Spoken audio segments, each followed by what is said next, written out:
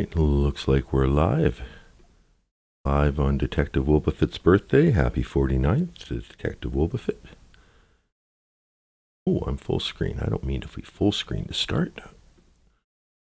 The treat you get for later. All right, little bonus for the early arrivals, though. I do have a slightly different format today. But let me just get myself sorted, get my medical snacks in order, my medical cigarettes, my medical beverages. Maybe you can pull up the chat. Secondary device. 7 likes, and I'm not even here yet. Okay, audio's working. I see Beth of a Salesman, Ocean Sounds, Detective Wilbefit. Switching all messages so I don't miss anyone out of the entrance crowd. Worst birthday ever, oh no. Well, happy birthday anyway. Ocean Sounds, Kitten Pusher, Pretend Judge. All right, fantastic. I do have a bit of a birthday treat. Rather than just launching the stream with my slideshow today, I'm taking the first 3 minutes of a video by Dreading, which I think kind of sets the scene well. So we'll go to this Dreading video here. Get right started today. Settle in, show. Oh, actually, hold on. Before we do any of that, I wanted to show you something. Yesterday was a big day, by the way. Yesterday was very big for Dan D True Crime. We're about 80 subscribers away from full monetization. But what I wanted to show you, did I ever tell you about the time George stabbed me in the back of the leg? I want you all to know that he stabbed me in the back of the leg, and you can see, look at that. You can still see. Yeah. Anyway. Wanted you, oh, I was on small screen. Okay, I'll show that one more time. Big screen. Yeah, George stabbed me in the back of the leg. And right there, you can see it. It still have scars to this day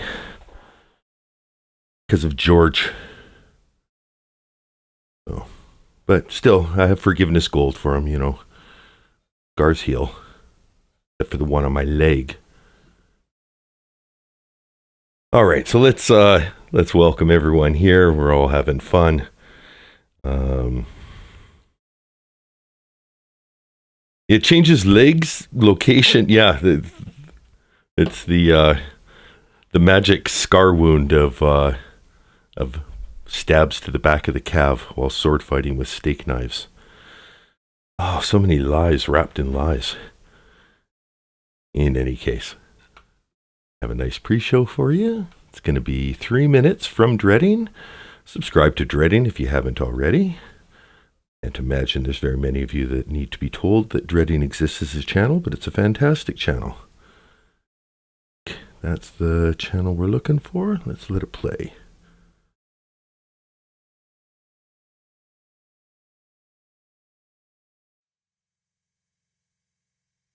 No, For as long as Betty Broderick could remember, she had been a mom. I've done something wrong.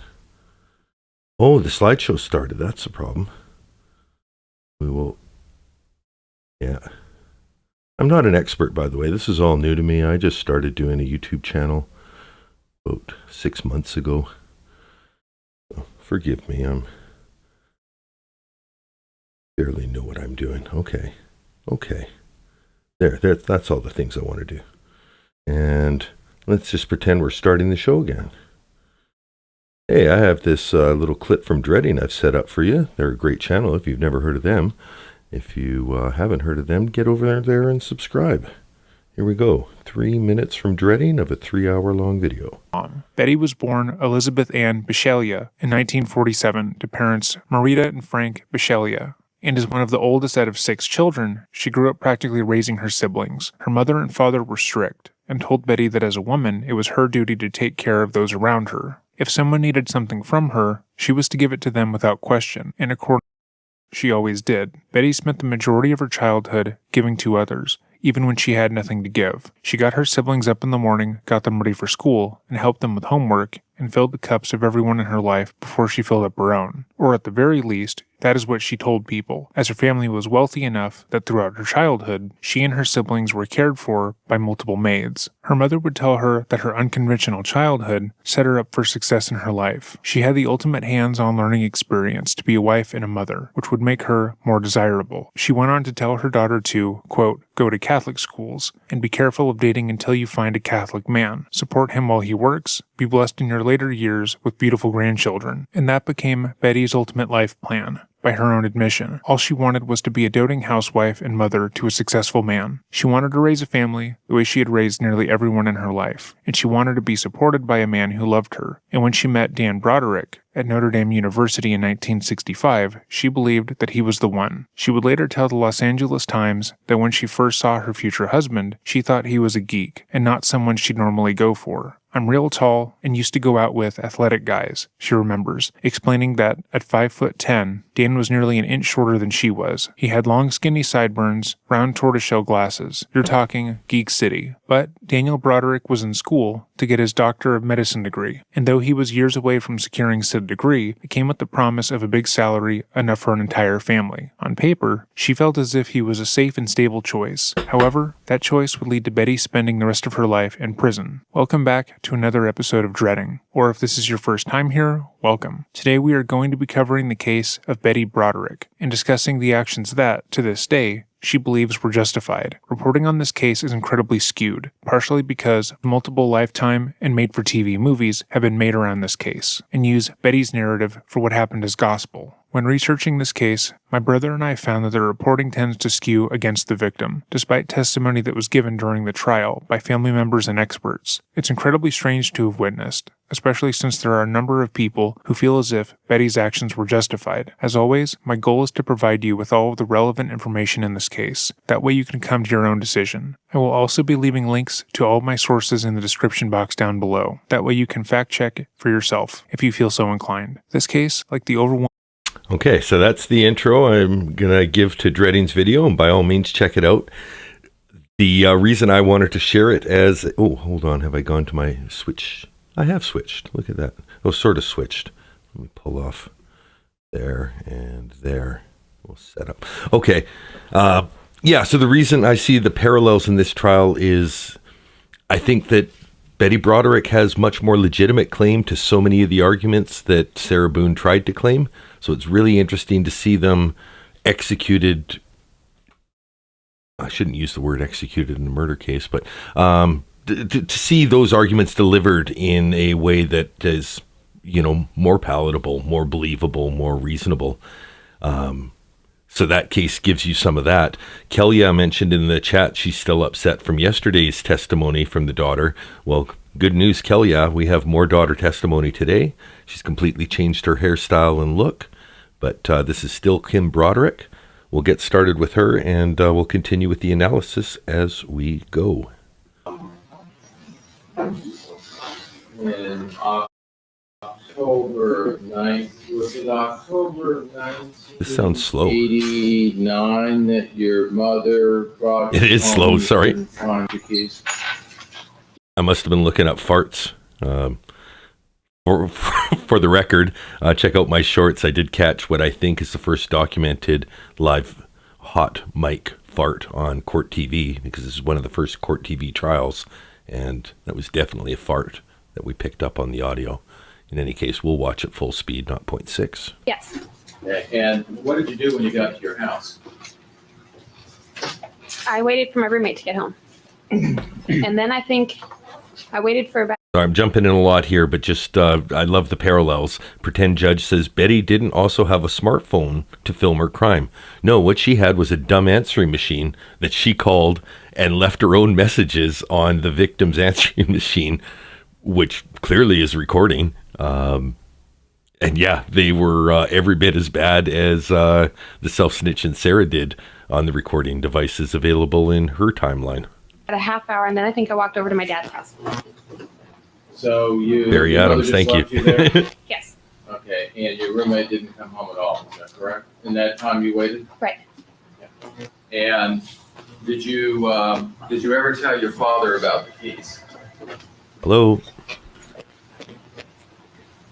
I don't think I did. Now, you've indicated that Medical snacks. there was 2 phones that went into the house, is that correct? Yes. Okay. And one phone was your father's private phone? Yes. He had a machine on that, you know? No. You never had a machine on that phone? No. Okay. And there was a phone that was for the children, is that correct? Yes. And you said your father turned that phone off a lot when he was home because he didn't like getting calls, isn't that right? I believe he turned it off when we weren't home on the weekends. I think he turned it off in times like that, but usually the machine was still on. Yeah. So he turned it off because that's not where he would Cowboy Criminology asks a variation of, does a snitch in time save 9? get his calls, and he wouldn't want to be bothered with your calls. No, he'd get calls there too, but he didn't want to be bothered by any calls. Okay, And any really important calls, then they would come through to his own line. so he would leave his own phone on, is that correct? Right. And there were friends that he had that he only gave his private line to? I believe there's a couple of friends that had that line. I don't know that a lot of friends did. It didn't ring that much. So I don't really know who had it. Now when you went to, did the school in Arizona, did it get out in May? Is that Yes. what went out? It gets out in the first week in May, around May 3rd to 5th. And so your finals are over then? Right. And had you taken all your finals? Objection irrelevant. Sustained. At some point in time, you indicated that you went back to Arizona in 1989, is that correct? Yes, that was for the finals in December. And you had some physical problems that led to that? Yes. Now, during the time that when you went back to Arizona, you had some problems with getting an apartment, did you not? Objection irrelevant. Sustained. Well, you talked to your mother about problems with an apartment, didn't you? The last time I went back in October? Yes. Yes. And you told her that your father was not going to pay money for an apartment, is that correct? No. You told her that she would not, that there was a problem with how much she would pay for an apartment? There was a problem with a couple things about the apartment, about me having a roommate. He wanted me to have a roommate. And about the price of apartments. That was problem 2. But it wasn't a problem initially when I first went to Arizona. It was a problem once I found this one single apartment. It's just a problem about one apartment. It wasn't in general about all apartments. Quick fan check on the room. The stenographer has a fan blowing at her. No floor fans today. This fan in the back end of the room hasn't been touched. Maybe it's just a broken fan from prior trials. And the mannequins are on the back wall of the room silently testifying through this whole trial. Well, you called your mother acting like you were upset, didn't you? Objection Vegas time. Sustained. Did you call your mother that fall, acting that you were upset about the apartment? No. Did you call, what did you pretend at any point in time that you were crying about the apartment? Try to pretend you were crying? I left a message on my mom's machine joking around that I was crying, but I said nothing about an apartment on that machine. I don't believe.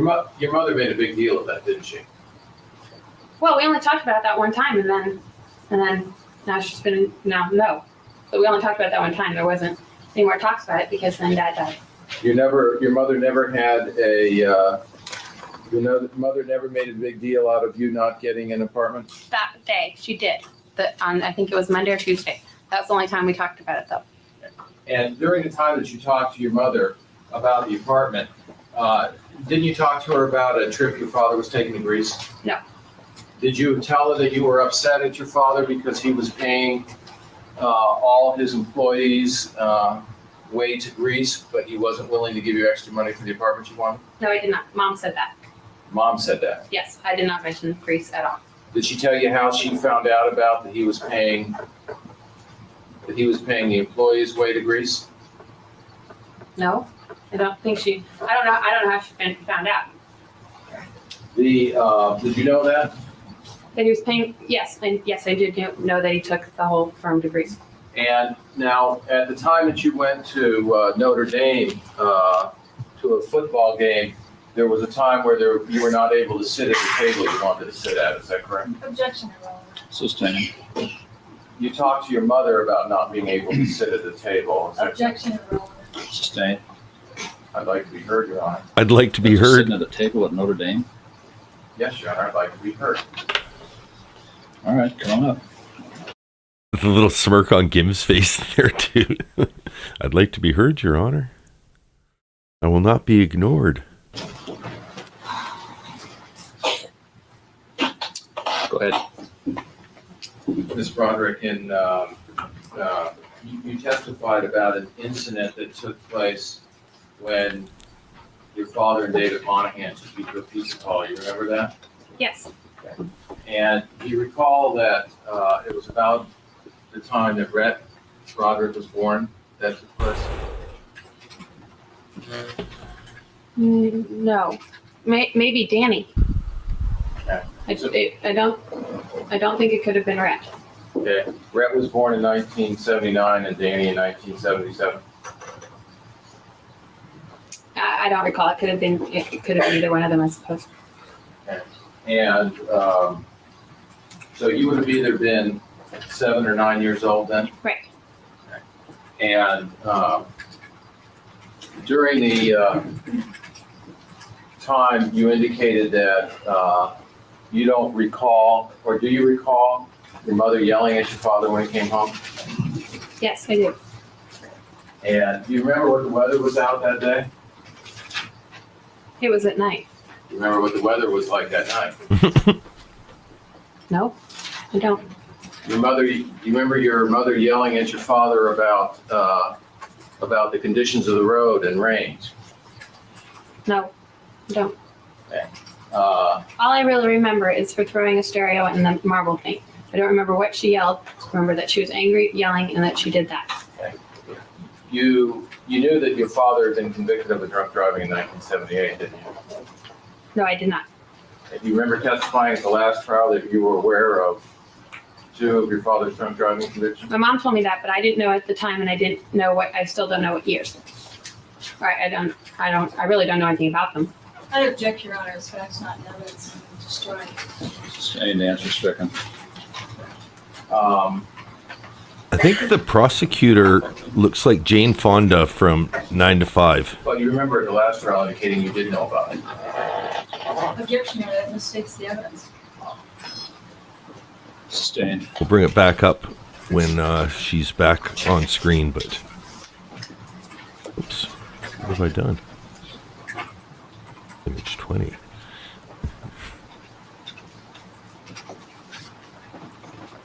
It's getting rather warm here. If the lawyers want to take their jackets off, it's all right with me.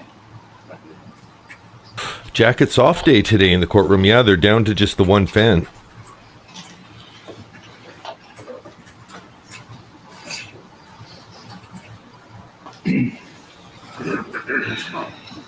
Detective, you be who you are. That's what this stream's about. We're all people. Everyone has good days, bad days, in between days. Come here to be a community and feel a little bit better together.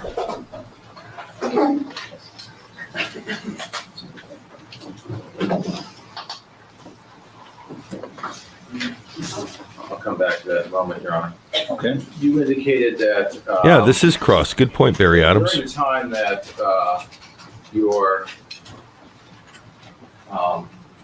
when you were in 1985, when you were living with your mother, she had a Suburban, is that correct?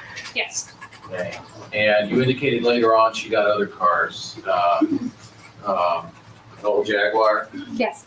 and a Chevrolet. A And Chevrolet. was mainly driven by you and Lee, was it not? Lee, I didn't drive that much. We don't call them Chevrolets anymore, do we? It's just Chevys. Chevrolet automobile. Your mother did buy you a car, didn't she? Yes. And the reason that she bought you a car was because your father, the only car you had to drive was an MG, isn't that right? Well, she really didn't buy me a car. She just put a down payment on it, and then she wouldn't pay for it anymore. Well, there was an old, an MG is what you were driving, is that correct? Objection, Your Honor. Irrelevant. Sustained. Well, when you've gone through all these incidents about your mother being upset at your father, were they just in a vacuum? Would all of a sudden your mother just start swearing about your father, or were things happening that would make her upset? Objection, Your Honor. Asked and answered. He's asked that question several times. Sustained. Okay. One of the instances that your mother was screaming about when you went through this litany was about the fact that the only car you had to drive was an MG, wasn't it? Well, I didn't get my license until I was 18, and that's when I got the car. So I don't believe that that was an issue. No. That's when I got the car that my mom got me. What year were you in? What year did you become 18? 1988. And in 1988, your mother was not upset at your father or not saying things about your father? Yes, she was. And you testified to. I don't think that had anything to do with me driving an MG, though. She was mad at Dad for a million other things. Those glasses were how they wore them. She never yelled at the fact that that you had a car that was breaking down and your father would not believe you? Yes, she Actually, did. That was stenographer after looks she a bought little me like Jane Fonda, too. The Volkswagen. That wasn't before. But the MG broke down, is that correct? Yes, it did. And you would tell her that your father wouldn't believe you that it broke down, didn't you? Well, then he would drive it and it wouldn't break down when he drove it. So then he said that we were imagining it. And that was upsetting to you, wasn't it? Yes. And you relayed that to your mother? Probably. You indicated that there was a letter that your mother copied and sent out to family members. Remember that? This is people 44? Yes, I do. Okay, do you remember this letter? Yes. Yeah. Now, the one, Just a heads up, when it jumps like that, the frame skipping is in the original video, so nothing I can do about that. Just if you are prone to epileptic seizures from flashes once every 90 seconds, this isn't the video for you. letter that appears to be very clear, that's in your mother's handwriting? Yes, it is. Okay, and the other letter, whose handwriting is that? Linda. Okay. So Linda was writing a letter for Dan, is that correct? For Dan to, she was the ghostwriter. Well, he wasn't really supposed to send it. She just was upset that Dad hadn't told his parents yet. So then she wrote a letter telling them, but he wasn't supposed to rewrite that and send that. It was just kind of a hint, like, you better tell them. Welcome to membership, Kathy Talley. And then Mom found it. She didn't know anything about what it really was for. This letter wasn't, when it was written, was not to go out at all. No, because it's Linda writing to Mom and Dad, but not to her mom and dad, my dad's mom and dad. So, no. She wasn't writing the letter telling your father, just send this letter off? No. It was her hint of saying you should write a letter like this? Right. And did you know who, there's a reference to Al Kinsler in here. Do you know who that was?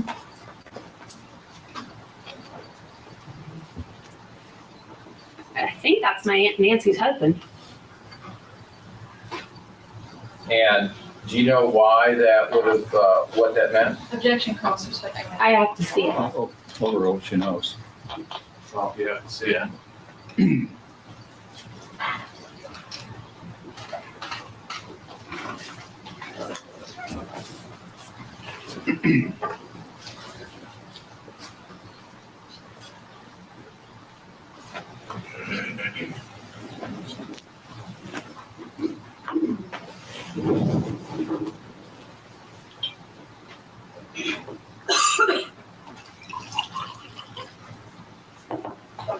Oh, okay. What was the question?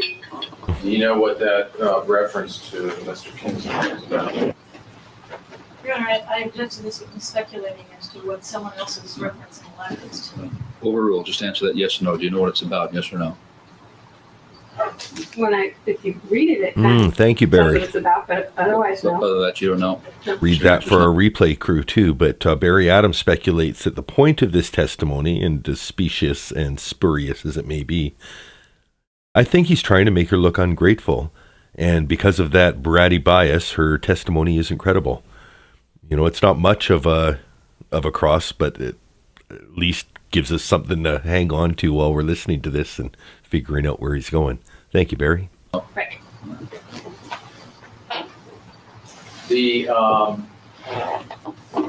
You indicated in testimony that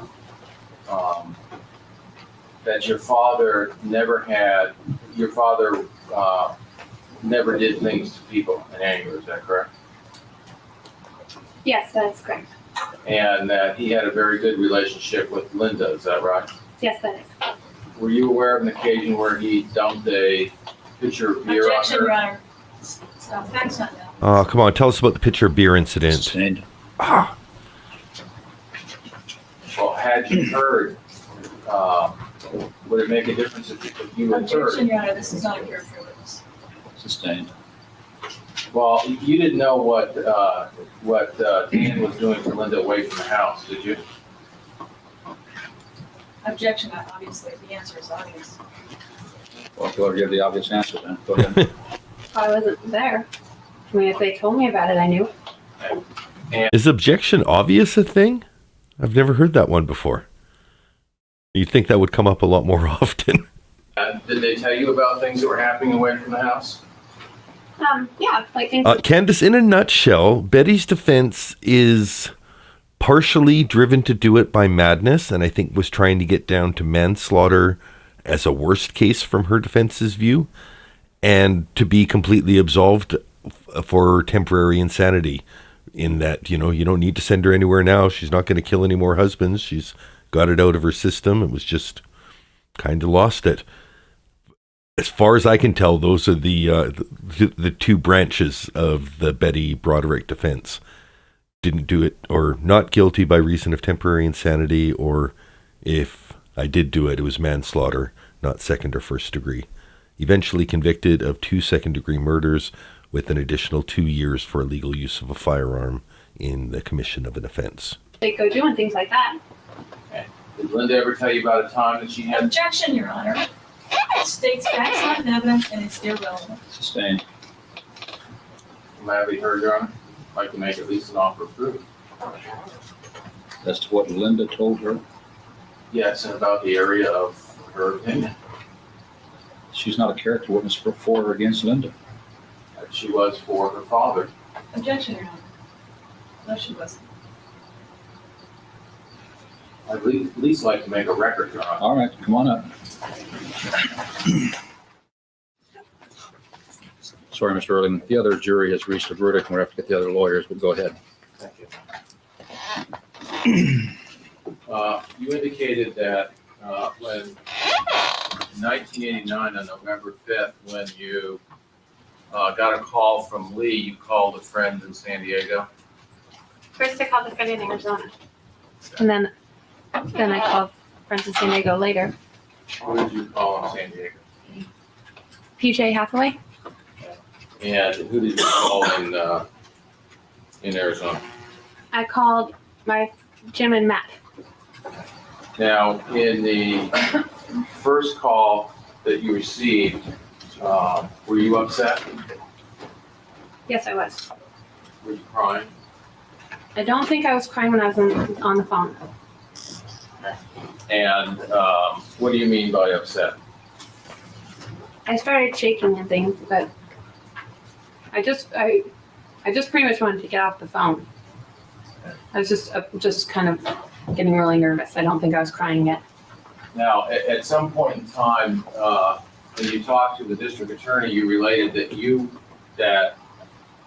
your mother was upset in that first call. When you first talked to the district attorney, didn't you? I don't remember. Have you read your testimony, or have you read your interview with the district attorney? Yes, I've read all of them. And have you read your preliminary hearing testimony? Yes. Okay. And do you remember being asked? Do you remember reading that you said at that time that your mother was upset? No, I don't remember reading it. I read it a while ago, but I could have said that. She was upset in one of the phone calls. I'm not sure which phone call it was, One of the phone calls she was calm, and then one of the phone calls she was upset. She was getting upset, saying her voice was quivering. But I don't think she was crying in any of the phone. No, definitely she wasn't crying in any of the phone calls. Do you,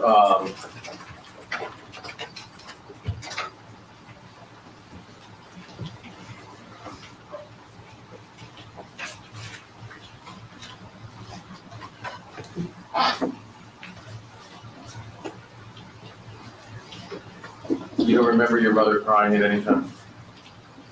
Objection vague as to at any time or in this Sustained. conversation. In either one of those two phone calls, you don't remember your mother crying at any time? No, her voice was shaking when she was saying, "Just get home, just get home." And, She didn't sound like she was crying, but I couldn't hear her. I mean, I couldn't see her. So, but no, she didn't sound like she was crying at all. but was your mother scared in any of the phone calls? When her voice was quivering, she was nervous. I don't know if she was scared necessarily or upset or about to cry, but her voice was shaking. Well, do you remember you characterizing as she sounded scared to you? I don't remember. She could have sounded scared. I don't know the emotion that you would say that when someone's voice is quivering, like anxious, nervous, scared. She was really upset. Well,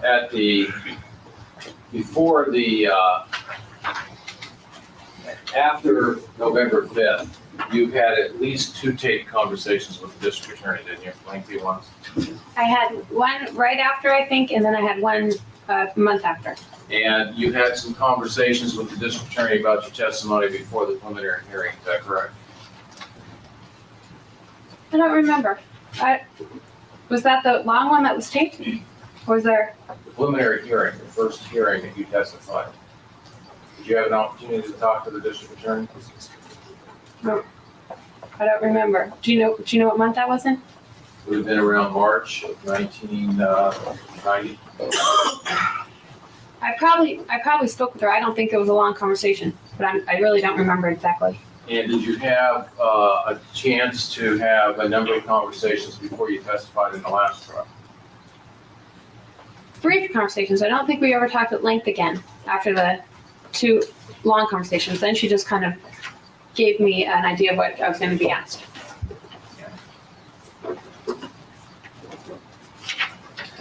Did you have time to be with anyone from the DA's office, including the district attorney's investigator, before the last trial? No. How about before this trial? I've talked to Carrie Wells briefly before this trial, but we never had long conversations this time either. Well, I read my transcript. That's pretty much all the preparation I've had. okay. And how long were you at did you go to the district attorney's office last Wednesday? Yes. And do you remember about how long you were there? I was there listening to tapes before court was done. And then with Carrie Wells about 45 minutes to an hour. So you were there about 5 hours total? No. Listening to tapes and talking? No. Did you have a ride on Wednesday? Ride home? Yes. Bill Green said he would take me home, but I didn't need him to because I didn't go home right afterward. Was somebody waiting to give you a ride? No. So on Wednesday, before you testified, nobody gave you a ride home? You can recall? Well, I went to the airport and picked up my aunts, and then PJ gave me a ride home at around 9:30. So I didn't have my car. How did you go pick up your aunt? Objection irrelevant. Sustained.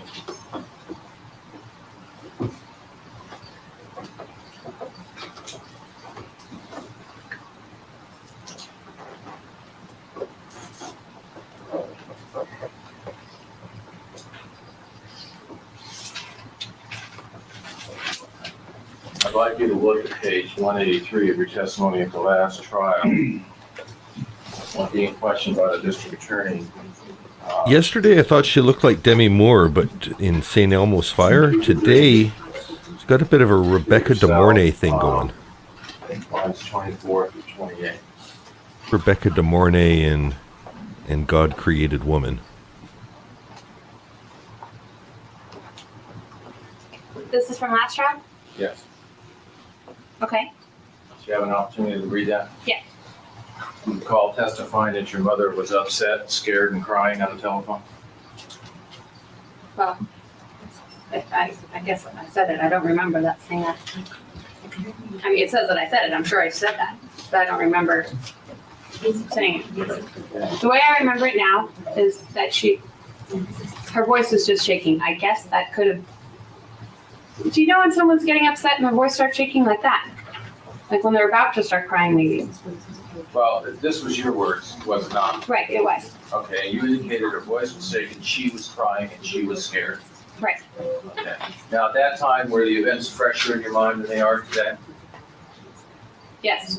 Okay. So you would rely on what you remembered then as being accurate, not now. Yes, that sounds logical, but I still remember that she wasn't crying. So maybe I was wrong. Maybe you were wrong then. Mm-hmm.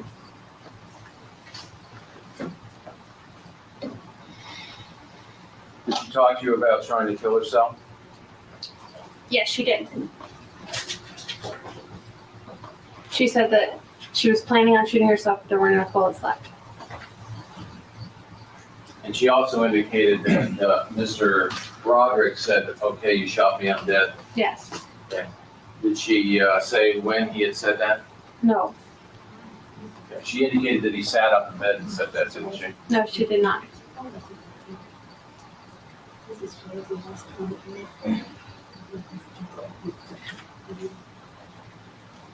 Now, when she talked to you, you indicated that sometime later, when she talked to you, when you went to her attorney's office, she talked to you about your treatment at school from your father, and that took you by surprise? She talked about the apartment. Okay. And that took you by surprise Well, yes, we did. because you had not really discussed that at all. You hadn't been upset about that. Or Rachel We from discussed Blade it that Runner. day, but since then, no. I mean, she was implying that had something to do with why she killed him, and that took me very much by surprise. I think that was I thought that was kind of a stupid issue. Well, you don't remember it. You don't remember ever having a heated conversation before November 5th about school. All I told her was that I wanted this apartment. Dad had said no, try and keep looking. Well, he didn't even say no. He said just keep looking, try and find a roommate. That sounds like it's a little expensive to me. I called Mom. Mom called me back, and she said, don't worry about it. I'll pay for the apartment. She wasn't upset about it. It wasn't that heated of a conversation. So when she mentioned that as one of the things that had to do with why my dad was dead, that surprised me. She didn't seem that upset about it on Tuesday. The day before that Sunday. Right.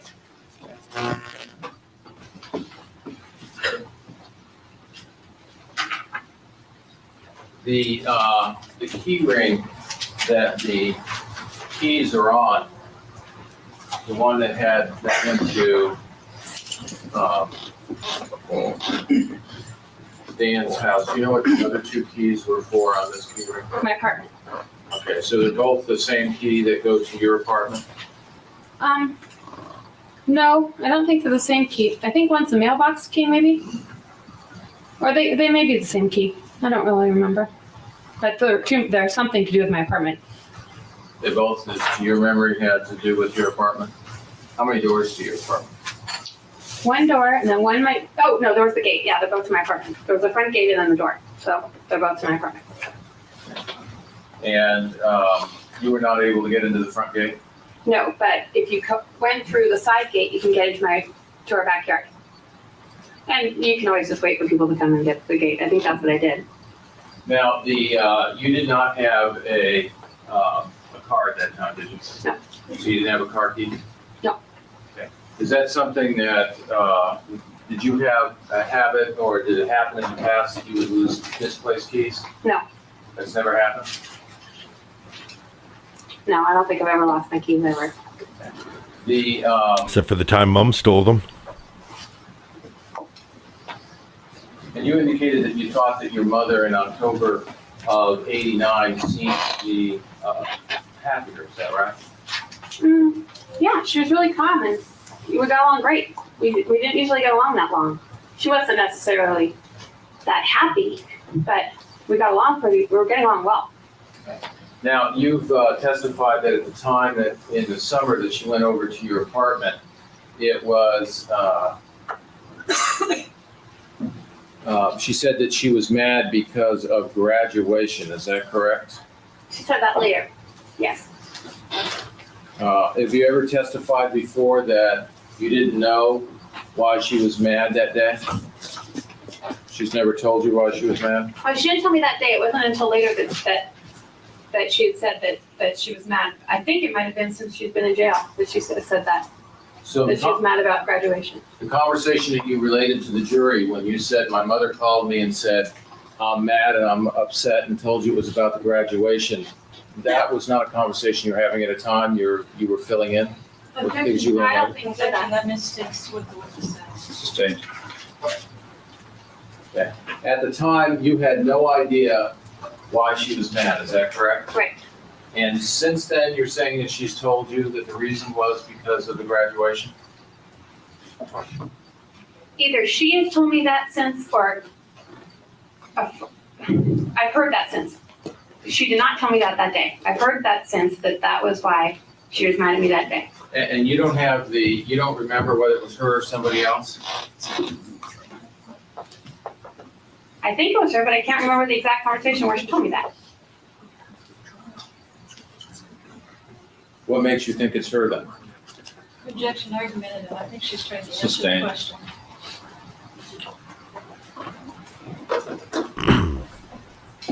I'm going to start looking back once we have a week's worth of poll results, and then start reporting on how our chat is shifting, maybe the same way the jury might be shifting as they're hearing the testimony.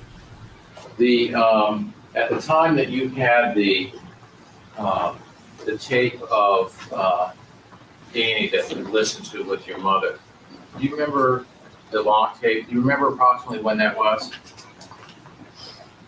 Well, I know now it was when Danny was 11, but I don't remember the day or the month or anything like that, or the exact circumstances. I mean, I can get things from the tape, like that I was over at Mom's house beforehand, but I don't know when. And 11 would have been when? 1987? Yeah. 2032 up for parole, Victoria. And you knew that he was seeing Ruth Roth, is that correct? She's 78 right now. She'll be I don't know if it 84. was during that time. I know we saw her sometime. Well, during the tape, there was This is forever. Oh, yeah. During the tape, Mom said that she was seeing it. Yeah. So, yes. And you recall that being in about 1987? I don't remember when he saw Ruth Roth, but that's when the tape is when he saw her. And it fits together, I think. Assuming that the tape was in, that they were seeing Ruth Roth in 1987, there had been a long battle over the telephone before that, had there not? Yes. And during that battle with the telephone, the machine had been sometimes turned on and off, had it not? It was mostly on all the time, but then Dad took it away for a while. And during that period of time, sometimes your father would put the telephone in the closet, Yes. and other times he would turn the ringers down on the phone. Yes. And there were times that there were complaints about, at least going on in the home, about the fact that your mother would call and the kids wouldn't know she called. Objection, Your Honor, vague as to who's making complaints. Sustained, just rephrase. Were there complaints in the household about your mother making calls and the children not knowing about it? Objection again, and vague as to who's making the complaints, whose household. It's a vague question. Sustained. Just rephrase it. You go into that area, just rephrase it.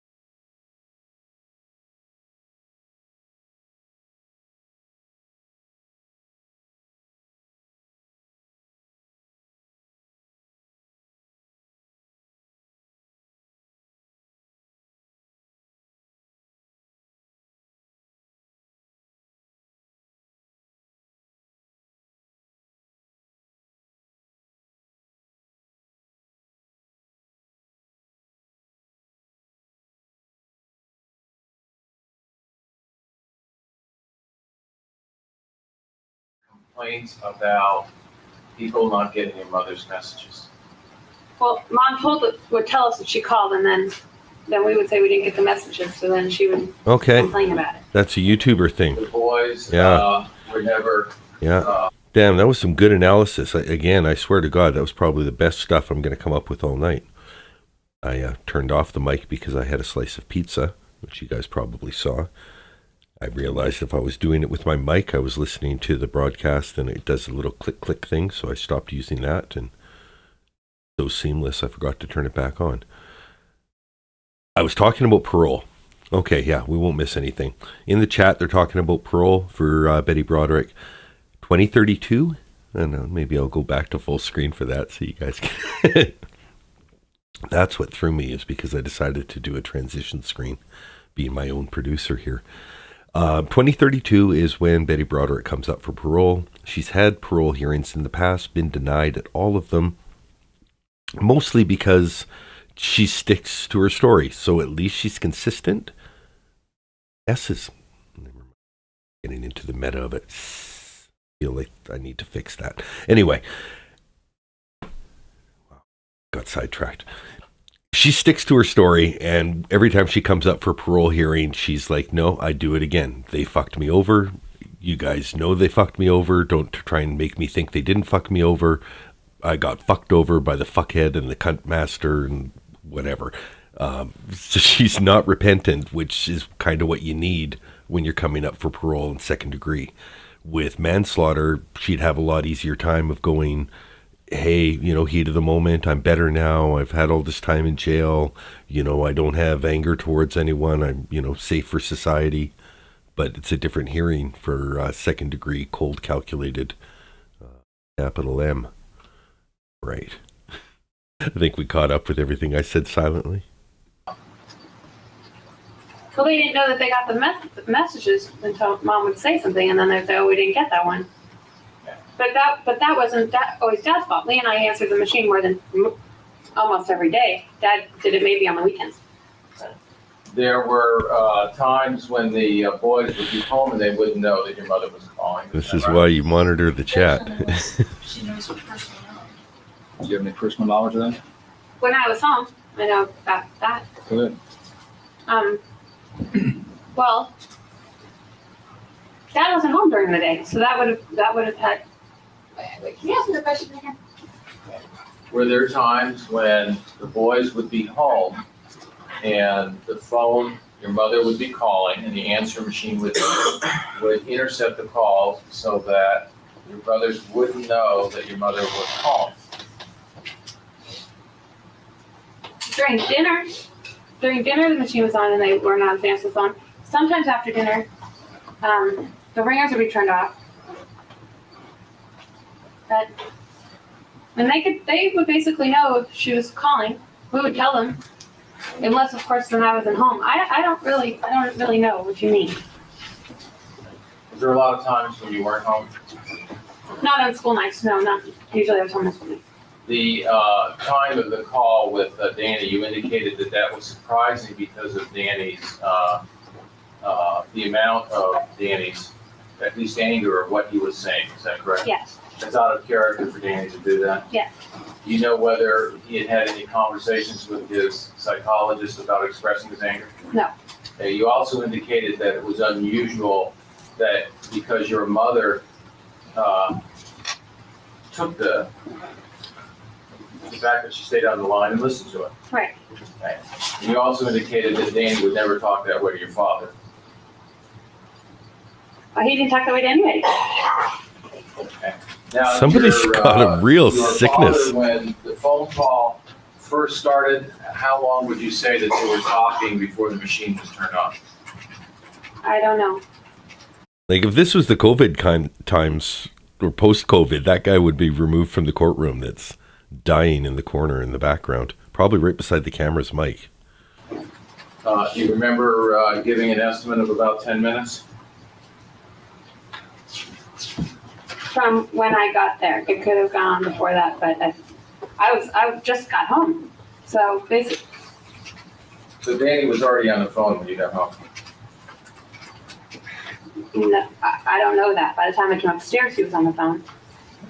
So the first thing that you noticed about Danny is on the phone talking to your mother. Right. Okay. And your father was upstairs, you indicated changing light bulbs? He was doing work in his room.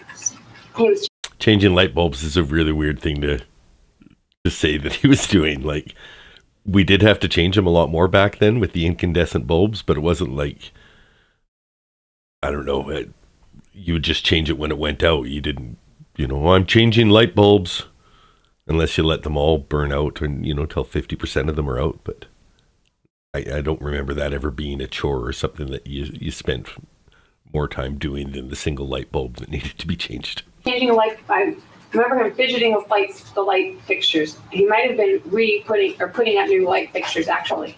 Oh, that's okay. And your father continued to do that the whole time that Danny was on the phone. Is that correct? He was in his room. This is the phone call. So if you were here for yesterday, we listened to a lot of a phone call where Danny was, what we guessed was being coached by the father. So maybe that's why the defense attorney is asking about this now, because it seemed like he was being scripted. It's because you keep swearing, you're not going to get the money. All you want is the money. Quit saying the bad words. You keep saying the bad words, you won't get the money. It was this constant loop that the kid was, focused. There was authentic. You could tell the kid was authentically sad, but it felt very manipulative as well. So that's what they're talking about right now. And doing something. I don't know if he did that the whole time. Now, Danny was, for the whole time that Danny was on the phone talking that way to your mother, your father, you indicated, was in the next room within hearing distance. I mean, you could hear Danny from where your father was. Yes. And so... Cowboy Criminology says, do you think Sarah doesn't know the difference between non compos mentis and mens rea, the guilty mind? In my Learn Latin with Sarah series, that's exactly what I kind of point out. Is she keeps saying not intentional, and I'm like, I want you to say mens rea. Don't say the definition of it. So every time she's saying not intentional, she's trying to say, I did it without a guilty mind. Yeah, no, she doesn't know that. She went to one day of Latin and then complained all the kids bullied her because she was in Latin class, I think. For the 40 minutes that Danny was on the phone, obviously very upset, your father allowed that to go on. Is that correct? Yes, he did. Okay. And it was your indication that the reason he allowed that to go on is so that he could gather evidence of the kind of phone calls. No, that wasn't my indication.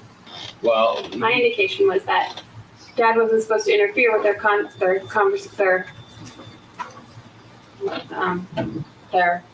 with Mom. And that maybe also if Ruth Robb told him to express anger, maybe he was letting him express anger.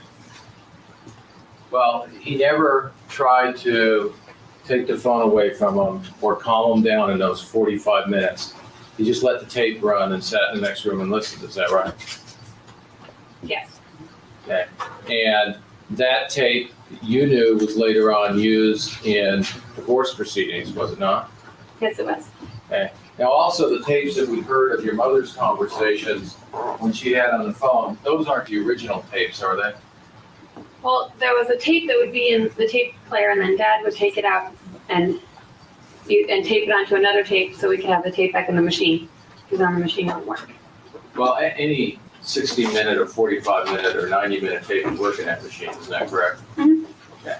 So your father, well, on those machines, on those messages from your mother, sometimes there would be a number of calls from your mother before there was a message such as that, where she was saying, I know somebody's there, what's going on, and then would hang up, call back, hang up, and then finally there would be a bad message left on the phone. Yes. Okay. Now, your father didn't keep all the other messages, did he?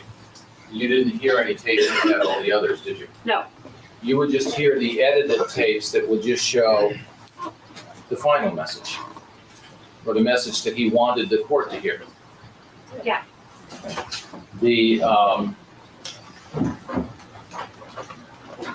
Were you,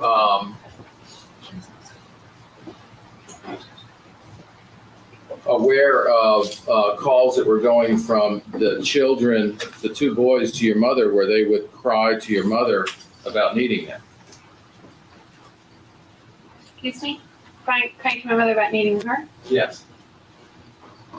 Or, I don't really understand what you mean. Needing her to come over or needing her in general? Were you aware of calls that the boys would make to their mother crying about either an accident they've been in or problems they were having, and your mother not being able to get back to them because the answering machine would be on? Objection, Your Honor, that seems so it's not that. Well, overruled, if you know the answer, do you know? Just yes or no? I still don't really understand the question. All right, then sustained. Well, you were aware of the time that the boys got in an accident, weren't you, in the neighborhood? I'm aware of that from last trial. I may have heard, I don't know that from personal knowledge. No, I wasn't there.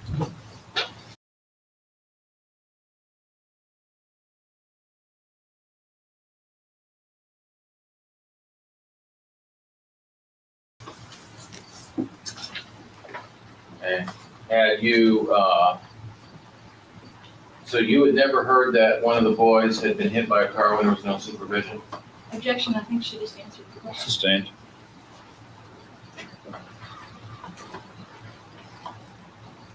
Well, when you,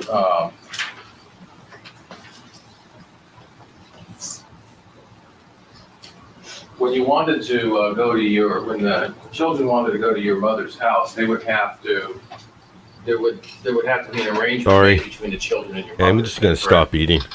No. And how she was going to get them? Pick them up Or and stuff? eat on Yes. mic. I understand you believe that there was a visitation schedule, is that right? Between your mother and your father, set up by the court prior to 1989. I don't know if it was set up by the court. I believe that the two of them were trying to figure out some visitation schedule. I do not know if it ever came into effect. I just know that there was letters going back and forth. Dad sent. Oh, I'm getting myself confused. I know that they were trying to set up a visitation schedule. I know it wasn't just random visitation. And I know that there was visitation. Well, do you remember testifying at the last trial that the way visitation was set up is there'd be conversations during the week between your mother and the boys, and that it would be normally on Thursday when your father would make the decision of whether they could go over? No, I don't remember saying that, but I know that that Danny and Rhett would call Mom and say that they wanted to go over that weekend, and then I know that Mom and Danny and Rhett worked that out, but Dad didn't just wait till Thursday every week and then say, okay, or no, you can't go. I mean, there was more to it than that. Okay, and what made you think there was more to it than that?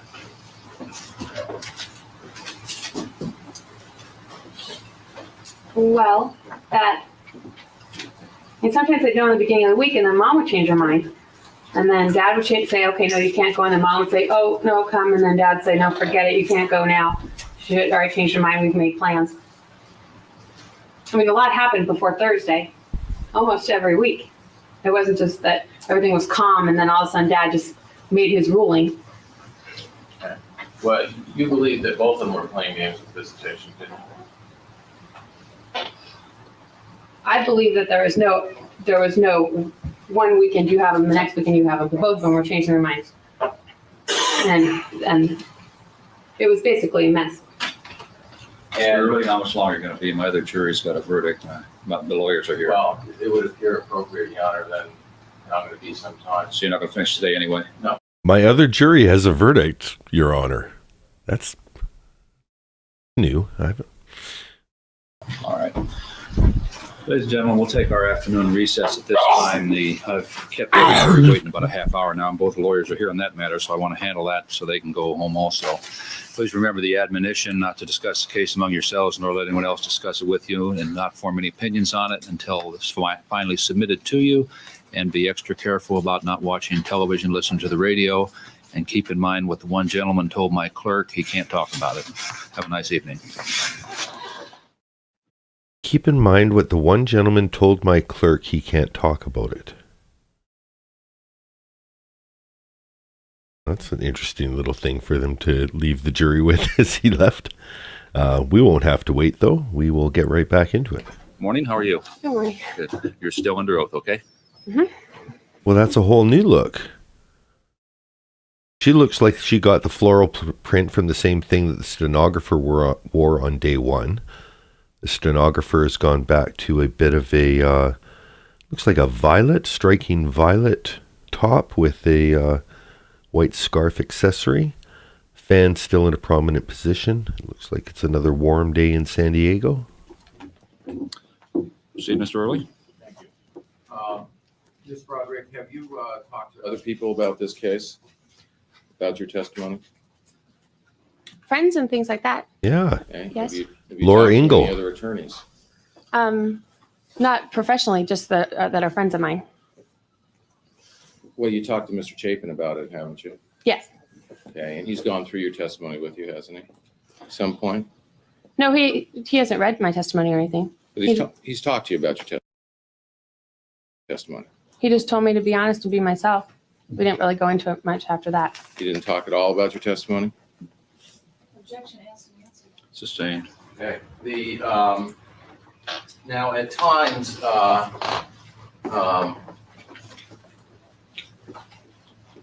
you indicated that the problem with Arizona was your father, or at least your testimony now is your father did not want to pay as much rent as the place you found because you were living by yourself. Is that correct? Excuse me, he didn't want to pay as much rent. As you wanted, because one of the reasons is you found an apartment that you'd have to pay for all by yourself in Arizona. No, basically he wanted me to live with somebody. He didn't like the idea of me living alone. So money was never an issue? He just said keep looking. Did He was not happy with that apartment because it was a loan. The price of my first apartment was $250 and this one was $450. So we thought that there would be that I could get one cheaper. But if I couldn't find one that I liked cheaper, he didn't say absolutely not to $450. Okay. Do you remember testifying about that area at the preliminary hearing? Not in particular, but Did you remember, did your father ever tell you that he wouldn't pay at all for an apartment because you weren't going to school? yes, we weren't discussing an apartment for then. We were looking for an apartment for the next semester. Well, If I wasn't in school, my dad didn't pay for anything. If I was going to school, if it was a summer vacation, when I was planning to go back to school, then dad would give me allowance and pay for the apartment and things. But if I wasn't going to school, which I wasn't that semester, then no. do you remember talking at the preliminary hearing, we were talking about the apartment in Arizona, and you answered that with a question about you wouldn't pay for the apartment because you had units to make up and you weren't actually enrolled in school. And you indicated my dad wouldn't pay for any apartment until I started back in school again. Remember that testimony? Yes, that's what the apartment was for. I was there in October looking for an apartment for January when I started school. Well, you indicated. I was just going to stay with a friend from when I was there to make up the finals. I didn't need an apartment just to make up the finals. So you found an apartment in October. Your Honor, excuse me, I'm going to object to the relevance of the living condition. Sustained.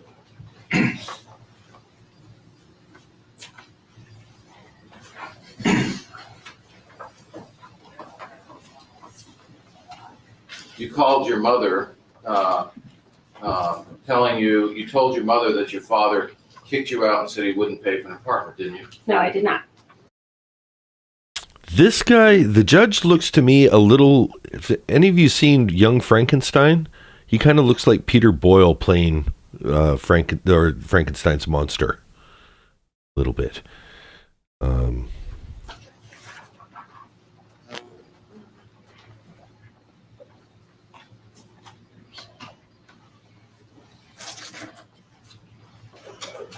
Was just looking ahead in the testimony.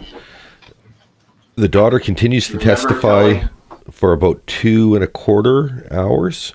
It goes back and forth. It comes back to redirect a couple times, and then we have Daniel Jaffe, who is Betty's former divorce attorney, and I guess breaking attorney-client privilege for one of the reasons you're allowed to, murder. So that looks interesting. We're about 45 minutes into 4 hours and 45 minutes of coverage so far today. Your mother, that you weren't upset about Greece, but that she was, but he wouldn't give you any money when you were going to school.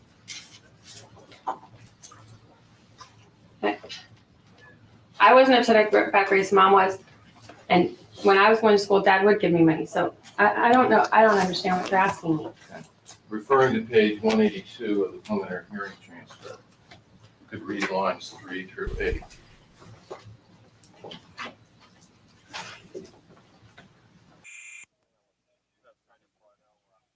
Wait a minute, I'm not hearing.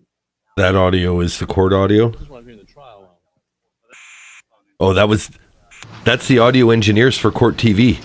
That's kind of interesting. Let's go back. That's a little behind the scenes moment. That was a hot mic picking up the production people talking to each other and realizing they were live. Wait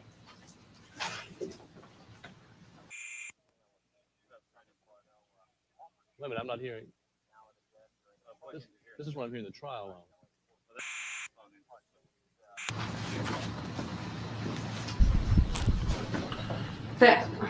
There, I did not mean going to school, attending school. I was flying back to school. When I was flying back to school and not attending school, Dad would not give me money. Once I attended school, Dad paid for everything. And in the fall, you were not attending school. No, I was not. I wasn't going to attend till spring. I took that semester off. Did you call your mother in the spring of '89 upset because you didn't have money for food while you were at school? Objection, Your Honor. Overruled, you can answer that. Spring, when I went out for that week in October. No, in the spring, October's in the fall, spring of 1989. Was there a phone call to your mother about you running out of money and not having enough money for food? I don't think I was in Arizona then. Well, you indicated you came home for 2 days in April for the wedding. Where'd you come home from? Oh, okay then. Yes, there was. Yes. Okay, the year before. I'm sorry, I misunderstood. Okay, spring of '89, did you call home to your mother complaining about not having enough money for food? I didn't have enough money for a phone bill. And then I paid the money. I was using the money for the phone bill for the food, and then my phone got disconnected. So Mom paid the phone bill, and then I had money for food.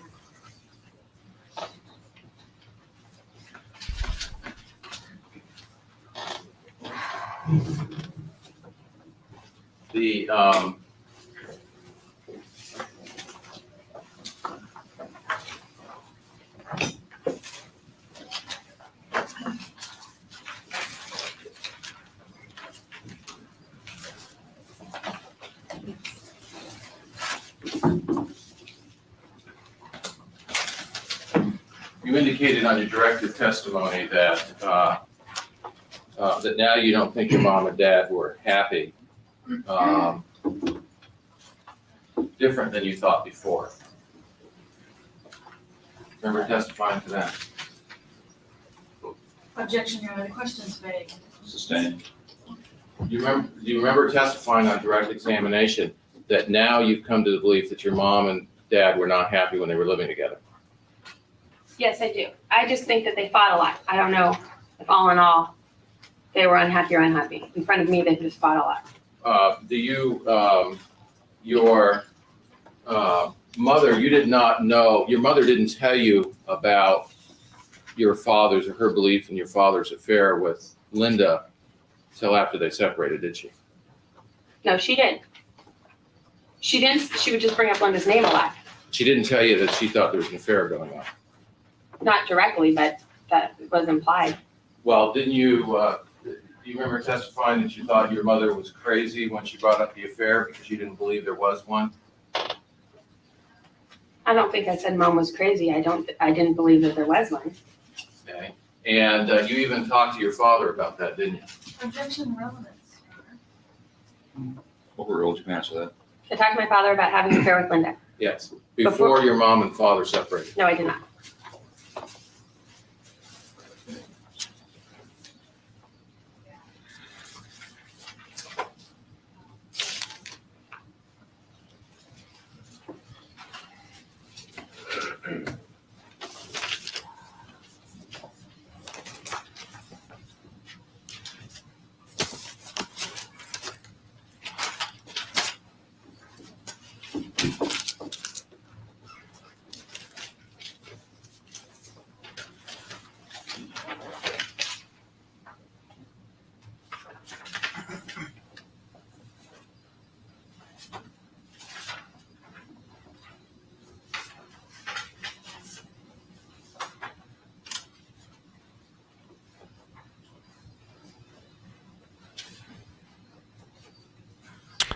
Charles Gray on screen, suggested by Billie Jean as a possible judge doppelganger. Very unique look.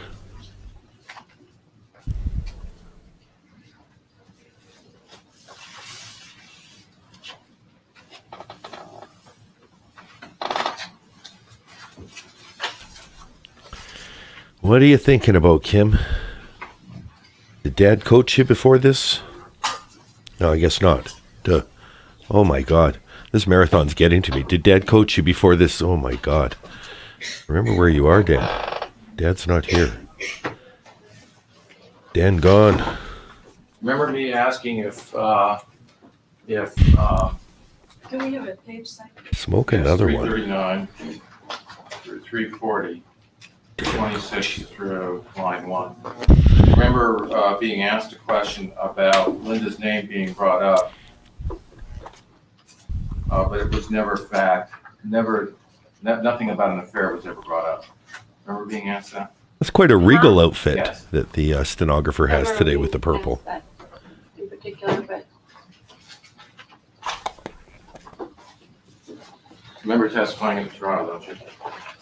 yes, Mr. Early, but I've done a lot of things between then and now, and I don't remember exactly everything that I said. Well, she's got some attitude. Well, the time that you testified at the trial, you were trying to be as truthful as you could. Do you want to write objection? I'm trying to be as truthful now, Mr. Early. I'm Sustained. trying.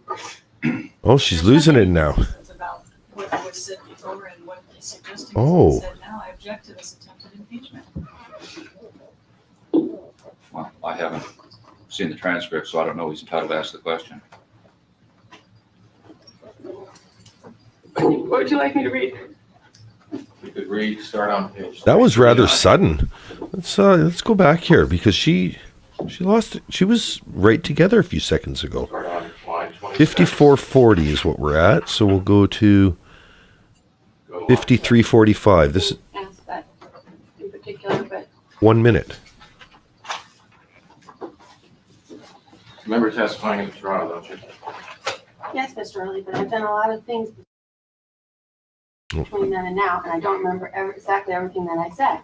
Okay. Well, at the time that you testified at the trial, you were trying to be as truthful as you could. Do you want to write objection? I'm trying to be as truthful now, Mr. Early. I'm Sustained. trying.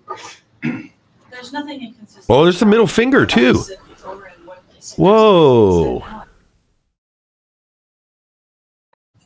Go to line 7. On the next page. Hold on here. There's a lot to unpack. What would you like me to read? You could start on page 339.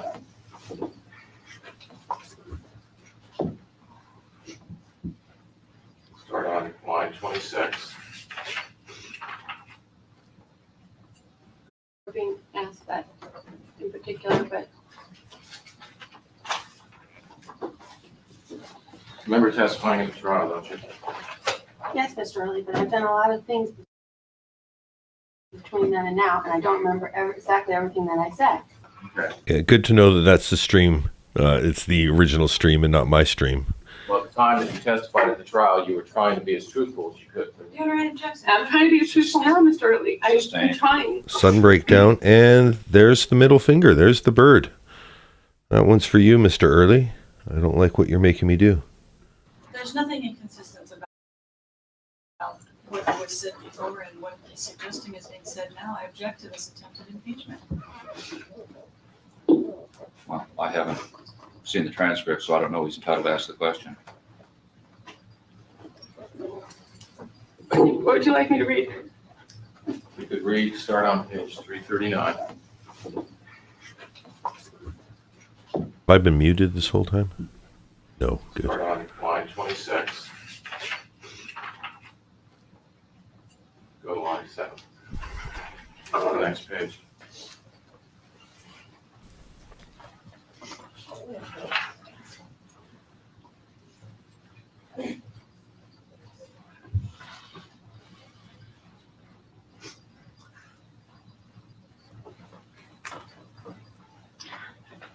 You said she was a little bit crazy. I just was answering your question that yes, she talked about Linda working in Dad's office And it was assumed that she didn't like Dad Linda working there. She wanted her fired because she thought she was having an affair. Mom didn't say that, but that's what she was saying. Did you read the paragraph, the lines I asked you?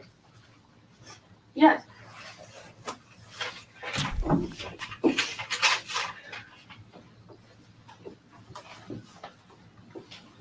You remember being asked a question, okay? And you, when I had a conversation with you, you indicated to me you thought that your mother was a little bit crazy because she talked about an affair with Linda that you knew that didn't exist before they split up. Hey, welcome, Charles. Good to see you. Right. You were indicating that, yes, you had that conversation with her. It's all right. This one, I got to take That was this. the question of whether you had that conversation, wasn't it? Objection, Your Honor. She's answered the question. Sustained. Okay. You would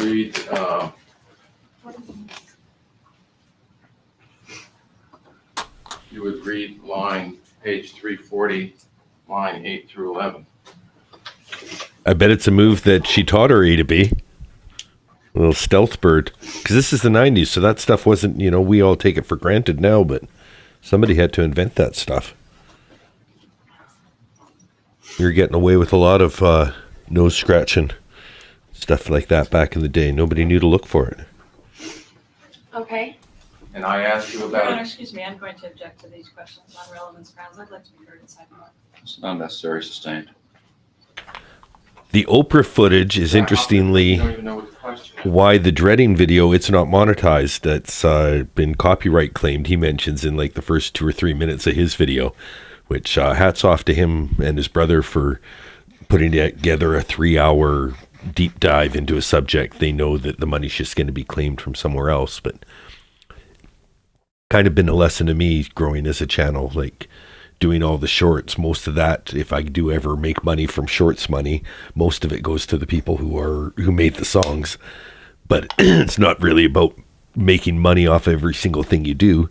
If you can use the songs for free, that's, I think, a pretty big bonus. So the fact that I can make anything from my ideas and using licensed music that would cost me, millions if I was trying to make a major motion picture, I think it's pretty cool. Can I try to at least? Go ahead, ask the question. Okay.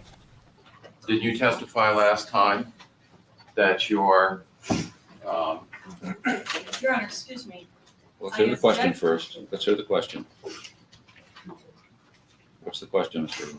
isn't it true that you testified last time that your father told you that he was faithful, there was no affair? Is that what my dad told me? Yes. Is that true? Yes.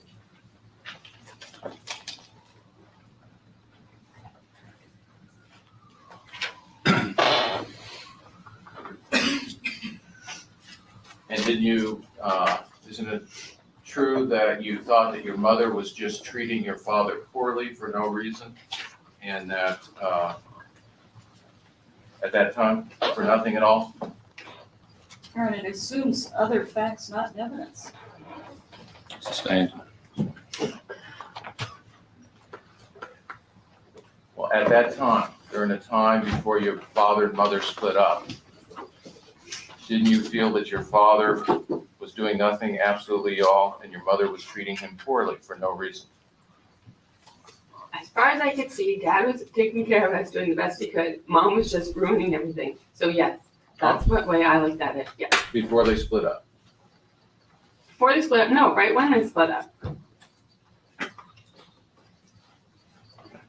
And didn't you indicate that before they split up, your mother was treating your father poorly? Or that's not your belief?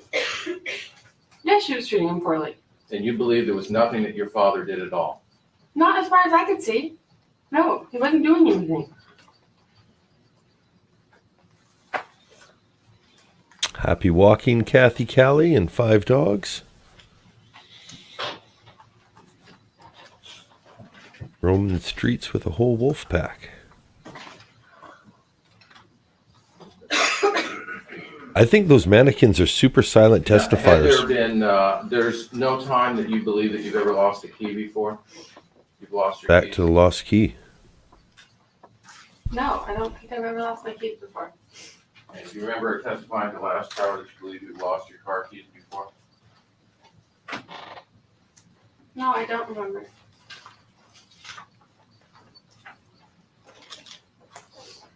I want to give a special thanks to everyone joining us in the live chat. It's nice to see the viewership increasing day over day. Thank you to every new person in here. Replays will be available for catch up, of course. 203, Welcome, welcome, welcome. Line 16 through 21. You could read that to yourself. Exactly like the suitcase sitting there. You want me to show you how I did it? Want me to come down? I can use the bat if you want. No, I think the suitcase speaks for itself. Well, since I think I lost my car keys, I don't remember losing my car keys. I can't remember any car I ever had that I lost the keys to. It's possible I lost the car keys. I never lost any keychain with Dad's key on it before. I said that both times. Victoria summarizes the Betty side of it very succinctly in chat, so I'm going to give a quick read of this. He took all of her money, sold her house, had her arrested for nothing. He bribed her attorney under the table. He was awful. Consider that, we've got a poll up. Is she more sympathetic than Sarah? Sarah didn't have all those things happen. She might have imagined it was happening. She might have accused people of doing it. Betty actually had it happening to her. Or did she? Find out. But you don't dispute your testimony that your memory then was you thought you'd lost car keys before. No, I don't think I lost my car keys before. Okay, so do you know why you testified to that last time? Objection, argument. Sustained. Stinks the evidence.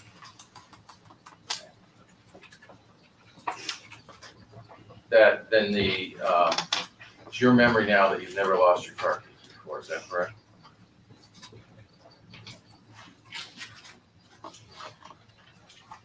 Yes.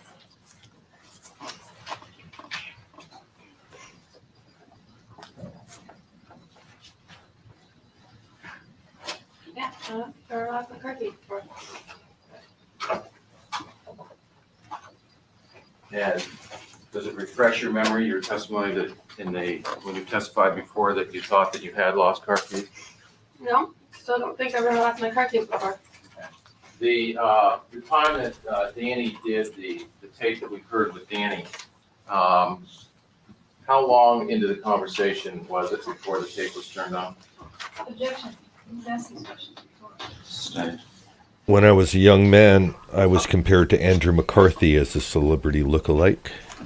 Well, you indicated that you don't remember how long it was. Objection, it doesn't get to just keep repeating the same subject. Sustained. Can I refresh your memory then, Your Honor, on the question? Well, I can Impeach her remember.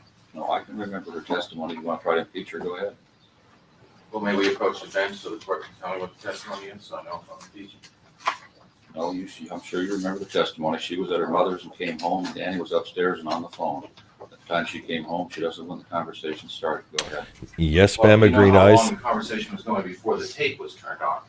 So some of the testimony we've got so far included her telling her then 10 or 11-year-old son about his fuckhead father and cunt sucker new wife, and kid is crying, just please stop swearing, and she's like, no, I'll stop calling him a fuckhead if he stops being a fuckhead. There's the answering machine messages where there's a lot of bad evidence. So yeah, it's definitely, there's stuff on both sides of the scale here for sure. No, I don't. Was it I don't think very long. 10 minutes? About 10 minutes, I think. I really don't know. I walked up and I was home when the tape got turned on, but I don't know exactly how long they were on before that.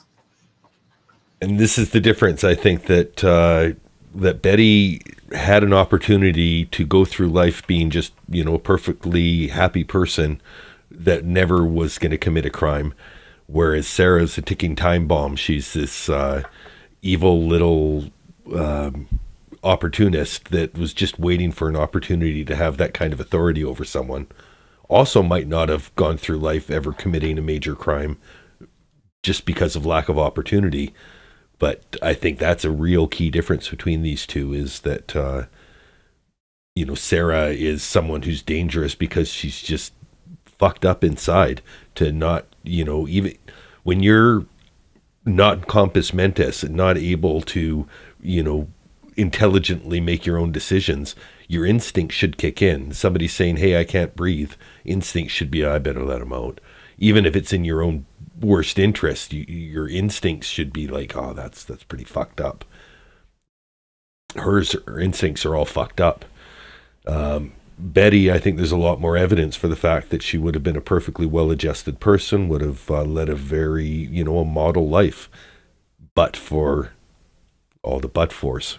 Okay, and your mother would call, how often would your mother call over to your father's home?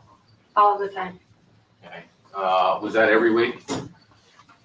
Every week, was it pretty constant where she would call all the time?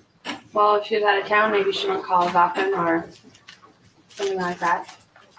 But it was pretty constant. And do you have a recollection of, would it be more than once a day? Yes, occasionally. Sometimes it wouldn't be at all in a day. I guess it depended what Mom was doing. Did, on Coral Reef, did your father have keys to the house? When? When you lived there before you moved, before there was the crack in the slab? Yes. Okay. And you indicated that your mom used to lock your father out of the house. With a deadbolt over the garage door. Okay. Did every door have a deadbolt? Yes, it did. Okay.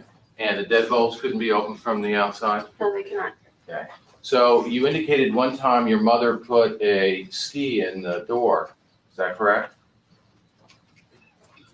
Objection. I don't think I indicated that. And did your mother ever put a ski in the door? Not that I remember. I heard somebody say that, but I don't recall that. A ski in the door does seem malicious. When you were, the time that the clothes, when your mother set your father's clothes on fire, how long had you been home before that happened? All afternoon. And what time, and when you say all afternoon, remember what time it Well, it was happened? after school, so the time it happened probably around 5 or 6, somewhere around that time, I'd say. And Yeah, that's an interesting distinction I think we should bring up here in the chat too. Kitten Pusher is saying, does this need saying? Having sympathy for Betty and understanding that Dan was evil too, not just a bad husband, doesn't mean we condone murder. And 100%. This is just food for thought, this discussion. We're just, going back in the Wayback Machine and comparing and contrasting. And, there's bound to be strong opinions on both sides. And anyone who's new to the case, we've got to give some deference to people who are really familiar with the case, because they're going to have their thoughts kind of baked in coming into it, and maybe even looking to engage in fresh conversations. So I think this is a perfect opportunity to have that kind of free flowing chat. But, at the end of the day, a murderer is a murderer, and we're talking about two murderers here. But the question of, is one more sympathetic than the other? I think, they can both be murderers and one can be more sympathetic than the other. And I think that's really what we're looking at today. I'm probably on mute, aren't I? No, okay. so you had been home for a couple hours before it happened? Yeah. And where was your mother when you got home from school? She wasn't home. She was down at Dad's office. And how long before she got home were the clothes set on fire? Before she got home? After she got home. After she got home. Did that happen right away? I think she talked to Chris McKelvin for a little while, but it was pretty much right away. Yeah. Shrinky dinks, like the things in the oven where you bake them and they become like little... well, it took her a while to throw everything out and stuff, so the fire didn't start for a while, but those she were fun. started doing it right after. And during that period of time, did you leave the house? I think we went over to Chris. No, I don't think so. I think we went over to Chris McKelson's sometime in that. Well, the other thing Billie Jean brings up, I've just not seen the evidence of evil in Dan. Many people are dicks, but not seeing evil yet. Keep in mind, we're only watching the state's case so far. We haven't even got to the defense case, so, lots to look forward to. Time period.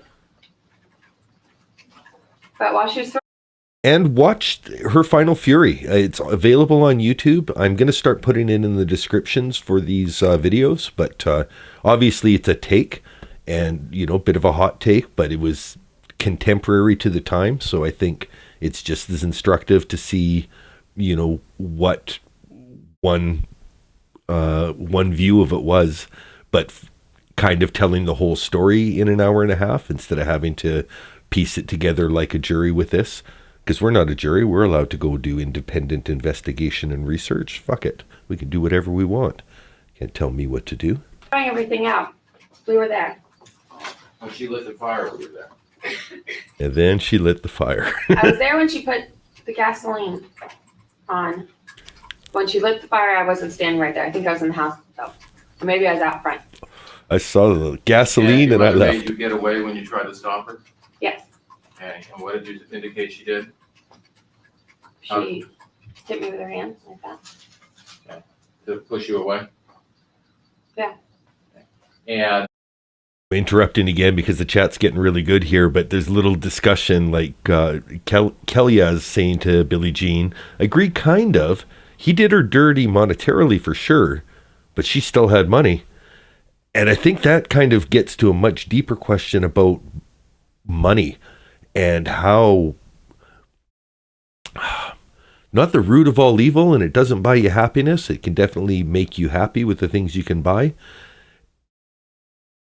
When money becomes your, the tip of the iceberg of importance for you, everything else is doomed. If money's important to get your necessities, but whenever you get to a point where this amount of money isn't enough, I need more, like Betty was, we can all objectively say that would have been plenty of money for us back then. She's probably looking at it in terms of what she's not getting and what Linda was getting. But regardless, when money is your motivator, you're prone to make these kind of terrible decisions.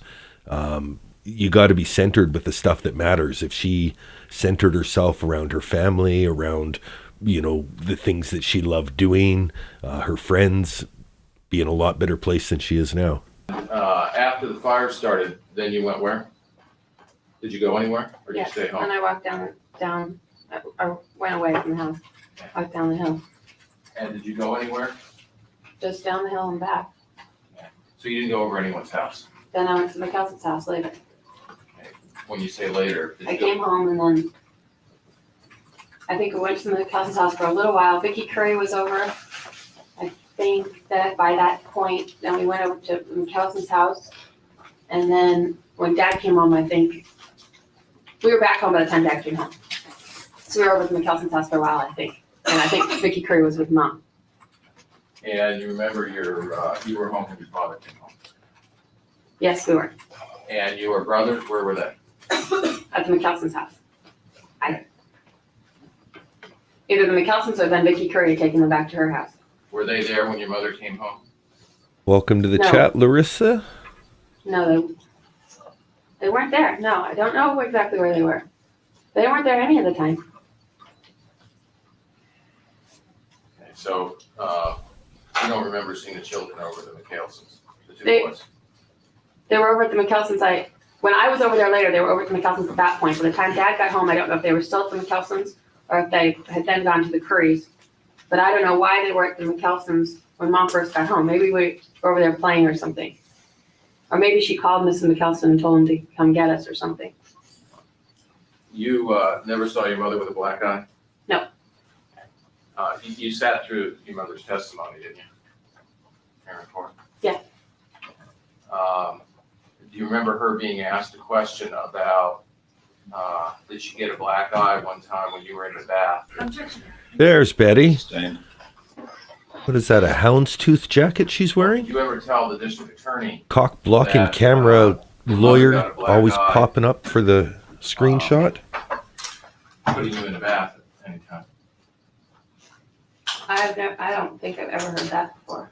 Was that ever asked of you? That question? I don't think so. Hey, welcome another one. Good to see ya. Oh, she's getting done. You mean when I was really little being put in the bath? Is there anything we could put? If it was when I was really little, I might not remember it. I don't know why mom would put me in a bath when I'm older. That would be a weird thing to do. Yeah, but you don't remember anything about your mother getting a black eye from you. No. No, I don't. Now, your mother, when you moved out of the rental home, your mother moved into Cali de Cielo? Yes. Did she move right in? No. Well, she was at the rental house for a while with the other kids. Well, but as soon as she moved out of the rental house, did she move into that home? I'm not quite sure. I don't know about the dates of when she sold and bought the other house. Thanks for the background, I think it Melissa. was a matter, it might have been a matter of days. I don't think it was that she was out of the house for very long.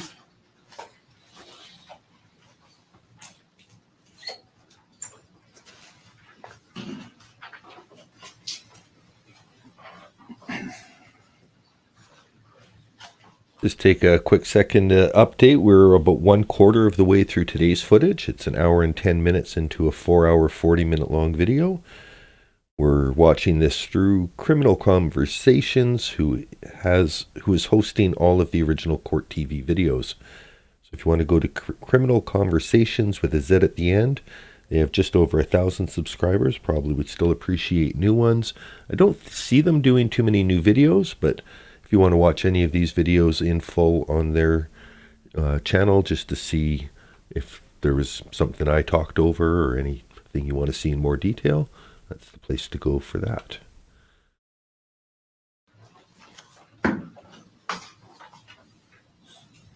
Hey, another one to say, I'm streaming on everyone's days off because it's 21 days in a row. I'm the only one that doesn't get a day off.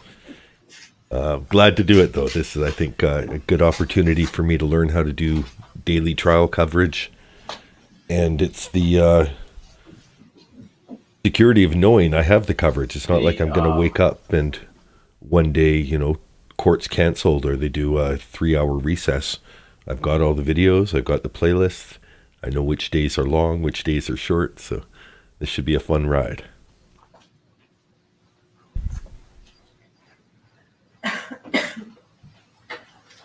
Do you ever remember your mother staying at the Coral Reef home after you moved out of that home? This is the best evidence of why we can be divided in the chat and not really, we don't need to take it personally. It's, Larissa says, this case has always intrigued me.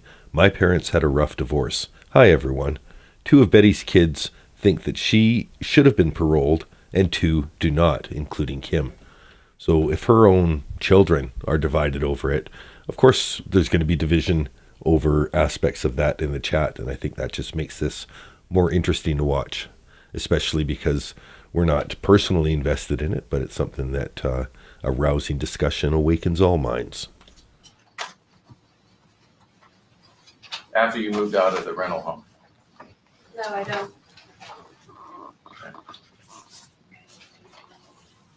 Now, after you moved into, with your father, there was a number of housekeepers, is that correct? Yes. At the beginning, it had trouble, they didn't work out, isn't that correct? All right, there's Betty. There's one named Ginger that was only there for a couple weeks. She didn't work out. And then after that, I think most of them were there for a while. Does Betty think of Ginger? Yeah, I think that's a houndstooth coat.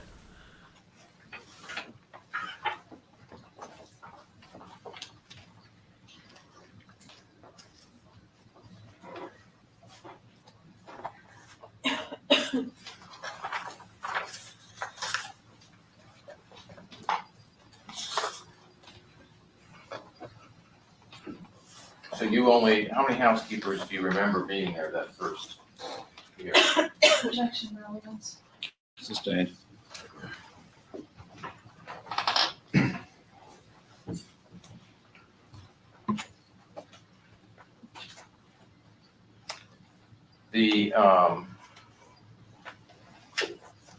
Okay, yeah, that kind of gets to the real, contention here. So Kelly says she told her 4 kids that she wasn't going to be stuck with them and dumped her young kids on his doorstep. That doesn't seem like loving care.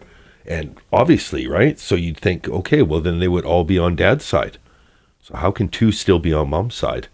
So there must be some evidence. There must be, like, let's say Danny, for example, 10 years old, he's hearing this tape and now he's remembering how he was coached during that and feels guilty because he realizes, and I'm even just speculating, I don't know how the testimony's going to go. Now I know Kim, thanks to Larissa in the chat, but I don't know which way the other kids fall. So I think it's really interesting, the fact that the kids are split over her conduct, because it lends a lot more credence to the fact that there must have been something dad did for mom to be as obviously crazy as we were hearing, and them still to go, but she did have a bit of a point. You remember testifying at another hearing that Meowgarita. your mother and father would have an argument. Oh, one Meowgarita, I'm gonna open my legs. Man spread. There we Is that go. true? Occasionally. The arguments would start pretty much in front of us, and then occasionally they would finish it in another bedroom, or then they would just. The things like the ketchup bottle and the stereo, those were right in front of us, and those weren't in the bedroom. So sometimes they were in the bedroom, sometimes they weren't. So you remember those 2 arguments, or arguments that stand out in your mind? No, those are examples that were not. There's lots of arguments that stand out in my mind that weren't in the bedroom. Can you give me some other examples? We're just fighting back and forth, and they're just yelling at each other. There's nothing else that was thrown that I can remember. Can you give me an example of what they were yelling about? VC, welcome as well. VC wants some ponies here. They would fight about that all the time, because dad would do the yard work and then mom would do the inside stuff. And then mom would always yell at dad. He was not helping her, so they would always have arguments about that right in front of us. Those were not arguments in the bedroom. They were in the kitchen. And do you remember what years those arguments took place? All years. All years. During a period of time that you indicated that your mother had a lot of friends and gave a lot of parties, is that correct? Yes, that's correct. She always had a lot of money? Yes, she did. Was she also working When are you speaking about? when they were married? Was she working? When they were married, when? When she had us? No, when she was younger. When we were younger, she said that she worked. You don't remember her taking in children for a daycare center? Watching them? Getting paid for that? And setting up a daycare center at the home? I have no idea if she got paid for it. There were children that were Danny's age that she would have over that during the day. Do you remember her working at night as a hostess at all? When we were younger, not when we were older. Okay. This is before before I was 10. After I was 10, I don't think mom worked anymore. Well, do you remember your mother going to work? Or is that Objection, just, Your Honor, she's answered the question. Sustained. well, is this something that you were told, or is this something you remember? I went and visited mom at work when we were young. VC Wants a Pony is gifted the Dan D True Crime family with 5 True Crime gift memberships. Charles Grieve, 1-800-FRAUDY, Lisa Prunty, Medicine's Mama, and Twisted Quill. You've all been gifted gift memberships by VC Wants a Pony. And gift memberships are very much appreciated. We don't do super chats here. We don't do super stickers. If you feel like supporting the show, I just ask, give it in gift memberships. Build the community. If you've got a super chat or something you really want to say when you're gifting, just say, put it in the comments. I'll make sure that I pin it and read it and give you all the credit. Thank you very much for building the community, VC Wants a Pony. I saw her at work. She worked at Jolly Rancher or something like that, and the Black Angus as a hostess. And do you remember the time frame when she had children over Danny's age? And I don't think that she worked. I don't remember her working. How old would that have been? Well, after I was 10. So she would work. She worked. I think after she had Danny, then she did the daycare. She didn't do hostess sitting anymore then. And then I think that was the last job that she had until they got separated. And you're talking about the daycare? Mm-hmm.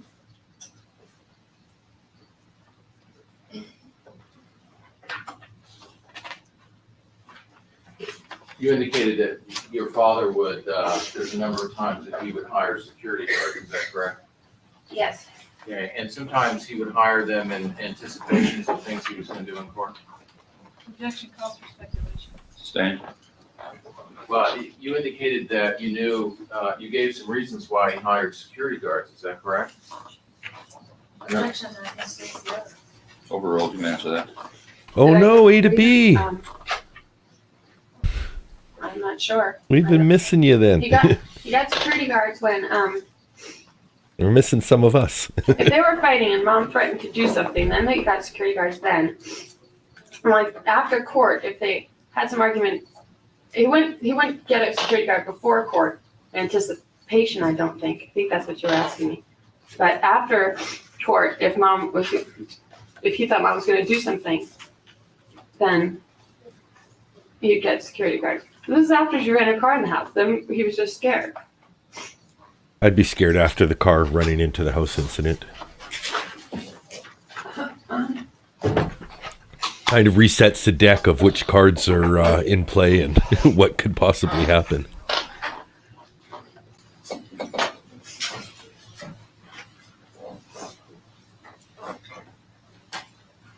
And sometimes when he would leave town, he'd hire somebody?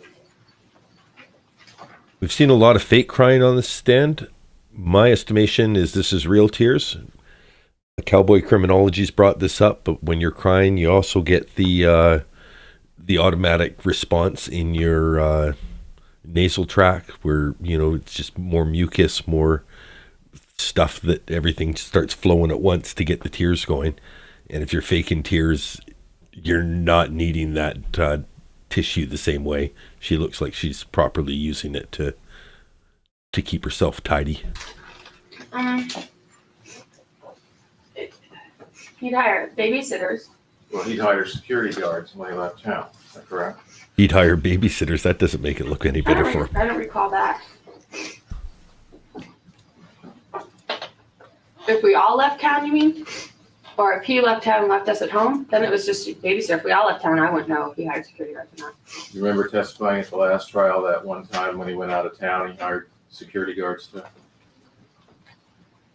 No, I don't remember that.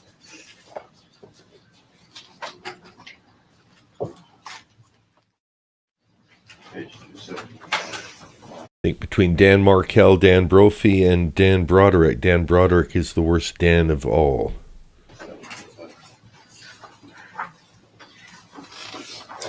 Don't be Dan and get married.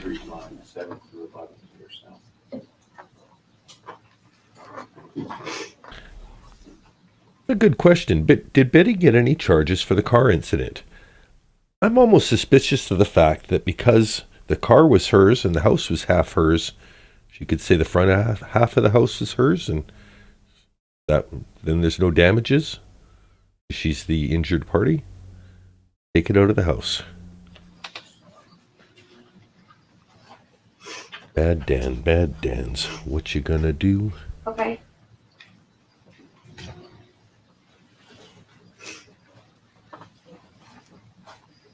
Section You recall 8. testifying about hiring one when he was leaving town one time?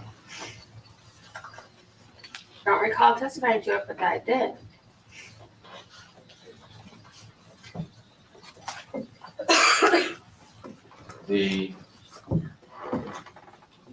Most of, you indicated your mother had a number of gowns. Most of those gowns, to your knowledge, or at least most of them were bought, she had before the separation, did she not?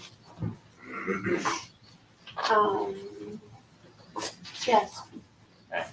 And your mother spent a lot of money on the kids, did she not? Yes.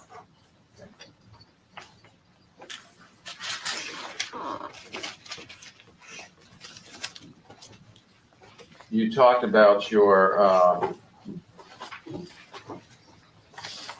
mother coming over to your father's house and looking at things Yes. that were around, Excuse me? looking at things that your father had. Yes. Okay. Did you ever talk about gathering any information for her divorce trial? No. Did you ever talk about comparative lifestyles? When she was walking around, talking to Yes. No. Did you know, were you going to court with your mother at all? Yeah, A to B says no matter how much of a dick your ex is, at some point you have to put the kids first. Now they've lost both parents and been put through hell. And that gets to what I was saying about, when you center yourself around money, it's so artificial, you'll never truly be happy and always be chasing more or, what you deserve or what you didn't get or what he shouldn't have.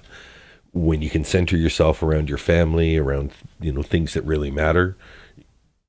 Obviously, money's important, but if you center yourself around the things that matter, you're much more likely to be happy in life instead of envious and jealous and driven by rage. Not one time with her. Okay. There was a number of times you knew she went to court. Yeah. A lot of times, isn't that right? Mhm. You went one time? I went one time, and then another time, my sister and the boys and I went to go talk to a judge about custody. She also, when she was there, she took things that she thought were hers, did she not? Yes.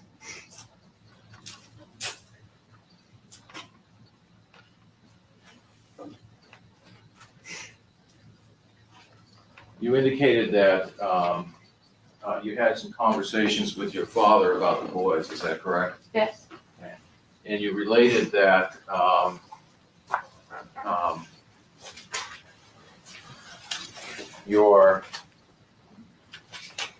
was it that your mother used to tell the boys that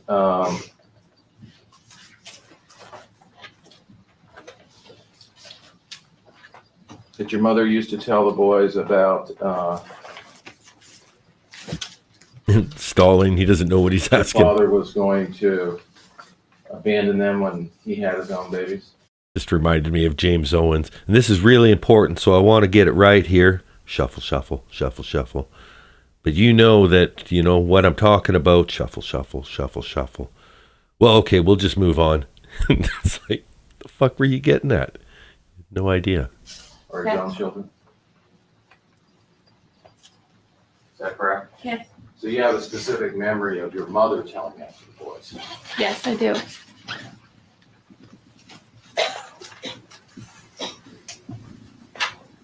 To pull up a picture of Brad Wright for you, Margarita. Have you ever told anybody that that you've never heard your mother say that? You've just heard the boys say that, and you assumed it was your mother? I didn't hear her say it to them. She said it to me. And then Danny and Rhett told me she said it to them. So she said it to all of us. An unofficial photo. So you've never. I wasn't right there when I wasn't right there when I heard Mom say it, but then I heard Danny and Rhett say it right after Mom. She said that to me and Lee too. It's actually a fairly So close it's not resemblance true that you to heard Brad your mother Wright. say to the boys. She just said it to all of us. Well, is it true or not true that she said it, that you heard her say it to the boys? I can't remember a specific incident where I heard her say that, but she did say it. So you have no memory at all of her ever saying that to the boys, is that right? I don't recall her hearing her say that. And Yeah, that's a good point too. We're talking about how divorces were in the 80s and 90s in the chat. Think of all the big movies. Kramer versus Kramer was, big divorce movie. Just knowing that there was an appetite for these stories of how vicious and how dramatic, for lack of a better word, these trials could be. she indicated that, or at least your indication is that there was some conversation about when your father had his own children, then the boys would be abandoned. Mom said that to me. I don't know. I don't know what you said to the boy. You also indicated that there were some conversations with your father about giving the boys back to your mother. Is that correct? Did I have conversations with them? Yes. And that it was at the, just before his death, that there was conversation that he was saying that he thought he was gonna give the boys back to your mother. Yes. And there was also conversations just before his death that he wanted to have children, isn't that correct? Yes. Your mother wasn't demanding of him that if he had children, that he had to get the boys back, was he? She was demanding that she wanted the boys back, regardless of if he had children or not. So it was he that had the conversation, just the conversation about the same time, that he was thinking of having children, and it was at that time he was thinking of War of the getting rid of Roses, the yeah. boys. That was two different things. Yeah, but about the same time. Objection, No. Your Honor. I object to the characterization of getting rid of the boys. Sustained. It's argumentative. Been a request for Slater in the chat. Why anyone would want to see You indicated Slater that, again, but do my best to accommodate. about the relationship of your father and Linda. Remember testifying about that? Yes. Isn't it true that your father said that he did not want to marry Linda, but he did want to have children? Objection, Your Honor. It's irrelevant. Sustained. I'd like to make an offer of proof, Your Honor. No, go ahead. On something else. Can I then at the recess make an offer so it's on the record? Yes. I'd like to make an offer of proof, Your Honor. We want more, Mario? Was that not enough?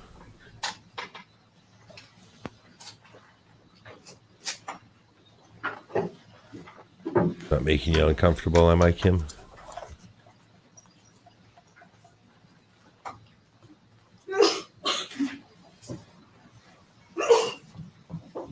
All right. Goodbye, Slater. I don't know what you had to do with anything.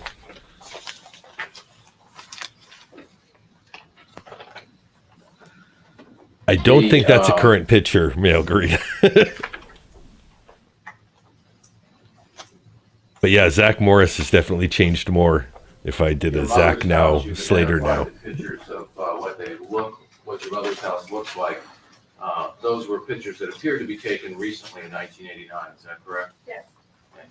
And the Oh, that's who this you're dress indicating looks like. that her house was in A little poor bit of condition Jesse. when she bought it. Yes. There were, were there 3 families living there? She told me that. So excited, There's a bunch So of people that excited. lived in the living room and so Your Honor, scared. I'd like to object on hearsay. Sustained. Just strike. Answer stricken. Did you know whether there were 3 families that lived there? no, I didn't see them. Were you aware of burn spots in the living room? I don't know if I saw them or if the carpet was taken out before, but I know that I heard of them. So when you testified to his burn spots, you don't know if that's something you saw or heard? Yeah. Did your mother have furniture at her house when she moved in? Objection, irrelevance. Overruled. You can answer that. All I know about furniture is that we didn't have any when we lived in Coral Reef, and Mom had all the furniture. And then at some point, there was furniture in the Coral Reef garage. And then now, Mom has the furniture again. So I don't know how it got all around. I don't know when she had it and when we had it. I don't know. Did you go over and visit your mother for We're in the first same 3 or 4 top. months that she lived at Cali de ACA? Yes, but I don't really remember if there was furniture or not. I think she had a bed, but I don't know if when she first moved there, it was a long time ago. I don't know if she immediately started remodeling, so there wasn't furniture in the living room. Because then I didn't see the burn spots, I don't think, so I just don't know. I don't know where all the furniture was. We didn't have it.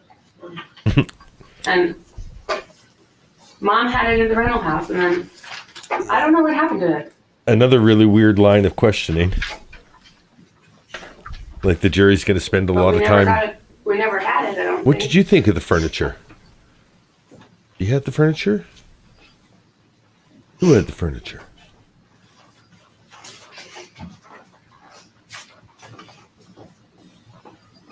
4 children and 9 pregnancies. And you never, Don't so you forget never that. remember a time when your mother's home was empty? Kelly JCA. Betty had pregnancies like Sarah had lawyers. The murder was 1989. This is the second trial, 1991, correct. I think when she first moved in, it was empty. And there was a Do 1990 you remember trial. it being empty for some period of time? That I don't remember. Do you remember any arguments over the furniture that was in the garage? And the important thing to remember, there are discussions about how Betty put him through med school and law school. Remember that they didn't pay off those loans until after they'd split up. So everything that everything that Dan had paid in, I'm thinking from little Danny's perspective, everything that Dad had paid in paying off those old loans, Betty was then liable for because she incurred half of that loan as the debt of being married to him during those lean years where she provided everything and he was taking out loans to further his life with Linda. Which garage? Well, your father had furniture with boxes stacked on it in the garage at Coral Reef, did he not? I think you're talking about Cypress.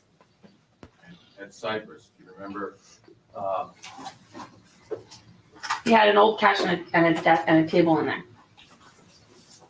And then the old couch was gone. I don't know what happened to the old couch. I don't know if Mom wanted it or what happened to that. Do you And then there were boxes on the table. So I remember that. That's what you're talking about. remember any arguments about the your mother wanting that furniture that was in the garage and your father saying he was using it to store boxes on? I remember about the table. I remember Mom wanted the table. I don't think Dad's response was, I'm using it to store boxes on though. Yeah, I think as far as lawyers go, there's the 4 on the record for Betty, but then that's not including all the ones that would have just outright refused her because they claimed having a prior relationship with Dan Broderick, from everything from just social circles because he was, a man about town and important legal voice in the community. Pretty much everybody, by extension, felt like they couldn't represent her, or if they did, that it would be bad for their own careers, trying to work within that same fishbowl of legal community.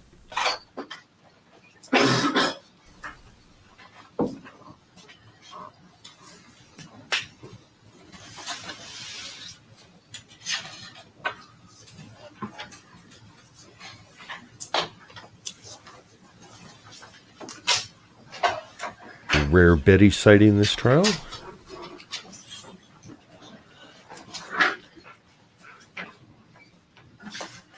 Your Honor, I would like to mark an envelope, O, which contains 3 pictures. So Mark,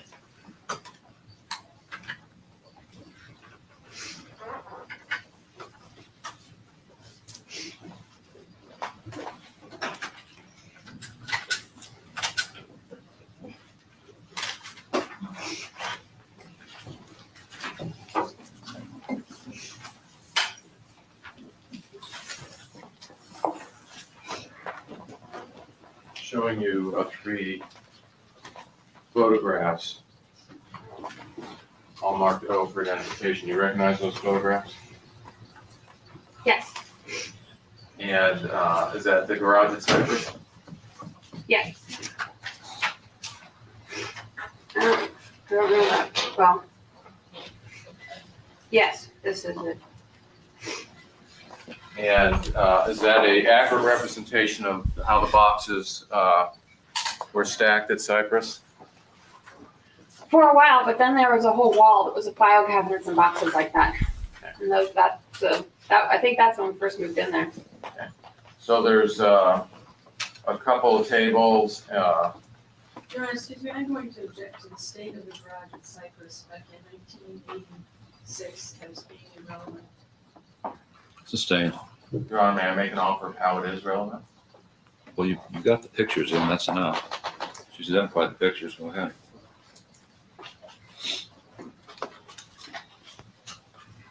Well, it was more than just a table, wasn't it? Maybe- Objection vague. I don't understand the question. You referring to the picture showing more than a table? Yes. Answer that. We are Yes, the 1/3 pictures of do, the but way that through the wasn't what stream. argument was about. Should be So done in there about was an 6 argument hours at that this you pace. Mom wanted the table. Yeah, I remember that. So, okay. And you remember any argument about the dresser? No, I don't. And what was the argument that you remembered? Objection, Your Honor, to the relevance of an argument 3 years before these murders. Stand. Now make it on for proof now. You've already got into, there was an argument about the table.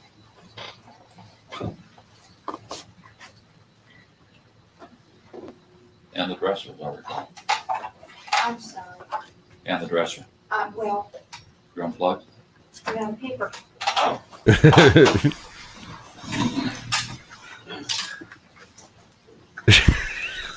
Shaking her head. Why doesn't somebody get her the paper?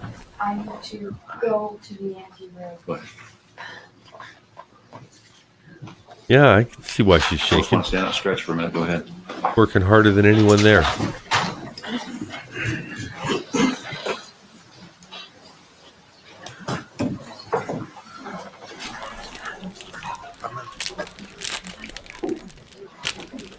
I think that's Brad Wright standing up right now. Although that doesn't make sense. He might have to testify, right? Felt like a few of them got to be there for the opening arguments, but then it almost looks like we're watching People's Court, and that's the gallery just sitting behind Judge Wapner and Rusty the bailiff. I'm Doug Llewellyn, and this is the People's Court. Bum, bum, bum, bum, bum.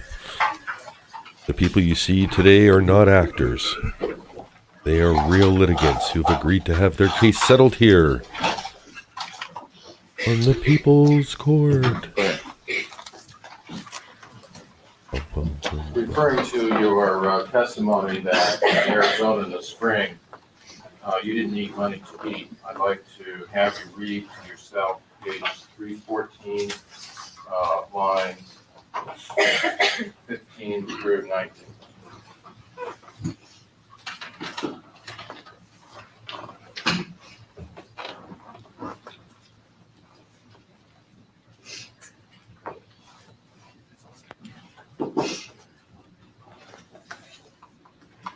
Okay. At the last trial, when you were asked what the call about the money was, you indicated that you paid the bills. The reason you were calling is you needed money to eat, correct? Basically, the whole year I was broke because I talked on the phone a lot and I had a really high phone bill. So the mom would pay the phone bill for me and then I would have money that dad gave me for the rest of the stuff. At one time, but see, I had money in another account called All Aboard for food. So, and then dad put money directly into that. So that doesn't make much sense, but maybe I was hungry. Well, that was your answer, that you needed, the reason you called your mom and were upset is because you. I needed money basically. I don't think it was necessarily for food. I needed money. It was your words, not mine, wasn't it, that you needed money to eat? I think it is. Would you like to review it again? No, I think that's what I said. But your testimony now is you don't remember any time you needed money to eat. I didn't have any money. I needed money basically. Needed money, basically. At the time that your mom and dad separated, you were 15 years old, Mm-hmm. and you and your mom were not getting along, were you?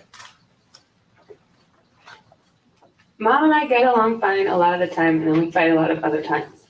If I had known that if I fought with mom that any of this was going to happen, I would have been nice to mom every minute of the day. We had a normal teenage relationship. We fought about clothes, about makeup, about curfew, about boyfriends. Normal stuff. I wouldn't say that she hates me, and I know I don't hate her. I still have a normal relationship with my mom. You indicated that your friends liked your mother, is that correct? Yes, I Objection, did. it's irrelevant. Overrule the answer, stand. Judge Wapner was I like People's that Court, too. And Algarita. at original. that time it was normal, your friends were having troubles with their mothers. Yes.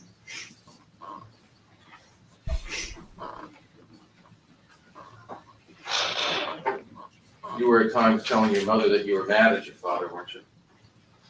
For normal teenage reasons too. If he wouldn't let me go out when I wanted to go and things like that. And at, Remembering my granddaughter getting a story back about we opened the door to her room and she just hissed at us. Normal. Sometimes, kids just go through a phase with their parents, Don't push it. If they're hissing, just shut the door, come back in an hour. times you were telling your friends that you were mad at your father and he was an asshole, weren't you? I don't think I called him that. I was get mad at him and talk to my friends about it. We Just believe about this get is mom- Kim get Broderick mad at mom and talk to my testifying. friends about it. Is that just not a word that you would use with your father, or? I don't think I called him an asshole. I would get mad at him. Nothing that he did that would make it so that you would call him that? Objection, Your Honor. She's here.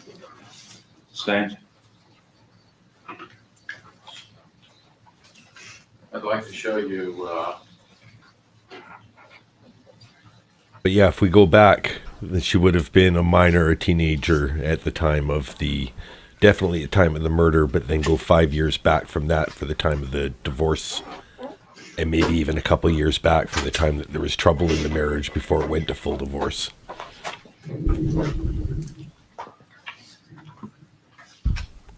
So it's probably been an aspect of her life from, every pivotal age progression, like as a 12-year-old devastating, as a 13-year-old devastating. Your Honor, I object to this. I'd like to first sidebar.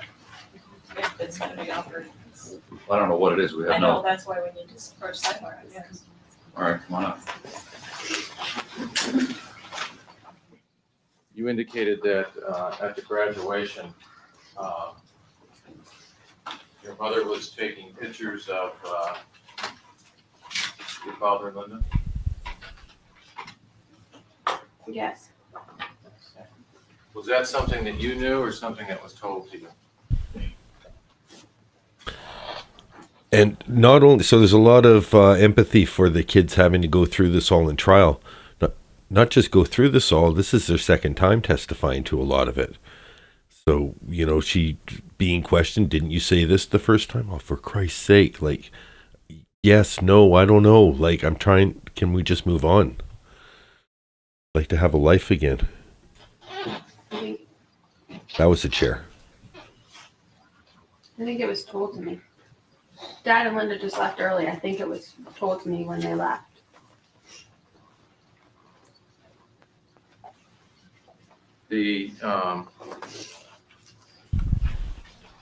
Linda hated your mother and called her names, didn't she?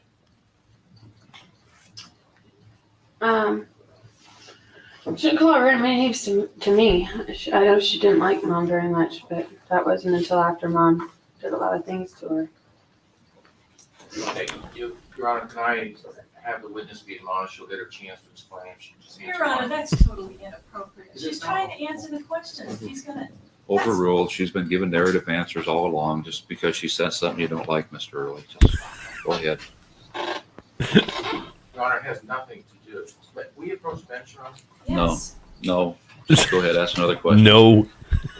I love it.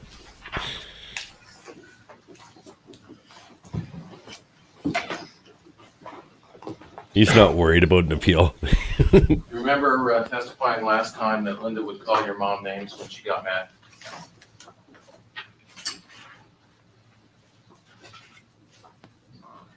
I know she called Mom. She thought Mom was crazy. I don't remember her calling her any negative names. I don't remember saying that.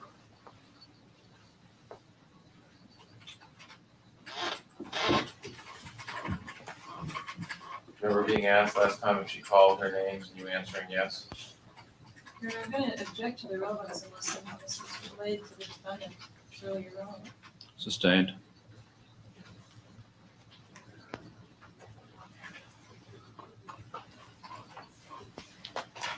Can't impeach on irrelevant matter. I'll make an offer of proof as to its relevance, Your Honor. So how it's Appreciate- relevant to your client? Yeah. What she knew? What she knew and what she told my client. Why don't you just ask her if she ever heard any names mentioned about your client in front of your client by Linda? Did you ever tell your mother that Linda used to call her name? Absolutely not. Did you ever tell your mother that Linda told you that she thought she was crazy? No.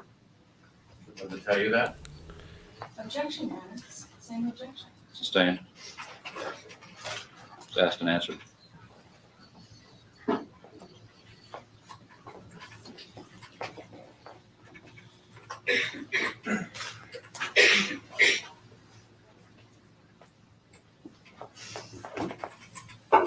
Did you tell your mother about conversations where your father would tell you that your mother was fat and crazy?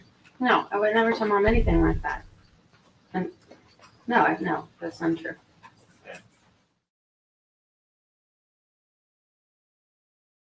Let the magic happen. Look, hands free. It's not me. This is the original video. I'm not doing any.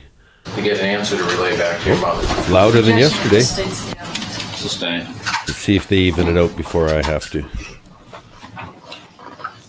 Your mother would talk to the children, is that correct? I think they evened it out. About Yes. visits? Yes, she would. And then the children would talk to your father? He's got a huge Pfaffignugen. Yeah, yes, basically, one of them would tell them if they wanted them that weekend, and then the other one would work it out with the other one. Yeah, And then your father would give the answer to the children, he wouldn't give it to your mother, is that right? right. And then the children would relay that to your mother. Right.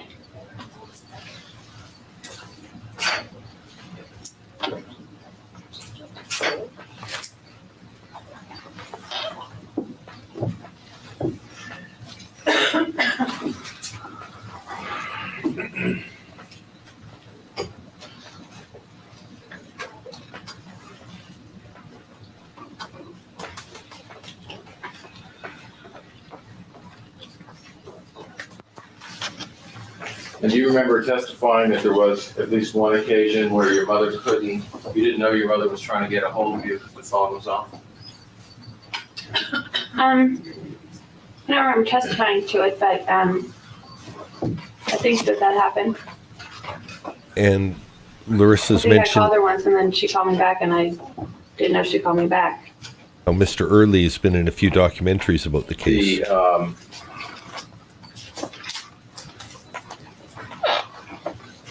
He was also her divorce Some of lawyer. these these tapes that were copies of tapes that were in the machine. Linda made some of those tapes, didn't she?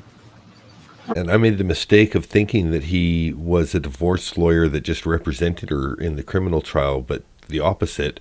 She ended up getting a criminal defense attorney, I guess, to represent her at the end of her divorce trial, maybe to get outside of the circle of people that she couldn't trust that were within Dan's circle of lawyers. But yeah, Jack Early had a very distinguished criminal career, so he may have just been taking on the case as, yeah, I can do the legal stuff, I can file the motions properly, but yeah, I'm behind you on other things. And then she went crazy, and he kind of was on board from that point. I'm not aware of that.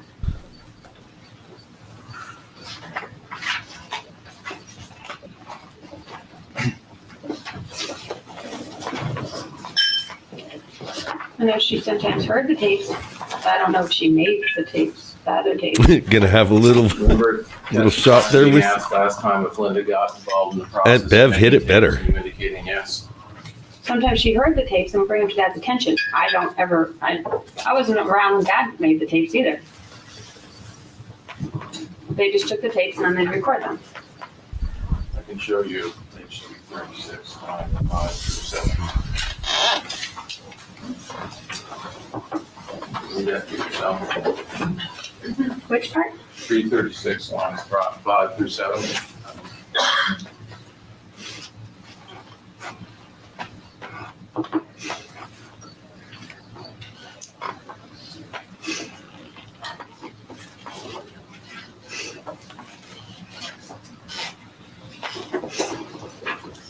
Yeah. When you were asked about Whether you knew whether Libby got involved in making the tapes, your answer was yes, correct?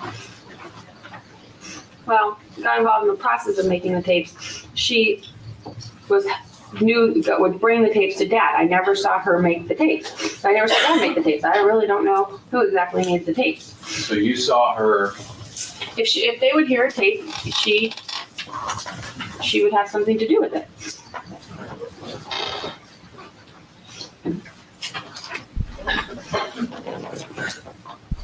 The only reason that they made tapes, because what made put them on other tapes, is because there were so many messages on the machine.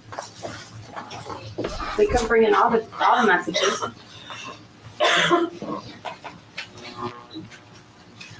did they tell you why they couldn't just give a whole tape? Well, messages from our friends. They weren't all from Mom.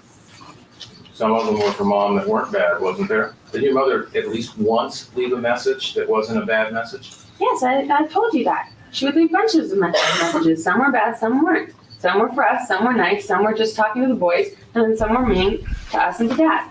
Was there any reason that they couldn't give the court the messages that weren't mean? Objection, Your Honor, calls for speculation. Sustained.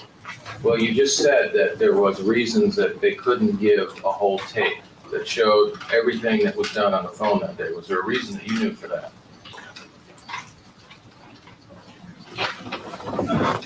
Not that anyone told me, just what I would assume. Why would a court want to hear every message that we had in the day?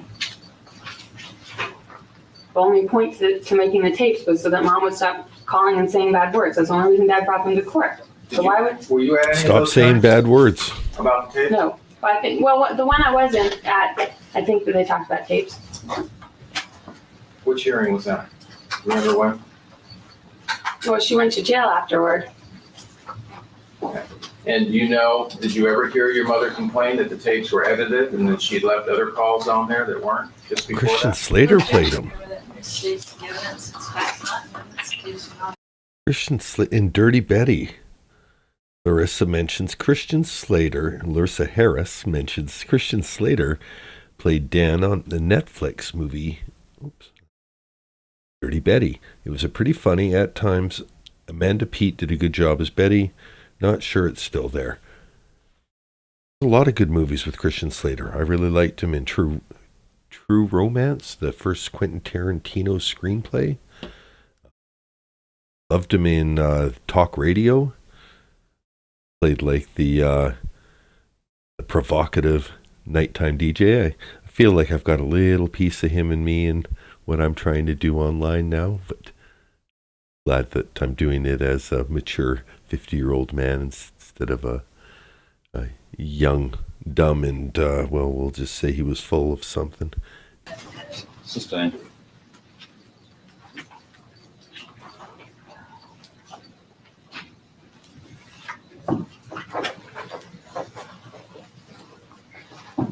Did you ever know why the phone was put in the closet?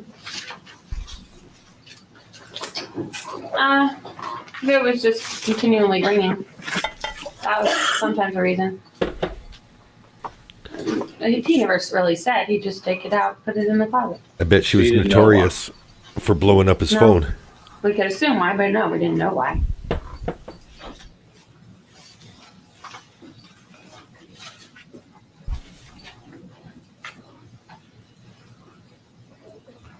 There was sometimes the boys would hear your mother's voice on the answering machine. She was talking and they'd get upset because they couldn't find the phone, right? Pump Up the Volume. That was the name of the one he did. I don't remember that in particular, but when people would be leaving messages and we couldn't find the phone, we got upset. So we'd run around and try and find the phone. I don't remember that incident in particular, but if Mom had called and we were all trying to find the phone, if she was talking, we would try and find the phone. Any of you have seen the comedian Josh Johnson? He's appeared on The Daily Show a few times. Pretty funny contemporary young comedian. He's explaining to a crowd, and the reason I thought of this is because Meow Garita's talking about the internet playing games. Around the time of this trial, and this is going to sound ridiculous to anyone who isn't old enough to believe it's true, we used to get the internet on a CD. You would get like an AOL CD in the mail that had the internet on it. and put it into your computer, and somehow that gave you internet. Not much. You'd get like 50 hours a week or 50 hours a month, which was a lot, but, you know, obviously not by our standards. Look up Josh Johnson, and if you're not a fan of his already, it's a little bit long. Like, he takes a while to get some places, but then it's usually worth the journey, and you feel more educated for going there with him. So, yeah, a little shout out to Josh Johnson, and how we used to get internet on a CD in the mail. We'd get mailed CD so that we could have our email. And the internet was, yeah. That would have happened. Well, you remember testifying at the last trial that there was times when the boys would hear your mother's voice. Yeah, not too many hours. And they would be upset because they didn't know where the phone was. We all would try and find the phone. Yes. How many of you used a floppy disk back when it was floppy? Because we still called the hard disk. Well, back then, the hard disk was just the floppy disk that wasn't floppy. And then it was like, no, the hard disk is the one in the computer. That's just the 3.5-inch floppy. But it's stiff. It's floppy. I remember that. That would happen. When anyone would call me, just on the phone too. Hardware handshake, Billie Jean.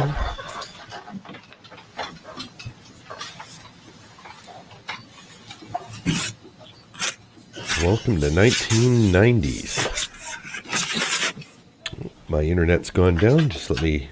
Everyone off the phone! Bee-dee-diddly-bee-dee.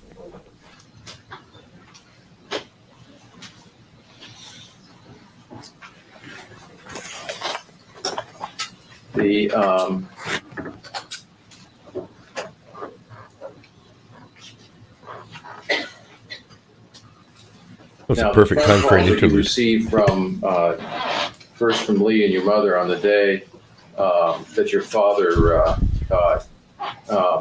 Do you remember what your mother said and what Lee said?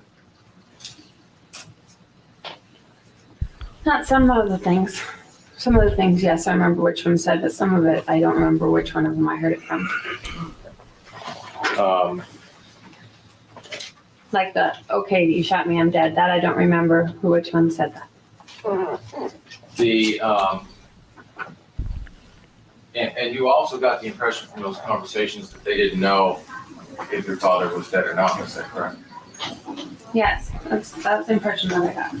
And also, now, during the time that when your mother would get mad at your father, sometimes it was over the cars that he was driving. Is that correct? She's not mad about that. Margarita had the bonus pack. Well, instead of just the standard, you've got mail. She had the Austin Powers. You've got mail, baby. Groovy. Everything. I don't know. That was one particular incident. She's probably mad about a million things. I used She bought the car ICQ, too. Billie Jean. Well, when you four children were living with your father, he was driving a Corvette. Yes, she was mad about the Corvette. Okay, and she was mad that he wouldn't buy a family car. Is that right? She wanted him to buy a family car. Yes, that's correct. And so he would drive all of you around in a Corvette. Yes. Dan wore a Sometimes Linda would be bulletproof, there with the four of you. bulletproof vest to his wedding, I don't know if we ever all fit or in was there. advised to. But sometimes she'd be, I think then we'd take two cars. I don't think we could all fit in there.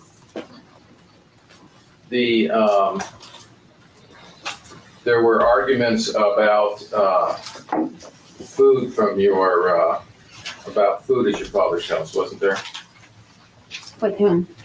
Between your mother, some of the things that she was yelling about why she was mad at your father was because of lack of food at your father's house, wasn't there? She yelled about that, but there wasn't a lack of food at Dad's house. Well, there was a time that your father left on vacation and the maid had to call your mother to buy food for the home, isn't that right? I've heard about that, but that doesn't, I mean, she left money for groceries. I don't think that's how it happened. We had food. I think we ran out of money doing other things, and then maybe it was run out. I don't really know what happened. That was when Marika was there. I don't remember what happened, but I know Marika called Mom. I think Mom brought over lasagna or something. Well, But I don't know if Marika called her about food. I don't really know what happened between the two of them. Well, do you remember testifying last time that you remember that money being spent on activities and groceries and that you ran out of money? Your Honor, I'm going to object to any further questions. It's irrelevant. Sustained is also consistent with what she just testified to.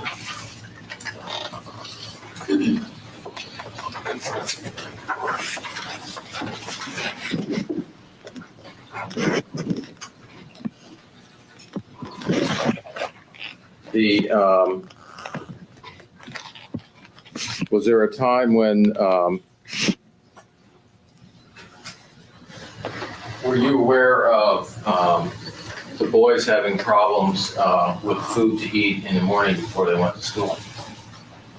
Objection, vague is the time and irrelevant. Sustained, rephrase. At the time that your father, the children, the boys were living with your father and separated from your mother, was there a time where there were complaints about not having breakfast food? I still object, Your Honor. How many years before these murders did this occur? Sustained as to time, but rephrase it for a while. Your Honor, we heard she went into the whole area before this. You can ask, just pin it down as the time. We talked about 1985, 1989, I don't know. Well, I'll start with 1985. Objection, irrelevant. 85 is irrelevant, sustained. Pick up 89, start with 89. In 1989. Start with were you 89. aware of complaints the boys didn't have food for breakfast or food for lunch? I'm not aware of what Danny Rewatch had told Mom, but there was lots of breakfast food all the time. Millions of cereals. Did you talk to the boys about that at all? Objection, irrelevant. Sustained. That was back when every box of cereal had a prize inside, too. So not just cereal, but toys. Were you present when the boys testified in court? Objection, irrelevant. Sustained. Now, may I make an offer of proof as to the questions that were asked? What's the court at the custody proceeding? The questions that were asked were, how did your father treat the boys?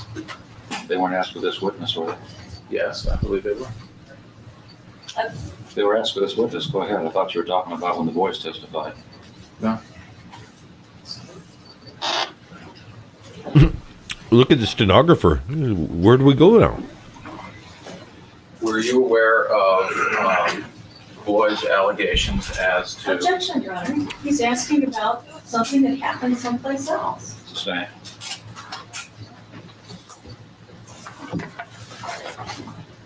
The issue is not whether she's aware of any allegations. The issue is whether your client wasn't sure. So objection sustained.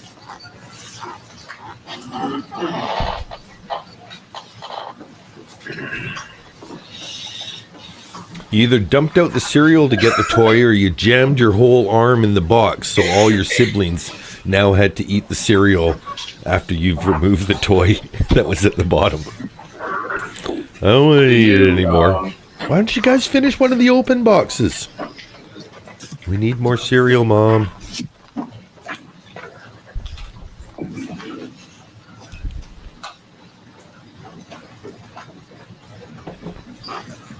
Interesting on that note, if they're Did going your to... mother Nope, never mind. cry about the Save it. wedding china? Cry about it? Yes. I don't think, not to me. I don't think she cried about it. You remember testifying that that might have been one of the things she cried about?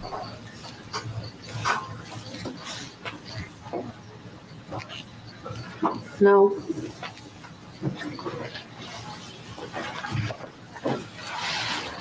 Line 355, 14 through 15.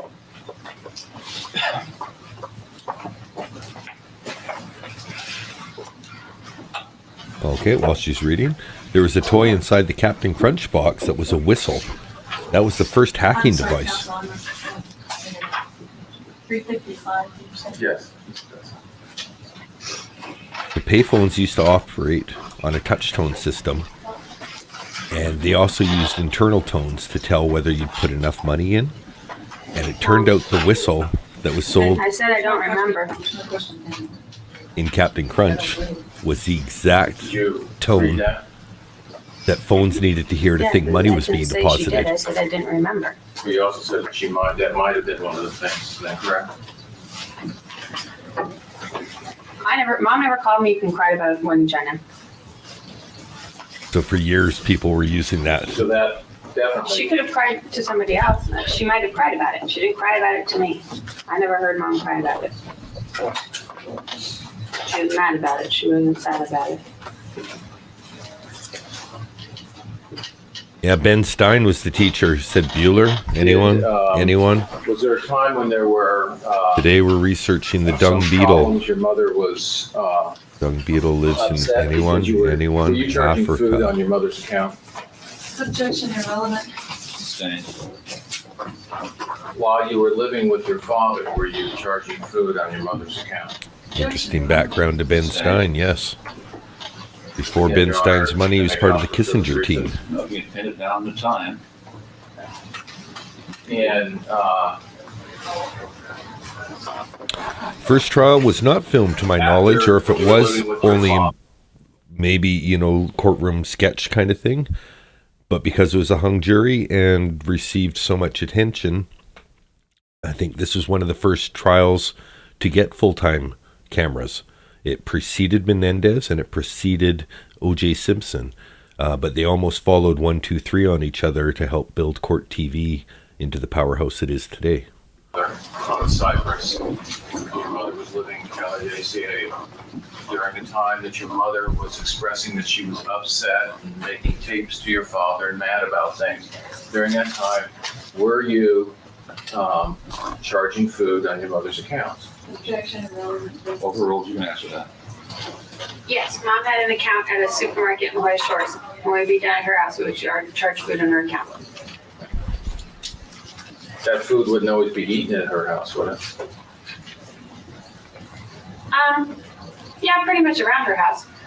Well, we wouldn't go grocery shopping there. It was just for snacks or whatever. We didn't go get groceries and bring them home, if that's what you mean. Well, if you were going someplace, you'd go from your father's, you were living at your father's, weren't you? Yes. And if you were going someplace, you would use your mother's account to buy snacks. She got upset.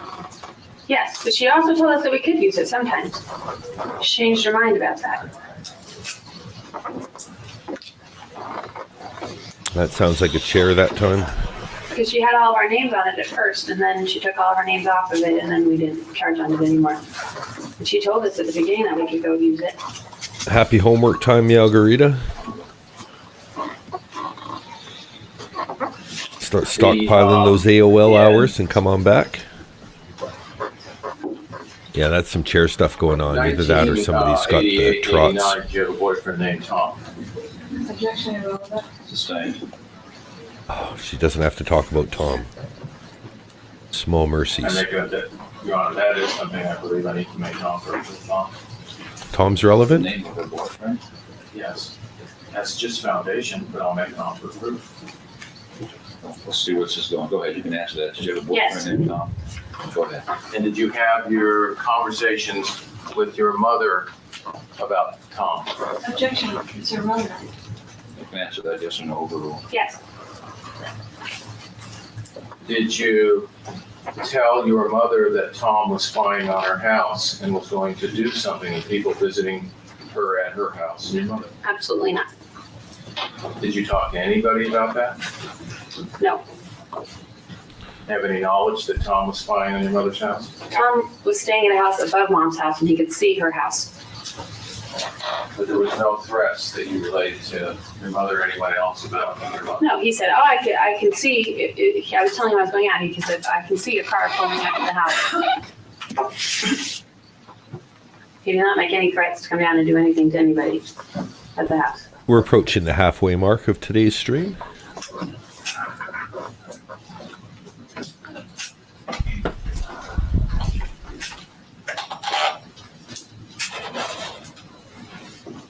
Yeah, they Was Tom calling your mother's house? Yes. make the point that the room mic's much more sensitive in these first trials. Now, They obviously toned him down because of all Everyone the at the chairs. house. But think of how shitty the courtroom sound is in some of the trials that we're watching today, where they're just like, it'll pick it up. We'll fix it later in post. Sarah's trial was abysmal. If I wasn't so interested in it, and I remember a lot of people dropping out because you had to have the Bluetooth speaker turned up to full just to hear them walking away from the podium. And then all of a sudden, Kranick would say, "Bless you" to someone if it was in your ears.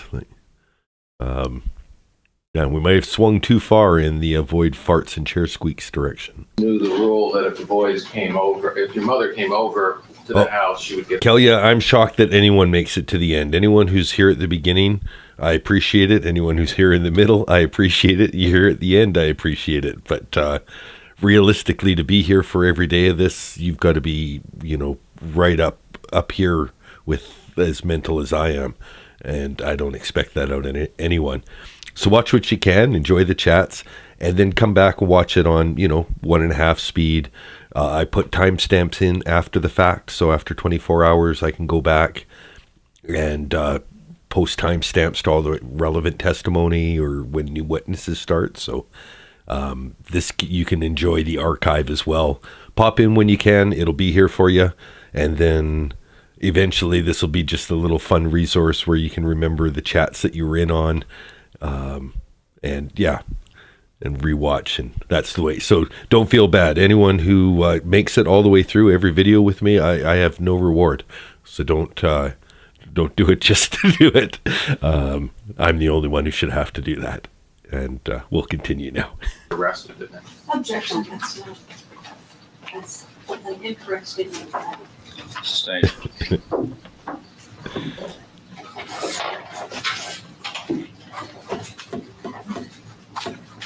Well, they knew that if they came over without your father's permission, that your mother would get arrested. Is that correct? Objection, Your Honor. One, it's an incorrect statement, and two, it's irrelevant. Sustained. On which basis, Your Honor? Both. It was in violation of a restraining order.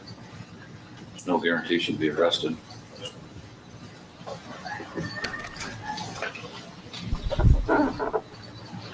That's all chair stuff. Well, it was conveyed to your mother that the belief was that she would get arrested if she came over there. Objection is beyond this witness's personal knowledge, and the defendant knew what the restraining order was. Sustained. The boys would encourage your mother to come in the house, would they not? To come in the house, no. Not that I'm aware of. To come over and pick them up sometimes. One time, I think she's already in the house, and then Brett was showing her something up in his room. But I don't think that they told her to come over and come in the house. This has got to be the lawyer trying to establish that Betty was being set up for the restraining order and being set up to get arrested. The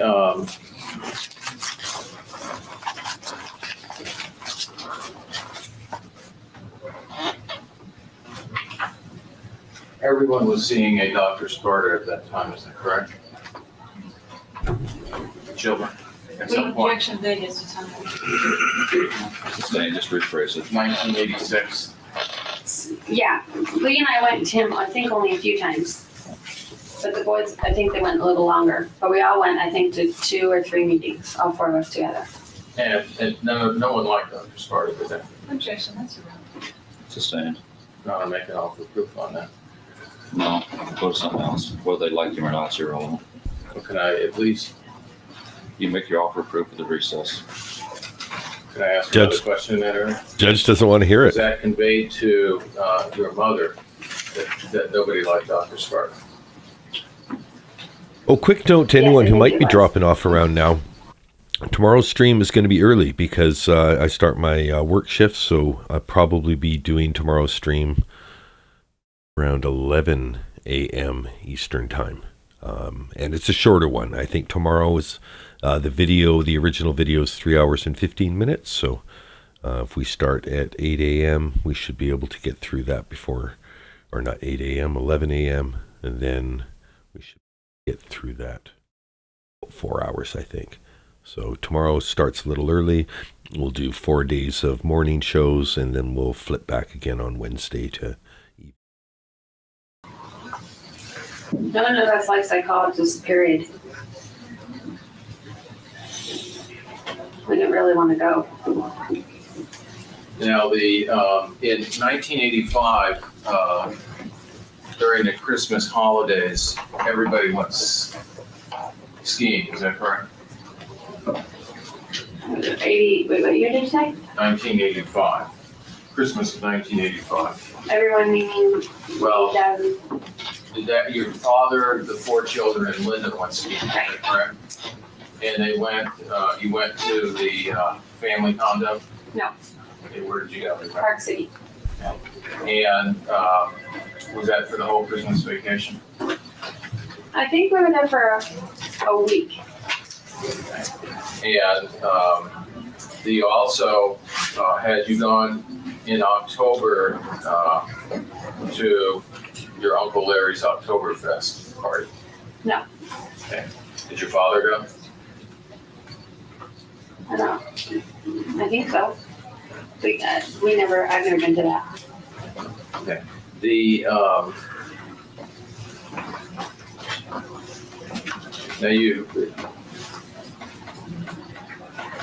the time that you indicated that sometimes your mother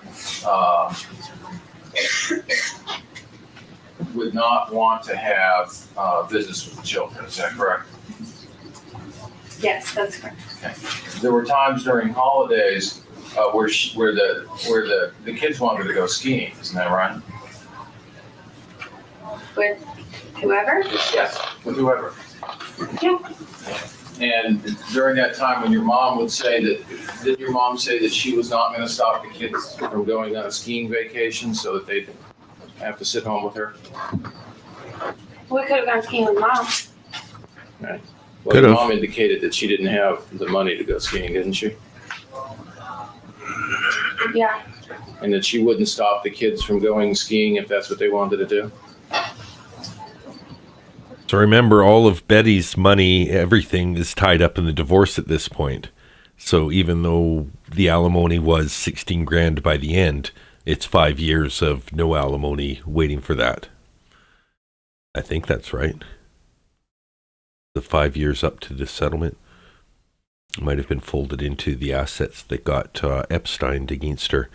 And we'll just mention the Epstein credits quickly in this video too. Epstein credits were what Dan Broderick used to pay back old loans, so that Betty was basically liable for whatever he paid back, because they incurred those debts together, but he paid them off on his own. So he was able to set that against his own assets, so that Betty got the equivalent of 2 months alimony for her half of the assets. Are you just speaking of 85 or all years? No, not 85, at other times. I don't know. She didn't indicate that to me, but I think that's what she thought.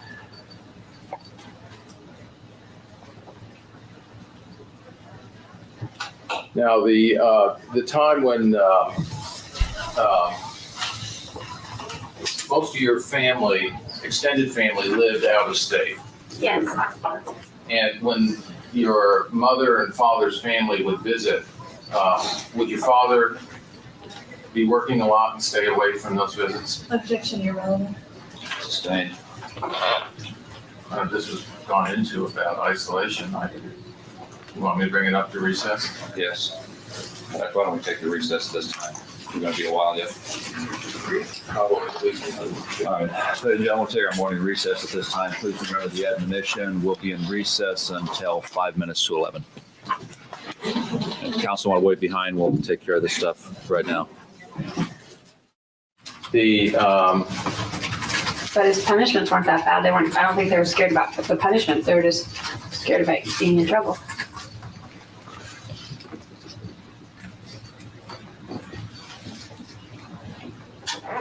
So do you remember saying Dad was mad and acted on it and scared them? Objection, Your Honor, it's vague as to when and where and what it was referring to. Sustained. Okay, let's just do the math. We know that Betty is 78 now, and this is 1991. So this is 35 years prior, minus 78 is 43. Betty Broderick is 43 at the time of this trial, is 41 at the time of the murders, and is 36 at the time of the divorce. But you remember being asked about how your dad, how the boys felt about your dad and how your dad punished the boys. Remember that? Can you direct us to, okay? Your Honor, I'm asking about in the direct testimony. She talked about that. Do you remember him asking, or Ms. Wells asking you that earlier this week? About boys being punished. Yes. No. No, it's not that being punished. Do you, were the boys scared when your father was mad and acted on it? Objection, yes, ma'am. Sustained.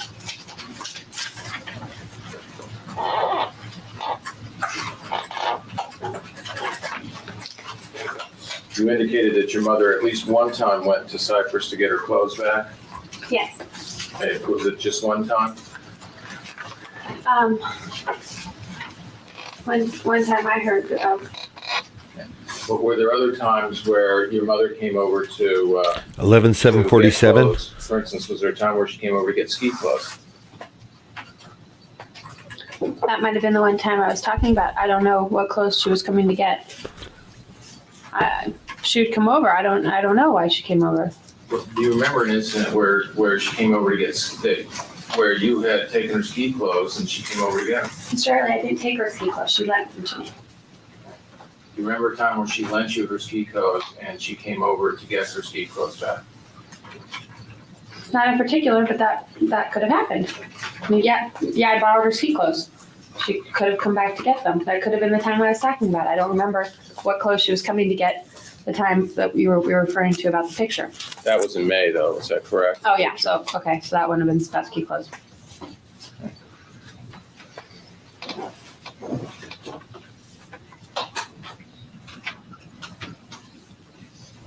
The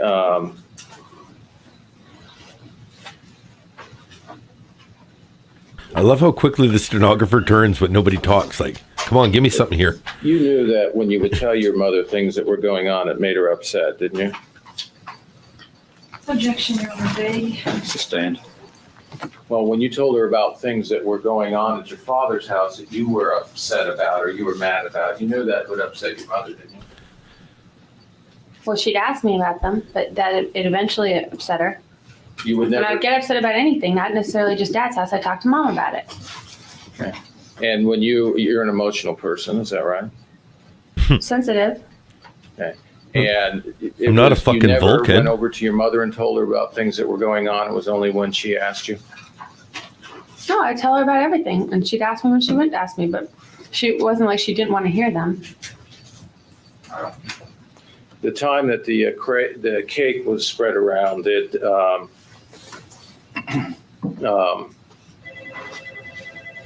Sorry, I got to take this. Did Lee cry about that?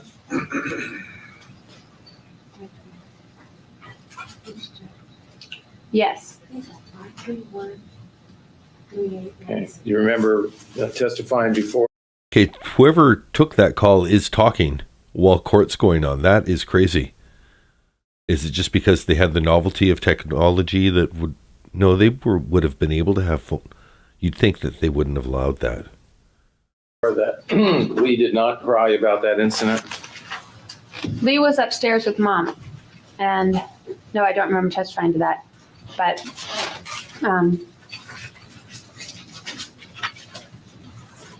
my recollection is Lee was very upset about the cake.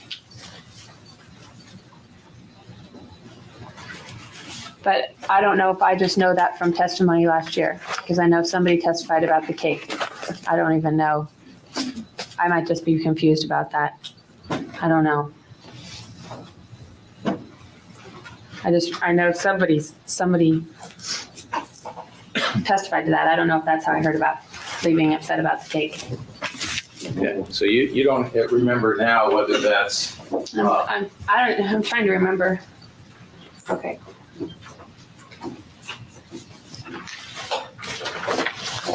Yeah, stenographer I doesn't don't like even not think having I something to was do. upstairs from the cake incident. But I know Lee was upset about the cake incident. Well, do you remember the interview with the district attorney on December 7th, don't you? Can't wait till we get to this testimony. Mhm. And do you remember telling the district attorney that Lee really doesn't get upset about things and she doesn't cry, and you don't remember her crying about the cake? I know I I'm sorry, that's a compound question, and perhaps council could direct us to pages after that. Page 15, lines 27 through 16. Line 10.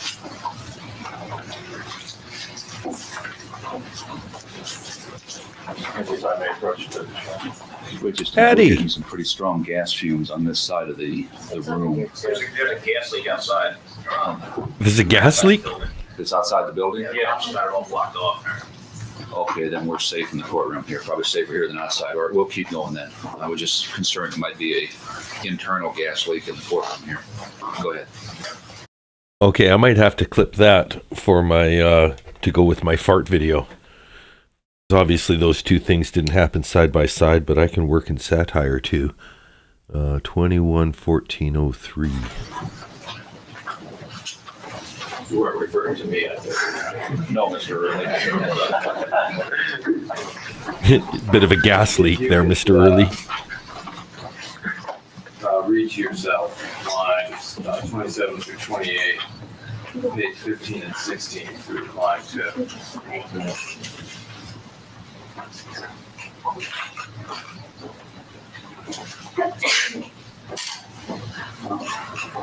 You know, that's a great point. Kelly asked, like, do you think that they changed the way that they ask witnesses questions? 100%. Like, you think of almost anything that cameras, like, just the lens of observation. God, now we're getting into quantum physics. Do you know the mere act of observation changes the inherent behavior of the object being observed?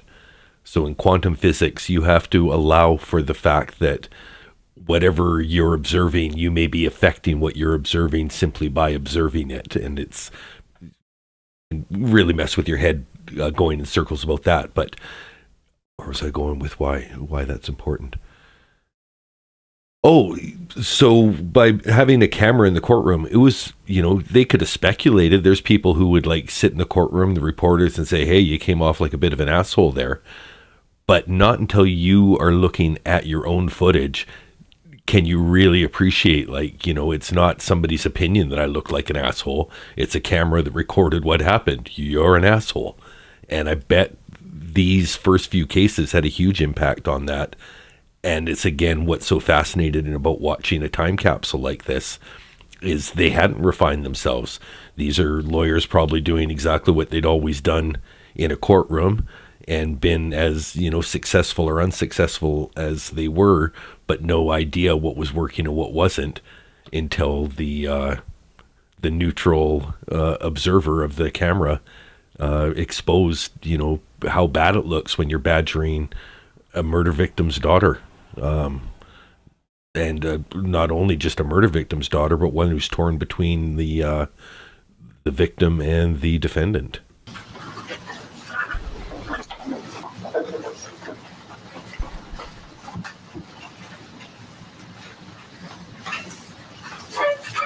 You had a chance to read that? Mm-hmm. Yeah, it is.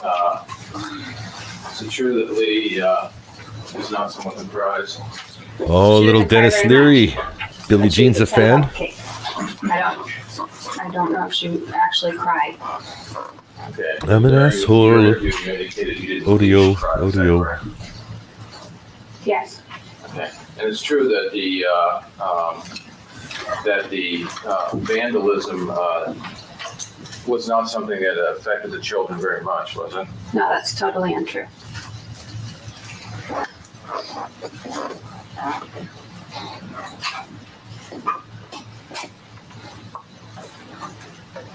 The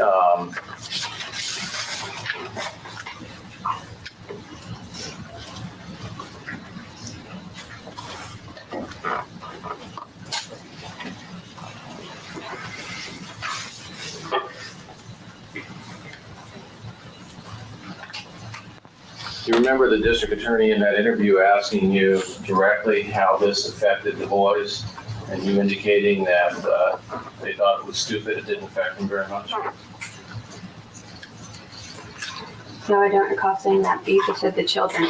And then the long-term effects of all the children, it affected us all very much. Have you talked to anybody about your testimony and making sure that you answer more than the question to try to get things in? No, The, do you remember being asked that question by the district attorney? If you could read to yourself We line have a page. 16, line 3, I'm sorry, counsel, what page?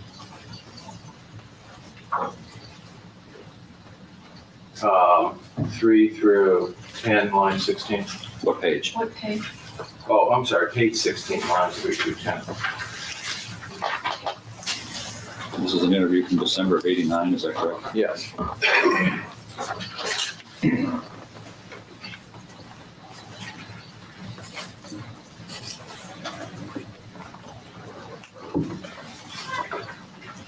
okay. Did you indicate at that time that you didn't talk about long-term effects, did you then? No, And did you indicate that they were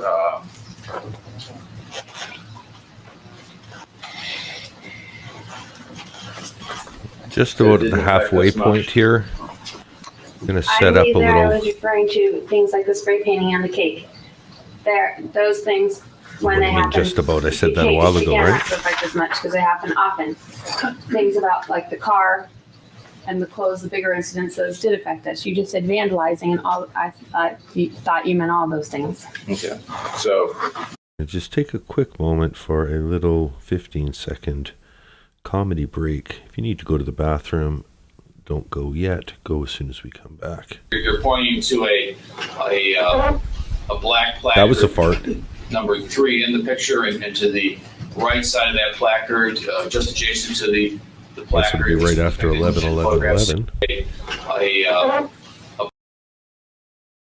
Yeah, I think I caught it. you're pointing to a black placard. That was a fart. Number 3 in the picture, and to the right side of that placard, just adjacent to the This placard. would be right after and 11, 11, photographs 11. Peace up, A-Town down. All right, that's Daniel Siobhan's channel. Her siblings. Her mother and father were You want to see Dancing with the Dogs? Go see Daniel Siobhan's channel. We're back to our regular scheduled broadcast. the instances that bothered you were the clothes and the car, the other instances. No, they bothered us, but they didn't. We just kind of cleaned up the mess and went on with things. There was no time that you remember your mother pulling Christmas wrappings off of presents, was there? No. And there was no time that you knew about your mother putting flyers on cars, did you? No. She was putting flyers on And cars. would the boys encourage your mother to come in the house to see things like like presents they might have or things they'd set up? Objection to estimates. Well, you're on cross, but you can answer that. Well, if she was already in the house, I don't think they'd encourage her to come over and see them. I don't think they would do that. I don't remember them doing that, but if she was already there, I know that they would like her to come up to the rooms and see things. And they'd show her things. So once she was at the house, then they would encourage her to come in sometimes to see things. Or sometimes they'd say, oh, I got this, oh, I got that. Maybe, but I don't think they'd say, why don't you come over and see it? Because she wasn't supposed to do that. That's the loudest vehicle ever to Your go mother by my still door. asks about what you're doing and what your friends are doing, doesn't she? Yes. My noise gate blocked out most of it. It was pretty good. Now, on the interview on 11/9/89, did you tell the district attorney that in the first conversation you had with your mother, that her voice was quivering? And she said something about when you were crying for you to stop because you were making her cry? Objection, Your Honor. This has been gone into and asked and answered. Sustained. Well, I have not shown her a transcript from that hearing and asked her if that's true, Your Honor. She's denied it. No, she didn't. That's not how I recall her testimony, but if you want to show her the transcript, go ahead. If we agree that her testimony is consistent with that, that's fine. I'm I'm not making any finding of fact on her testimony, Mr. Early. If you want to show her the transcript, go ahead. If you don't, that's fine. Okay.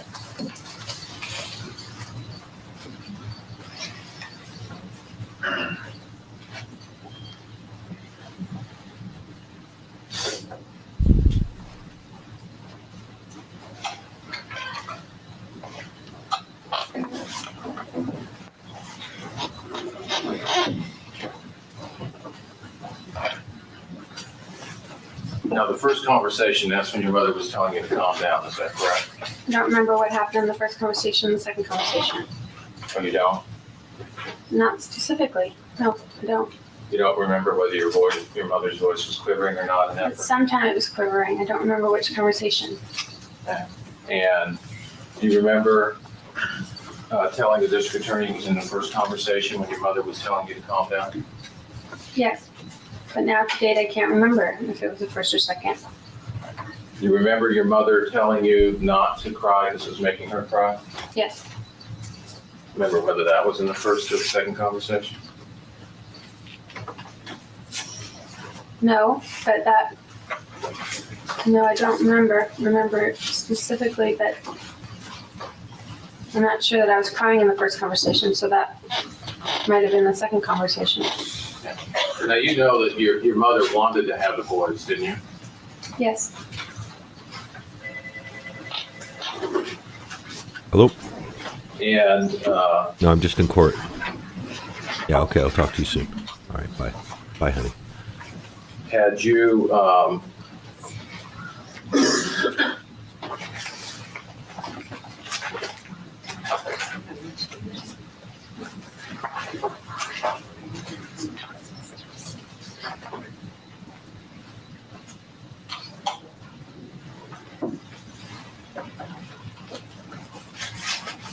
and you thought she was a good mother when she was with the boys, but that she was not a good mother over the phone. Is that right? Sometimes. Well, do you remember being asked by the district attorney, did you think that she was a good mother or not? And your answer was, when she was with them, yes, but when she wasn't over the phone and things, no? Can counsel please give me the site?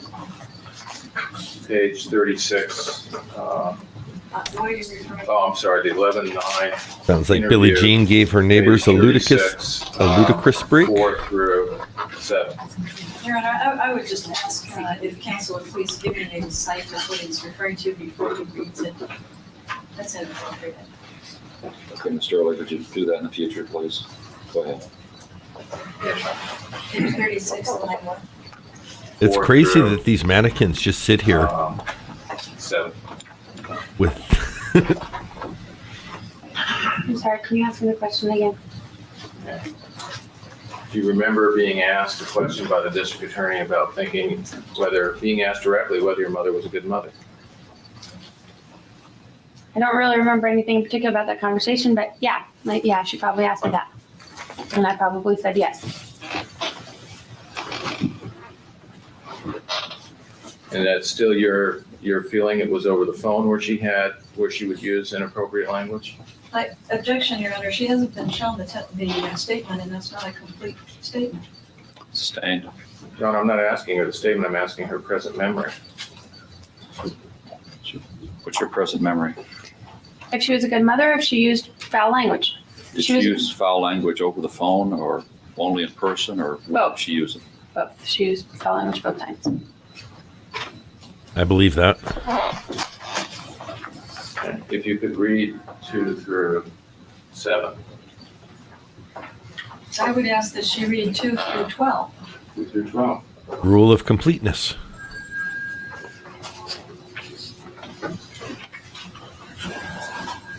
I think that's the rule of completeness, but basically if you want to introduce evidence and it's part of the evidence, you can challenge and say if you're going to introduce some, introduce all. So there's context. And that's the same BS that Corey Richens' lawyers tried pulling. Well, we're going to need 2.5 days of testimony if he wants to bring in that one sentence. Why? Would you want me to answer the question? Well, we can't have that. In that case, we have no Okay. defense. Other than the times that your mother was talking in negative terms about your father? Did you think she was a good mother? Sometimes. I still feel sometimes. That's not what you answered at the time, was it? Well, I just went on about it longer, but basically, she had them on weekends and things. They weren't there for a long period of time. Sometimes they'd be over there and everything would go great for the weekend. Sometimes she'd have them there for a couple hours and they'd be back home. Sometimes she was in a good mood. Sometimes she was in a bad mood. So sometimes she was a great mother and other times she was a terrible mother.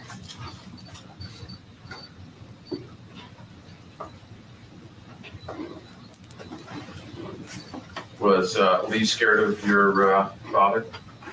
How much do you want, defense? We want it all.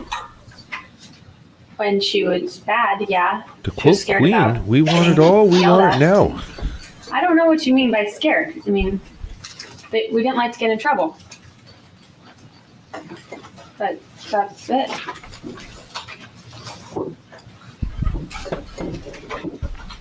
When Lee got in trouble at school, she was scared about When your Dad finding out. When your sister was 17, your father took her out of the well, didn't you? I don't know how. Objection, no, that's, assumes facts not known. Just saying. Well, your father took Lee out of the well, didn't you? Objection. It assumes facts not known, and it's not relevant, it's out of context. Well, you can ask her if she has personal knowledge of that. Yes, You have to wait to Answer be yes, asked. you have personal knowledge, you took her out of the well. yes.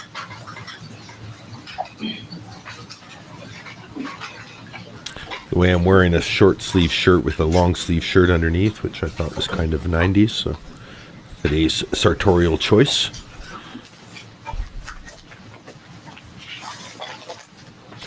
Lola's been asleep the whole time. Hopefully she'll make an appearance before the stream is done.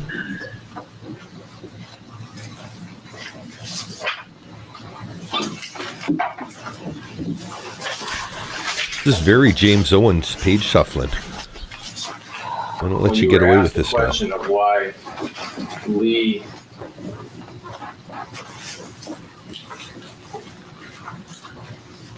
referring to the interview of 11/9/89,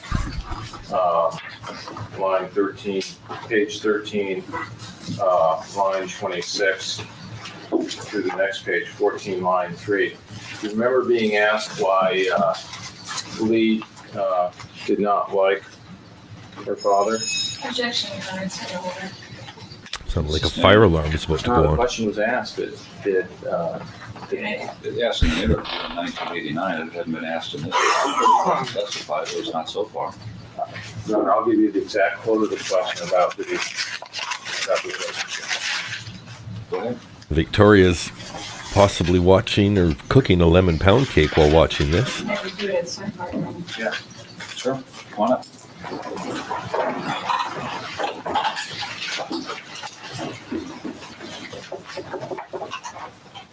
Do you I love that the breaks are no break. remember a incident at The way I Cypress comment. about breaking a window and calling Nobody the got police? time for that. Objection, irrelevant. Well, Vegas at times, sitting on that background. In 1988, remember an incident about breaking a window and calling the police? Objection, irrelevant. Good point, Billie Jean. Guilty Words would love that. You You ever watch Guilty Words with Chris? But she parses language really well. And when you object and just say facts not in evidence, if the jury hears that, they're hearing facts that aren't in evidence. Well, if they're facts, I don't really need to disregard them. At least I know they're facts. But if you say correctly, assumes facts not in evidence, now the jury gets that picture. Like, oh, okay, those haven't been proven. I should disregard that. Great call out. Thank you. Who allegedly broke the window. You remember Kim being present when you were there, and you and your friends broke a window and you called the police reporting a burglary because you were afraid of your father? Absolutely not. Do you remember a scratch on your father's desk? Yes. There's a bunch of scratches on my father's desk. Okay, but you don't remember anything about a scratch and it getting fixed real quick? So that there wouldn't be problems? No.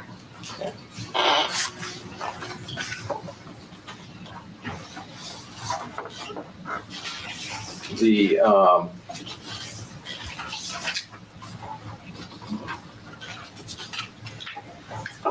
the time that you indicated that you thought you heard the car and it sounded like a chainsaw, you didn't hear your father screaming at all? Objection, Your Honor, he's already asked this. Well, this is only the second time through. He's uncrossed. Go ahead. I remember Dad's feeling something when he first went out there, but then when I didn't hear Dad say anything, it was when Mom was saying, yelling to me. There was no sounds from Dad, so I didn't know what happened to him.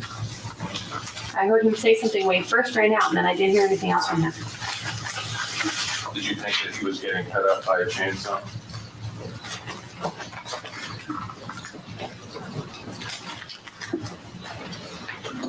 I don't know what I thought. I just didn't know what happened to him.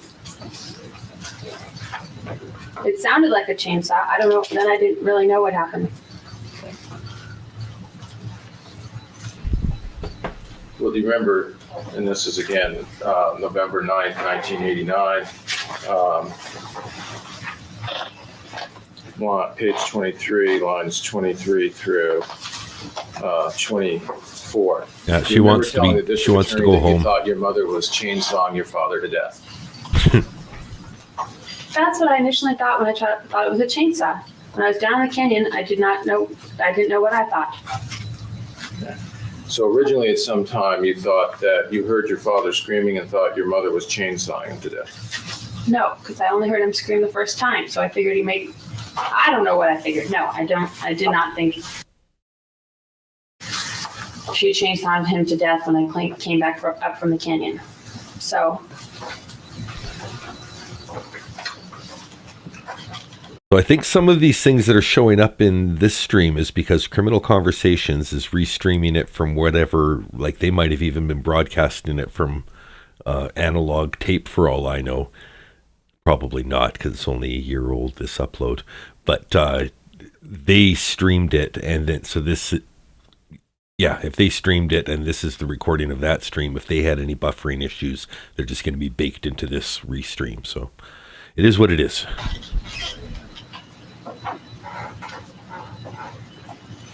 Still think it's pretty good for 35 years old.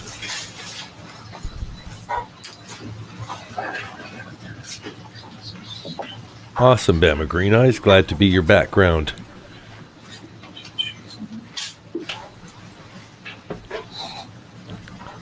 One of my favorite days last summer was listening to a summa cum loudmouth long stream while I was out gardening. Through the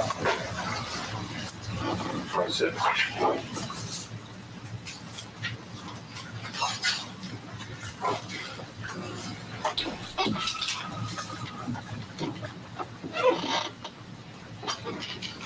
yes, You remember telling the district attorney that you heard your dad screaming and you thought she was chainsawing to death? yes, that's what I thought at first. Then when I came back from the canyon, I didn't think that anymore because I had not heard anything after the initial scream and then there wasn't the noise anymore. Okay. So it's After the car came back in and then there was no noise from the car, there was no noise from Dad, it was just Mom.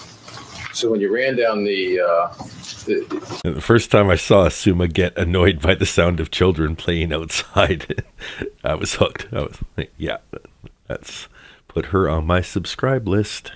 So your testimony is that your thought as you were running down the canyon was And that children you are were great. being chainsawed to death. But, you know, they're even better when they're 2 houses away from you than 1 house away from you. Your Honor, I'm going to object again under 765 of the Evidence Code. I believe that it's inappropriate for counsel to keep going over and over the same areas that he's gone over before, and I think the court has to go over. And I believe if she changes her mind, I have the right to go into the cross-examination. Sustained. I don't The jury's recollection is what counts. I don't recall that she's changed her mind. She's given you the same answers several times.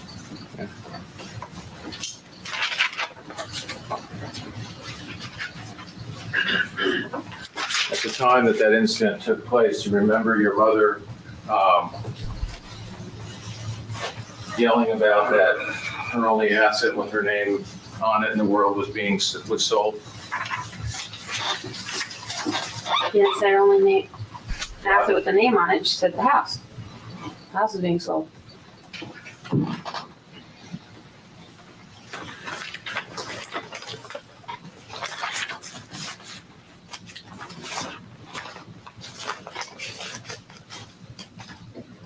Stenographer just as intense when there's no work to be done. Well, she talked about not selling it, and she had nothing left in the world, and it was the only thing with her name on it. Didn't she? I don't think she told me it was the only thing with her name on it. She said she didn't want the house to be sold.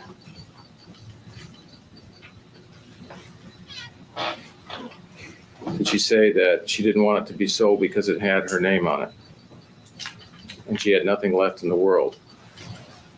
I did not know that her name wasn't on anything else. Okay, but I'm just So- asking, when you're sitting there listening to her that day, Well, if I had heard her say that, then I would have thought her name wasn't on anything else. So I didn't hear her say that. Okay. I still don't know if her name was on anything else. Grandkids are perfect kids. That's like, they're grand. My name's Grandan, by the way, for my grandkids.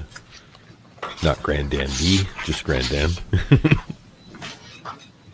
on the November 9th interview, page 38 and 39.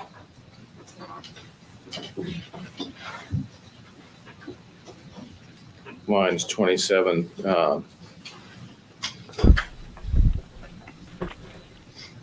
through 8.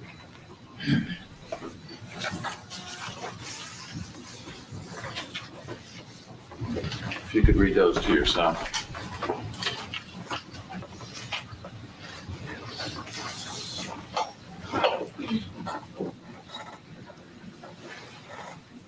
Some discussion about what we listen to sleep. It was asked if anyone else listens to court trials, and a lot of people agree.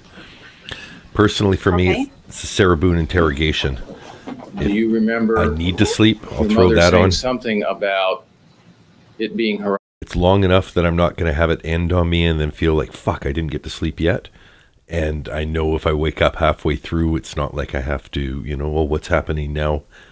And it's always satisfying at the end, too. So I think it just gives me sweet dreams hearing those handcuffs go on. Why is this happening? Only asset in the world. Because George is... No. It had her name on it. I didn't say anything about having no more assets.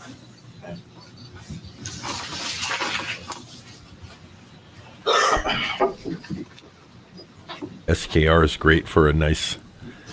Yeah. Did you say Or that Frasier reruns. there was some reason that he sold it Lost so that she had salad nothing and left in the world? scrambled eggs. They call Remember it saying again. that? No, she said I have nothing left in the world. That's what I'm saying. That's just all she said. I'm just asking you what she said. Did That- she say that was one of the things she said, that he That's what she said. sold it, she was upset, she had nothing left in the world? Yes, I think that she said that. Okay. But I didn't understand that had anything about names on anything. I didn't understand that part. The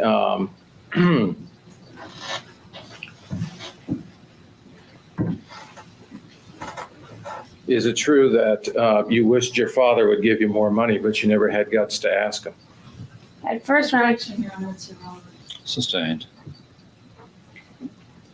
It would go with my last offer of proof, Your Honor.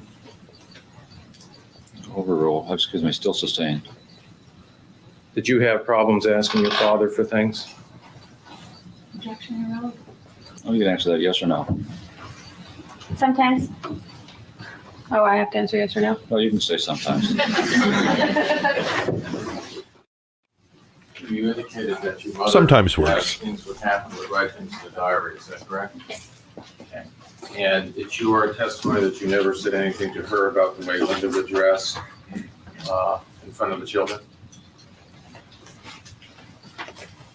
When did I, what are you talking about? The way, About the lingerie? yes. No, I never said anything to Mom about that. Something was been marked as Q for identification. Do you recognize the handwriting in that? Yes, it's my mom's. As that appears to be the handwriting she did in her diary. Yes. And she mentions the, Objection, hearsay. All this witness can do is identify that writing as of her knowledge. Sustained.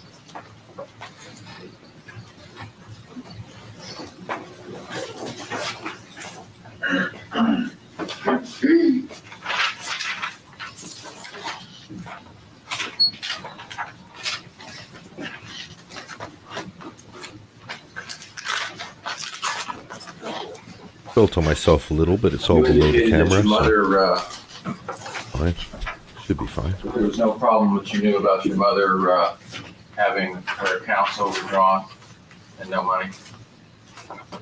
Objection, say, Malgarita is 20 words away from being finished with a mini essay.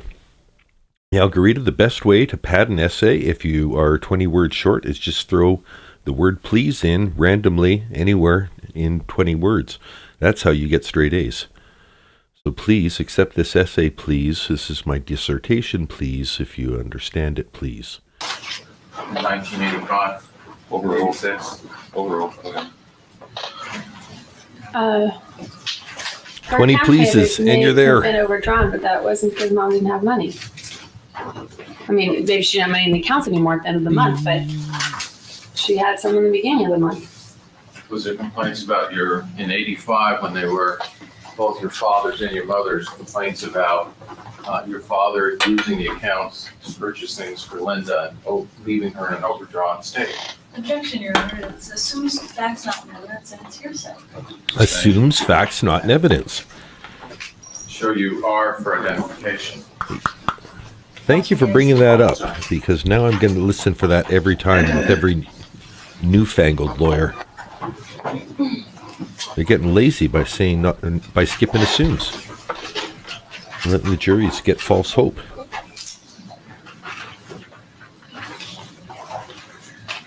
Well, false hope if they're looking for a reason to acquit.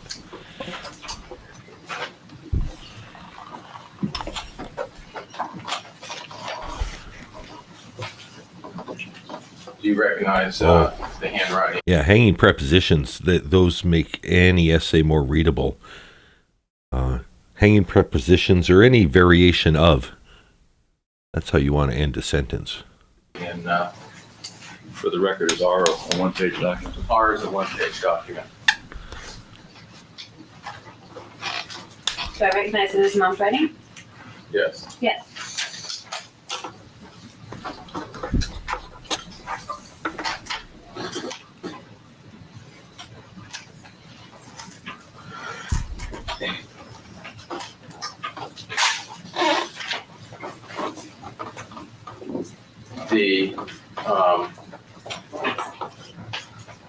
Were there times that your mother would complain because your father would be gone away on vacation, but would not allow her to have custody of the children in 1985? Objection, irrelevant. There's a lot of irrelevant. 1985, Overruled. You can answer that, do you know? I don't understand. Do you mean if Mom would complain of that? Yes. Yes, Mom complained of it. Yes, Mom complained. Okay, and was it that something that happened? Well, I don't think that's the exact circumstances. Because sometimes when Dad would go out on vacation and he would say that Mom could have the kids, then she'd say she didn't want to be a babysitter. But she wasn't going to babysit while he went off and did all these things. And there was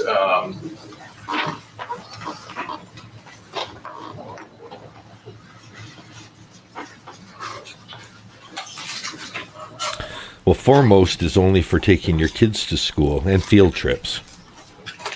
Foremost. in 85, there was a problem when Thanksgiving Day was, there not? I don't remember. If you could tell me more circumstances around it, maybe I'd remember, but I really don't remember what happened on Thanksgiving and Christmas every year. You You're on the- remember going over to your mother's house in a taxi? You're on the replay crew and wondering what the hell I'm talking about when I sometimes interject with things that are completely nonsensical to the action on screen. Open up your live chat replay. There's a lot of good side conversation going on. If you're a fan of the Sarah Boone trial, you'll pick up lots of inside jokes. If you're not, you'll hear them for the first time and wonder, why is that funny? And then you'll go to my page and see all the jokes and say, she's hilarious. I want to laugh at her all day. She's one of the best people to laugh at. Oh, that's why the Sarah Boone interjections are making it in here. We'll continue. Your Honor, again, I'm sorry, I'm going to object to the developments of what might have happened on Thanksgiving Day and next week. But cars are Hopefully foremost not for proof field as to whether trips. or not- I can't tell from your question whether it's relevant or not. Whether she took a taxi to her mother's house for Thanksgiving. And for sitting in the Yes, parking it lot was, at a batterer's intervention I object meeting. to an offer proof before the jury. All right, come on up. She's sick of it. She's done. Did you ever read your mother's diaries? Did you ever read your mother's Some pages. diaries? I know. I think it's going to get good here. Do we have it doesn't show top moments or anything on this bar. Usually you get that. I think we're getting into the diary and this is going to be some hot testimony again. I read them all. And If it was lying on a table and I saw it, then that's the only time I would see it. Okay, when you say you read some pages, can you give me an estimate? Was it 5 pages, 10 pages, or was it over the years? You read a page here and a page there. Over the years. Boonalicious? What does that mean? I don't know, but it's provocative. Boonalicious. I'm so boonylicious.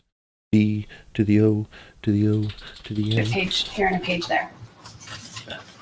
And Crazy, was it crazy, different volumes crazy. of it, same volume, do you know? I have no idea. I don't know how many volumes she had or anything. Okay. And did your mother's house have lots of legal papers around it? Yeah, she had boxes and bunches of stuff. All kinds of things. So- And did Her Kim Broderick should be done in about 45 minutes of real time. Is that right? 45. Yep, 45 minutes of real time. No, I'm sorry. Let's say 48 to 49 minutes of real time. And then Daniel Jaffe will be the last hour of testimony. Not even last hour, last 40 minutes of testimony.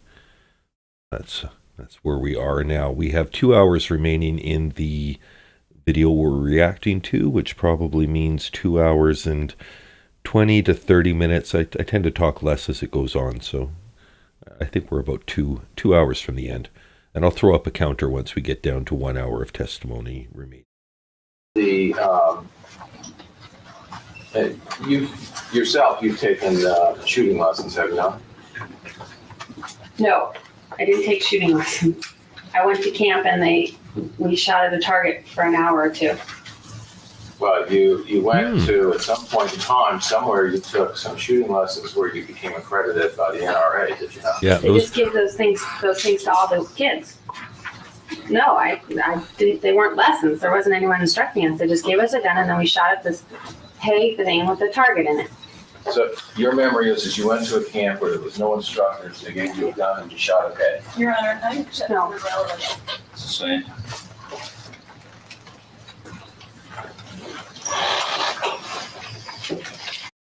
let's see. Now, it was almost all of yesterday's testimony, which was 4 hours. So if we just take the raw time on the stand, because all the breaks have been eliminated from this, I would say, well, 3 changes of clothes. 3 days of testimony, but split into maybe the end of day one, most of day. No, then how would there have been a second person? So she didn't come on day one. Why did we see? Oh, she just continued. So she was finishing on day one, and then she showed up with a new outfit for the rest of day two. In any case, she's been on here too long, poor girl, and she is almost ready to go home.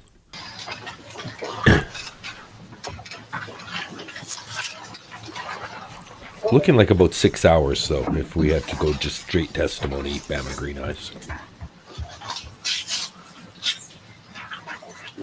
Make an offer proof as at least mark an exhibit. to whether or not she ever had shooting, this witness ever had shooting lessons? Yeah. No. That's objection sustained. Speaking of shooting lessons, so crazy that quadriplegic, or not quadriplegic, but quad amputee cornhole champion took shooting lessons and shot a guy while driving a car. That's all true. Well, unless he's proven guilty. I haven't said his name, but it's all true that that's a real case Do happening you right recall now. an incident with coming over and talking to your mother where you were very upset that you were having problems at school and you found out about it being copied a letter from your father to your brother, to his brother? Can I object as to the relevance? Well, I'm not sure of the relevance, but this is different, Mr. Roy, than the letter to the mother and father. You're talking about something else? Yes. Go ahead, you can answer that. Yes or no? Am I aware of it? Am I aware of a letter? Did you talk to your mother about being upset about a letter that you received where your dad's way of letting you know how he was doing in school was being copied with a letter that was sent to your uncle? I think I was in Ohio when that happened, and I think I talked to Mom on the phone about that. I think if that's what I'm thinking of. In January of 1987, what grade were you in? Oh, no, then that's different. That, What was the question? If I may show you the letter.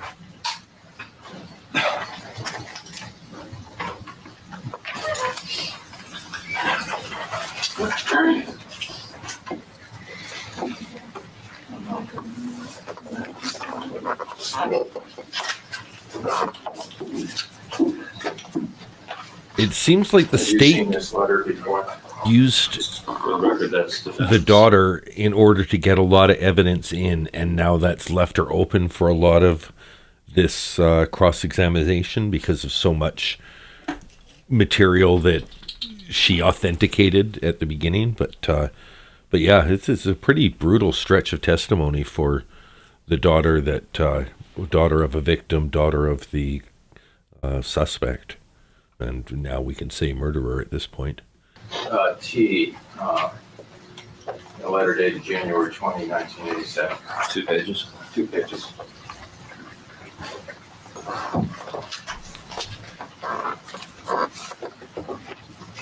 Yeah, Luther Rose, there's been a couple of suggestions in chat over where all of this is going, like why he's questioning it. Some of it is to kind of impeach the testimony of the daughter that she was basically favoring the dad. So you got to throw out most of this because she was mad at mom for XYZ. But, you know, in the words of Judge Jackson, a lot of this is spurious. A lot of this is specious. And, you know, we know it doesn't actually go anywhere. But we're watching it regardless because we can comment on it and use the lens of the future to futuristically comment on these prioristic court maneuverings.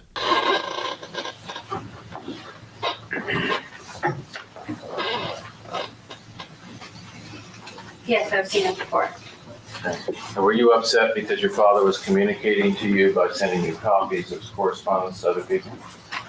I would say that he didn't talk to me, but I knew why he wrote the letter to Uncle Larry. Yeah, it doesn't make sense. It's not a great defense, and I don't think it, you know, is ultimately very successful, Luther Rose. But and I've had the same struggle. I'm like, where are they even going with this? It'd be a lot easier if I understood what he's trying to prove. It's not going to eliminate any culpability from Betty's side, as far as I can see. And no, it's more about just impeaching her testimony, saying, you know, take it with a grain of salt. She's not to be trusted. But I don't think he's doing a very good job of that, even if that is his intention. So that's where I think that sits. I wish he had talked to me about it, and then he could have still written this letter to Uncle Larry. But I didn't like it that it was a letter. I would have rather that he had spoken to me about it. But he did. I basically knew it was coming. Were you upset when you were talking to your mother about it? I don't remember in particular, but I'm sure that I was. I have no further questions. No further questions. Good timing. We'll take our noon recess at this time, ladies and gentlemen. We'll be in recess until 1:30. Please remember the admonition. Sounded like lunch just got there. Regardless of whether or not you were aware of the specific orders of court. That's a rather striking outfit. I think that is very much keeping with Jane Fonda 9 to 5. Got the tight waistband cinching it in. It's smart. It's professional. It's not distracting. Very much a fan of that outfit. Well done, prosecutor. The agreements between your parents. Is it true that your mother did have visitation with? Oh, it's got a nice Yes. texture That or was not an pattern. uncommon thing. Is it quilted? Were you ever aware of her writing in her diary any entries about your father attempting to give her the boys and her refusing because she didn't want to be his babysitter? The hair's I don't know definitely about Princess anything in the diary Di. about it. I just know she said it to me. So there were times that he would offer the boys, allow them to go over to visit, and she would refuse to take them. Is that correct? Yes.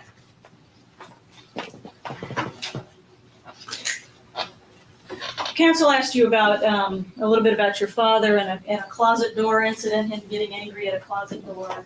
Was that something? Can you give us some perspective on that? Was that something that just all of a sudden happened, or what? Well, it was on a sliding. It was on like a sliding thing. It had wheels on the bottom, and it kept falling off, and wheels on the top. And it was in Danny Ritt's room, and it fell off all the time. And then the whole door would go into the closet.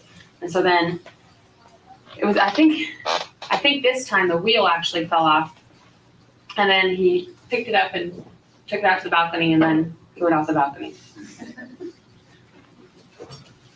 And what about this motorcycle? Your Honor, The- could we just ask the audience to please refrain from commenting on the evidence?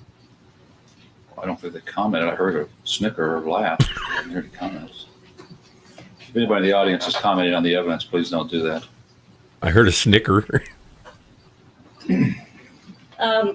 With respect to the motorcycle, he got angry at a motorcycle once. Did that just come out of the blue, or had something happened before? Well, he got the motorcycle either for his birthday or for Christmas, and then it had been wrecked repeatedly. I think first he crashed into a curb, and then Mom crashed it into something, and then I crashed it the day he got it back from that. And then that's the day that he took it in the garage. Because he just gotten it home, and he said I could take it around the block. I took it around the block, and I was going around the circle, and then it fell like this. So then he took it into the garage, and then he did whatever he did to it, and then took it down the street. Okay. So it had just come back from being fixed, and that had Right. happened on a couple of times, and then you took it out and wrecked it again. Right. So he had pretty much enough of the motorcycle. And you indicated that you never knew what he ultimately did with it. It wasn't something that he did in front of the kids. He just somehow got rid of the motorcycle. We went up in the balcony and saw him walking it down the street, and then he came back and it wasn't with him anymore. So Was that something that you all laughed about? we asked him what he did with it over and over because it disappeared, but he wouldn't tell us.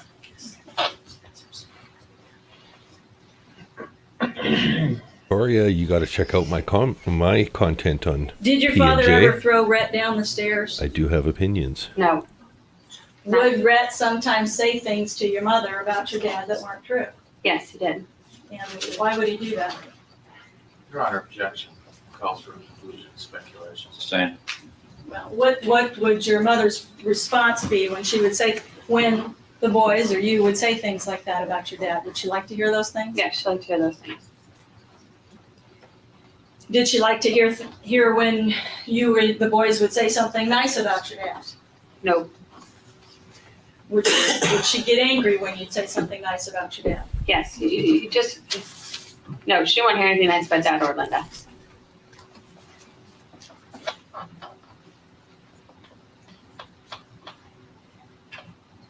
And I take it that your mom didn't have any concerns or didn't express any concerns about your dad being abusive to any of you when she dropped you off and left you with him. Is that correct? No. You know, that's interesting. Bama's bringing up. We got to get into the Sarah Boone discussion again. Maybe at the witness change here. We'll take a break, kind of discuss some There was a time that you indicated that you were aware news. of way back in 1986 where your dad was deducting some money from your mother because of the things that she was doing. Yes. What was it just, was he just angry about the fact that she would say a bad word? Or were there other things that he was concerned about?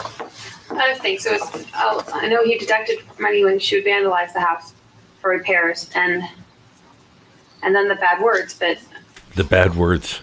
I don't think he really cared if mom used bad words. He just didn't want them around us. I think he just wanted to get a Was he discount. I don't think that he had any control of whether she used them elsewhere, but he just didn't want them on his machine with us around.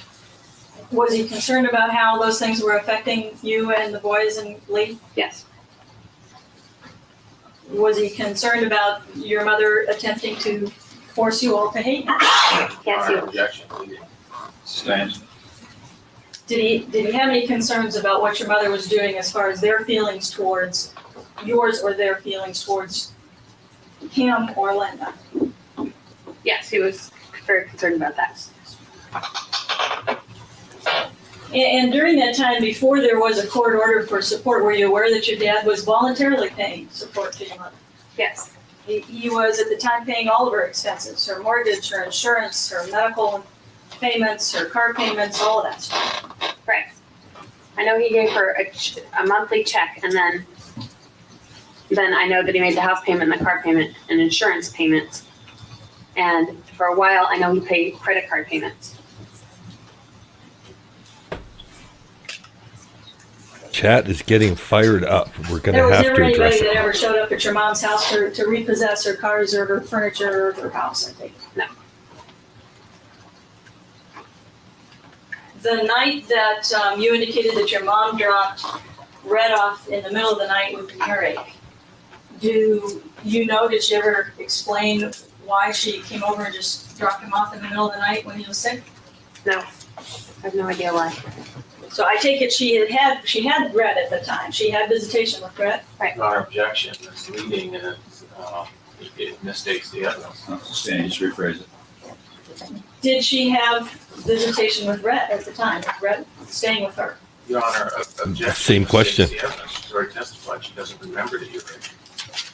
Well, she asked her. Well, that question didn't have to do with an earache. It had to do with whether or not she had visitation with Red at the time. Do you know? Yes, she did. That's another question.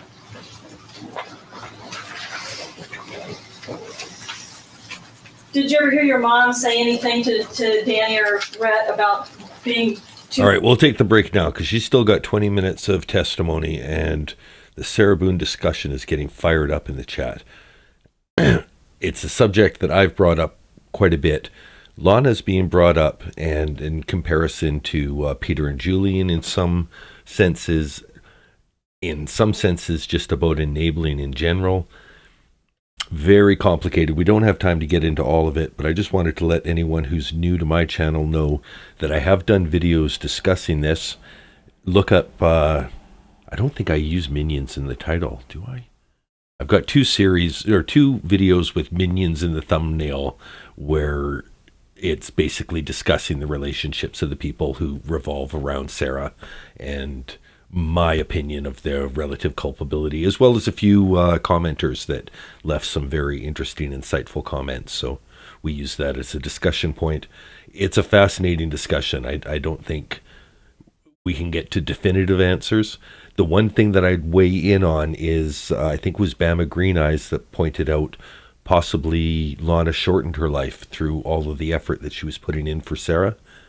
By the same token, it's possible being fired up and having a purpose, a sense of purpose in life, feeling like you're part of something bigger. That might have, given her the energy to get through some of her daily ordeals and, just given her day-to-day inspiration when her, week to week, month to month was bleak. So there's a lot of complicated but very interesting discussions to be had there, and some of them have occurred on this channel previously. So check those out if that's something you're interested in and you're new to my chats.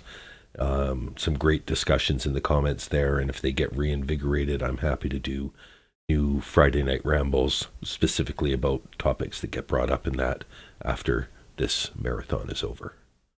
Embarrassed to tell people she knew them? She said that on the phone machine. I heard her say that. I heard a message from her that said that. Was that something that was upsetting to the boys? Yes.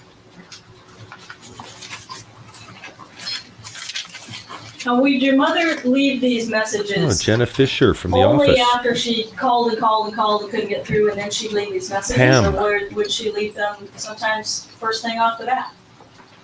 It all varied. It all depended on. I don't even know what it depended on. It varied. Sometimes she'd call repeatedly and then leave a message. Sometimes she'd out of the blue, she'd leave a message. Just all different occasions. So it didn't. Sometimes it was because there's somebody's voice in the machine she didn't like. Sometimes it had nothing to do with the voice in the machine. They're all different. There wasn't any rule of thumb. All different things that she was angry about. Right. And did your dad ever have any problems when she would call and leave a message that was a regular message? No.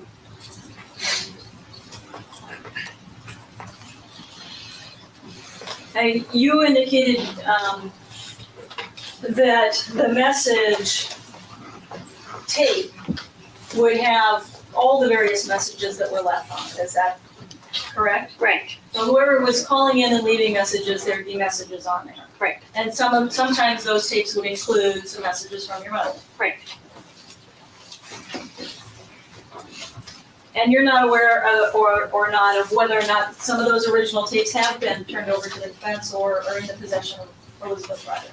No. I don't know what I don't know what was done with them once that happened. Was it common to reuse that tape? Yes. So it would stay on the machine and messages would be left over, old messages? Right.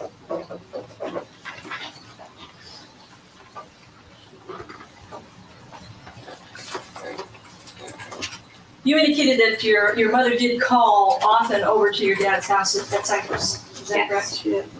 Sometimes, many times a day? Yes. And sometimes. Billie Jean says that Lana's impact statement was deeply offensive. I still can't get past that. But then should we rightfully, give credit to the author, just like with Corey Richard's book? Because we know the ghostwriter for that witness statement was Sarah. I think word for word, some of it was taken from the same video she coached George to say when she was holding him hostage at the bottom of the hallway. Was there a fair amount of upset after her conversations with the children? Blind and disabled dogs. Was there also a period of time where you had some hang-up calls in the middle of the night? Yes, there was. That's why Dad turned off the ringers or took the phone away in the middle of the night. Yeah, he did that almost every night. After everyone would go to sleep and then he just put it back. Some food for thought that got brought up in a chat, and I wish I could give credit, but do you think the dogs were blind and deaf before Sarah had them? Or are you hurting no dogs? Back in the morning. Because there had been some hang-up calls in the middle of the night. Right.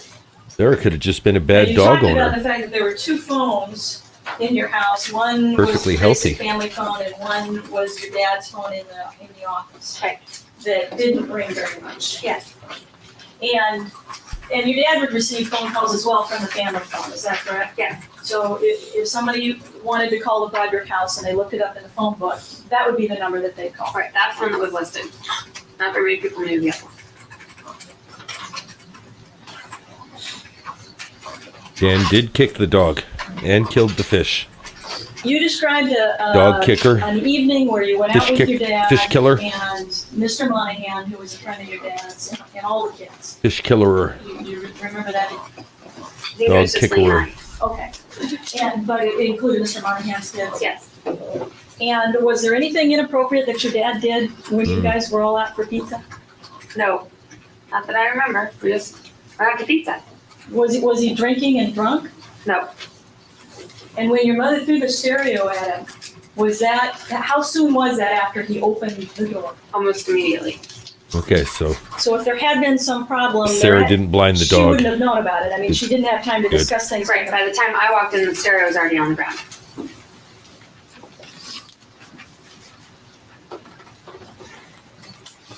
And that's another thing. Do you think it was just an exaggeration? Like one just kind of had bad ears and one had bad eyes, but they were basically totally healthy dogs, but she called them blind and deaf because one had trouble hearing and one had trouble seeing? Like, how do you know how deaf a dog is? You clap your hands real loud. Nope, didn't do nothing.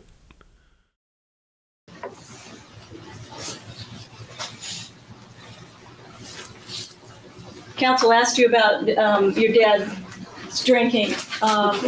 Was your dad an alcoholic? Okay, I keep pausing now, but there's some great, God, we got to keep this focused. But Addie as me brings up, the first thing I knew of her was saying she was a true crime fan, but it was Sarah who made her realize there were really people in these cases. The fuck? Did she think they were cartoons? And yeah, that was, I think the reality was for Lana, this was the first time she'd ever made contact with a person. So there was a reality like, oh my God, you are a real person. I've just followed you as a, 6 degrees of separation removed. I'm following you through your case. And so I'll give a little grace on where that came from, but yeah, it's a great point, Addie. Okay, let's stay focused on the screen. Otherwise we'll never get through this. Alcoholic? No. Did your dad drink alcohol? Yes. 1 hour, 45 minutes How total. would you describe how he drank or when he drank? Less than 20 in Kim's testimony. Well, occasionally on the weekends, on the weekends he'd go out with his friends and drink, but he'd come home drunk, usually. On St. Patrick's Day, he'd drink a lot. When he'd come home from work, he didn't drink. Just varied, but mostly on, I guess St. Patrick's Day was the only time I saw him drunk. Well, you got to get... Would you classify him as a social drinker? I mean, he'd drink with his friends and he'd party with his friends. Right. St. Patrick's Day, you got to drink. And in fact, you got a driving under the influence conviction. Were you aware that was on a St. Patrick's Day? No, I don't know anything about them. Okay. Was St. Patrick's Day a big day in the Broderick family? Yes, it was. Would a lot Still of, is. I'm sorry? It still is. It still is. Would a lot of your dad's relatives come out and visit and they'd party? Yes. Is Broderick an Irish name?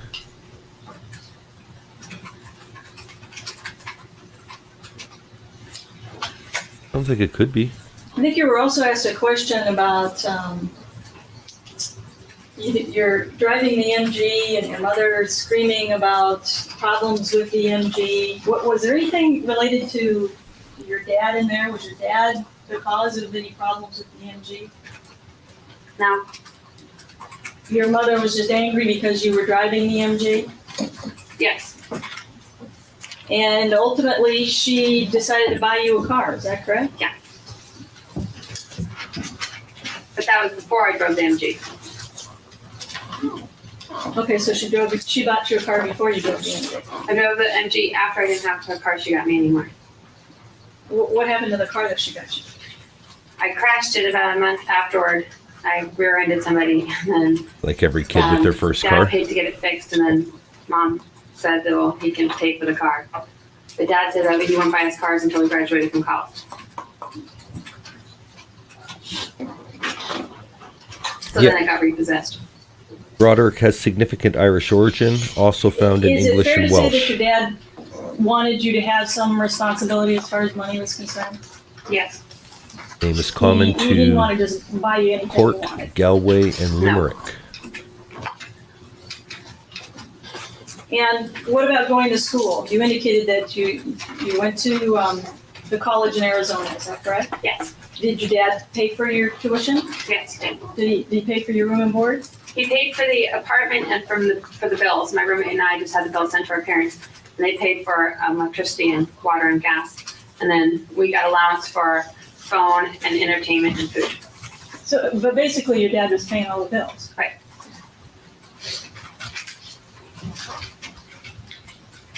Except phone.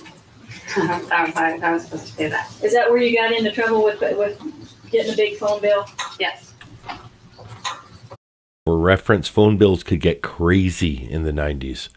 I remember even just calling long distance to the, outside of the greater Vancouver regional area. So like to the, an hour and a half drive away would be 30 cents a minute. So, you think Sarah's talking about 13 cents a minute being cheap today. 30 years ago, 30 cents a minute, not cheap.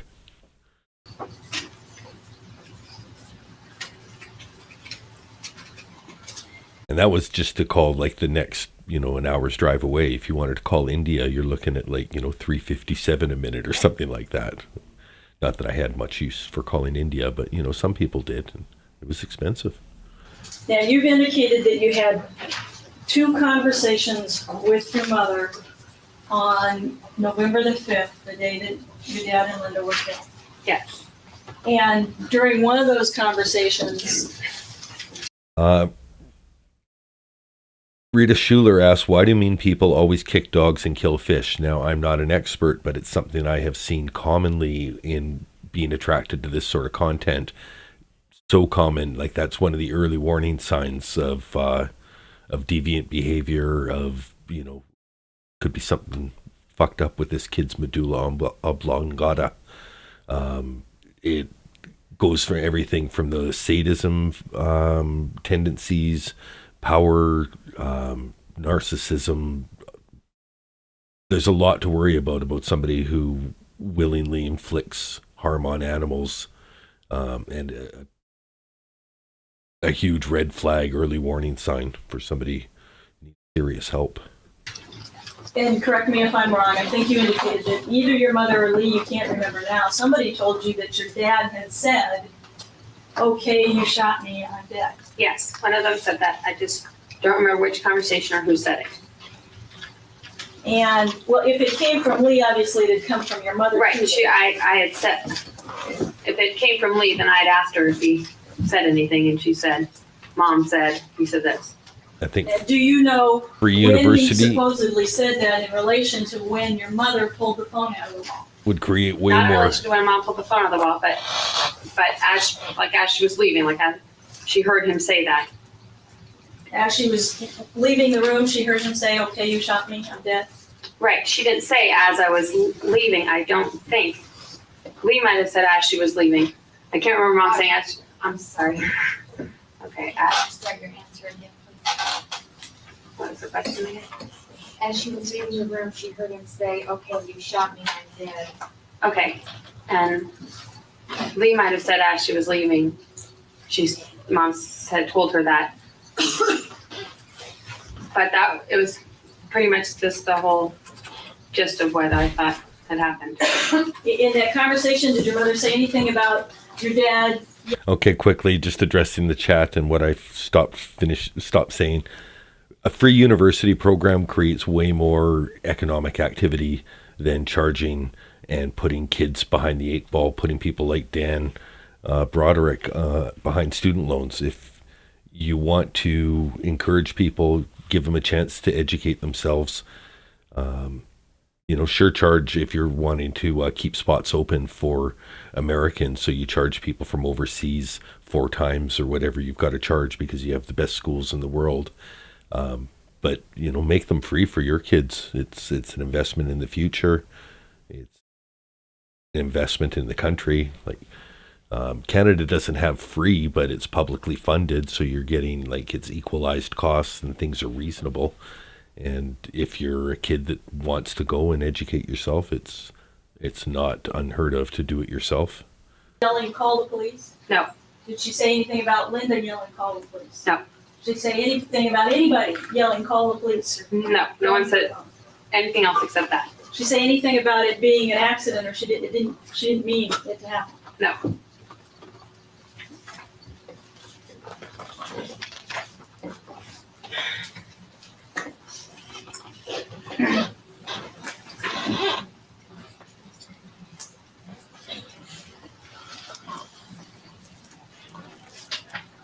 You also indicated, I think, that, are you doing okay?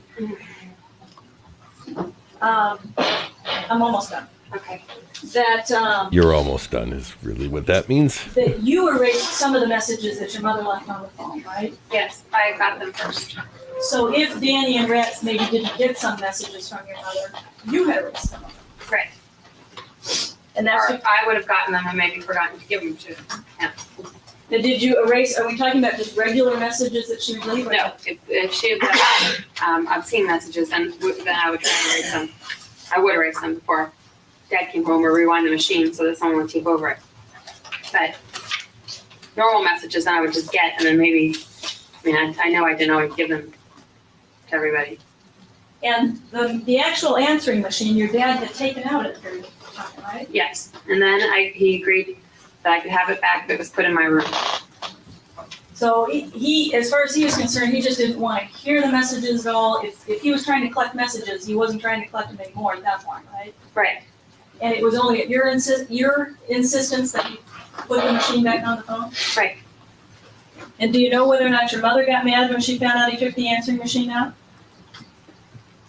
Yes, because because if we weren't home, or she figured that was pretty much the only way she could get in touch with us most of the time. So she was angry, I'm sorry. Because we weren't home all that often. So when the machine was on, if she was angry, she'd leave Your these Honor, messages? Objection is leaving and ask an answer. It's the same.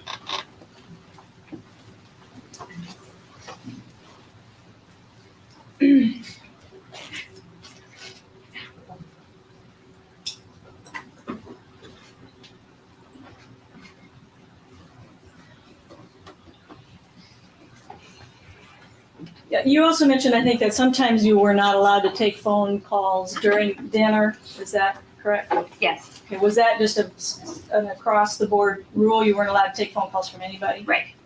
So it wasn't directed towards your mother? Well, we were supposed to turn down the machine so we couldn't hear the volume either. We weren't supposed to, and the ringer if it was in the kitchen. No phone calls during dinner, any of them. We weren't even supposed to know who was calling during dinner. Okay, so it just didn't want to be interrupted with phone calls during dinner? Right. And did that happen also when you were doing homework? Well, for a while we had phone hours, but no, that really didn't happen when we were doing homework. Well, did the phone hours, did it have anything to do specifically with your mother, or were those just general times? No, general times, because my sister and I would fight about the phone all the time. You like to talk on the phone a lot? Yeah. Not anything more, but I used to.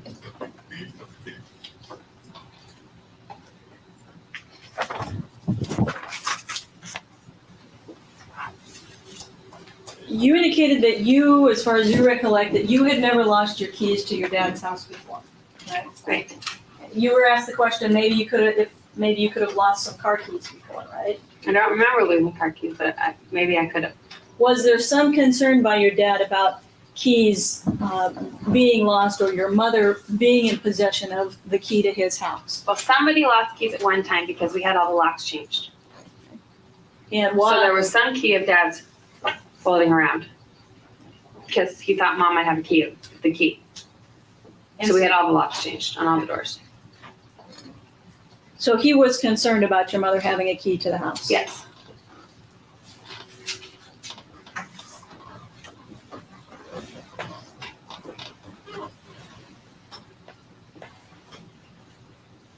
You were also asked some questions about your feelings about your mother's treatment of your dad,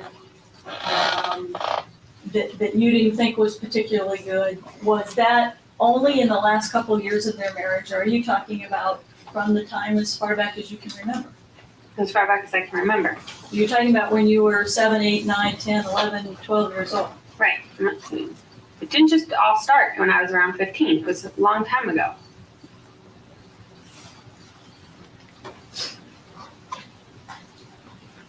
And with respect to your mother, or the allegation of your mother putting a ski in the door, do you know whether or not your mother has admitted doing that? That was a I've fart. heard something about it ski in the door since then. I don't know where I've heard about it, or if Mom says she did it or anything. We're back to the ski in the door? So you I don't didn't- recall whether or not your mother specifically told you that she had done that? No. Counsel asked you if there had been any problems with any housekeepers that your dad hired. Were you aware of any problems with those housekeepers in relation to your mother? Yes. That they- Some of them didn't get along with Mom. And did that have anything to do, as far as you knew, with them stopping their employment? Yes. Was it didn't have to do with not getting along with your dad, it had to do with not getting along with your mother? Right. The first one, Ginger, we didn't like. That's why he got rid of that one.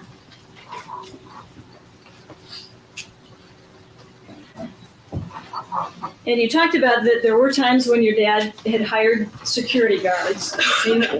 Was that something that he just did for fun because he liked to have security guards out there? No, it was when he was nervous about something. Or when he thought something might happen. We didn't have them all the time. Right. And you had indicated that when he did it the first time, it was after your mother had driven the car through the door. Right. Was it after another time when she had attacked him with some keys? I don't remember. I don't know. It was after some times when she had just come into the house unannounced when she wasn't supposed to be there? Your Honor, objection. Stand. It's just a phrase. Were there concerns by your father in relation to your mother coming into the house unannounced when she wasn't supposed to be there? Yes. We'd already moved out of Coral Reef. This is when we never had security guards at Coral Reef. We had them at Cypress after the stuff had happened at Coral Reef and after the car had been through the house. Then when things would occur where he thought Mom might do one of those things, then he would get security guards.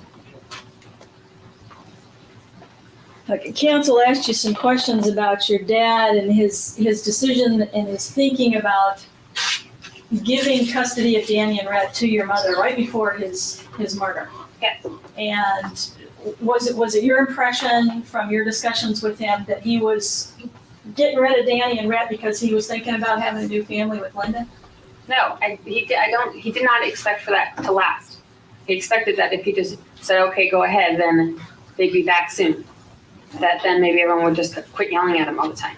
And that was based on past history with your mother giving them back? Your Honor, objection is leaving. Stand. Well, was it your understanding your dad didn't go into court and say, hey, I want to get rid of Danny and Rhett, did he? No. Your Honor, I object this leaving and it calls for conclusion. Stand. Was the discussions that you had with him about giving your mother custody, was that following the motion that she had filed for custody? Yes, there was supposed to be a custody hearing coming up. Counsel asked you some questions about your dad driving a Corvette.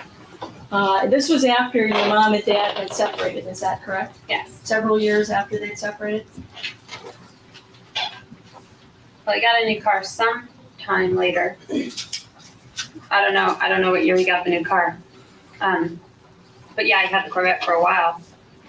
And she was angry about the fact that he was driving a Corvette? Yes. Was it, did she wanted to dictate what car he drove? Yes. She wanted him to get a family car. Did he ultimately buy a sedan, a Jag sedan? Yes. Betty has opinions on the car. Did the fact that she didn't like that he wasn't driving a family car, did that have anything to do as far as your conversations with her about why she killed him on November 5th, 1989? No.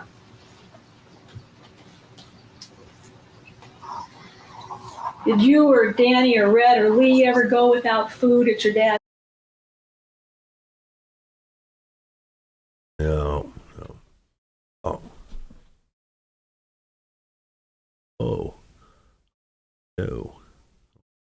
house? Whew. Is there any substance to that? No, there was always food at Dad's house.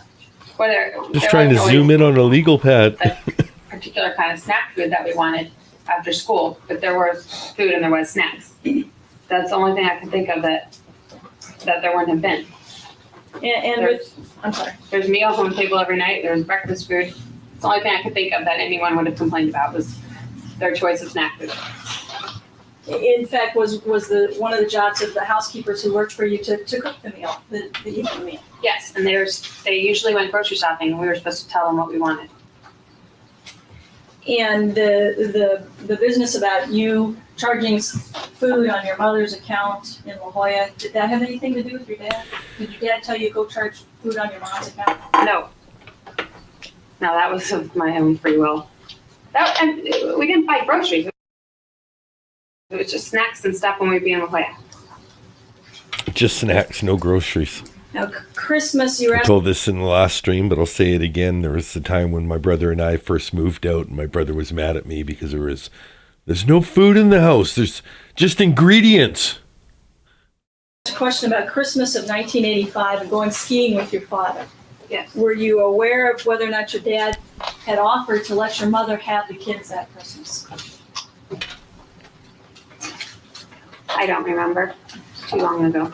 Do you know whether she, when she found out that your dad and Linda were going skiing, that she said no? She wouldn't take the kids?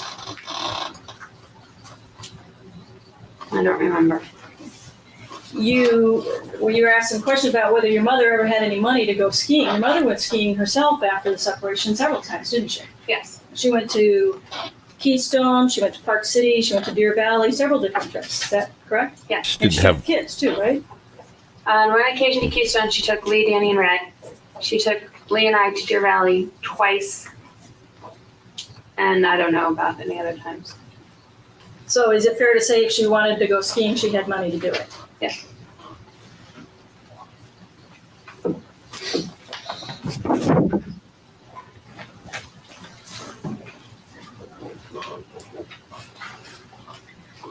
You were asked some questions about a statement that you had earlier made when you were asked whether or not your mother was a good mom.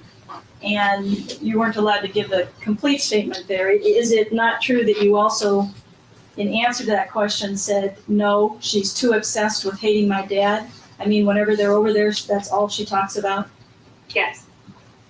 And did you also relay that same feeling back in January of 1989 to the judge during the divorce trial? Yes. So that wasn't something that just you thought about after your dad and Linda were killed? No.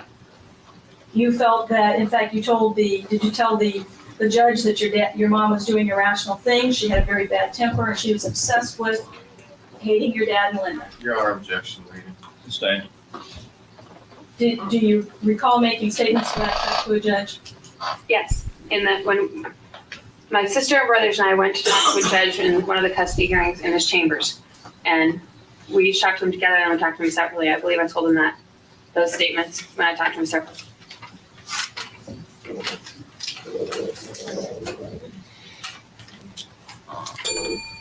Great comment, Rita Schuler.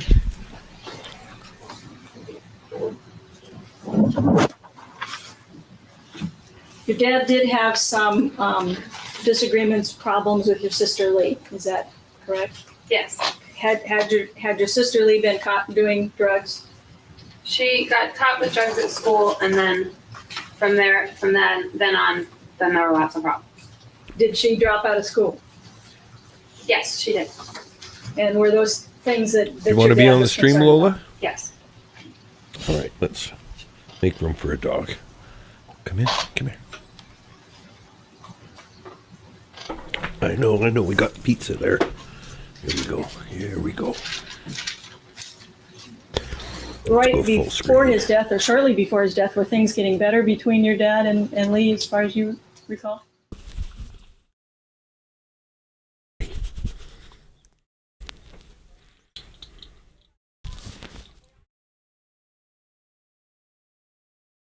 A good girl, yes.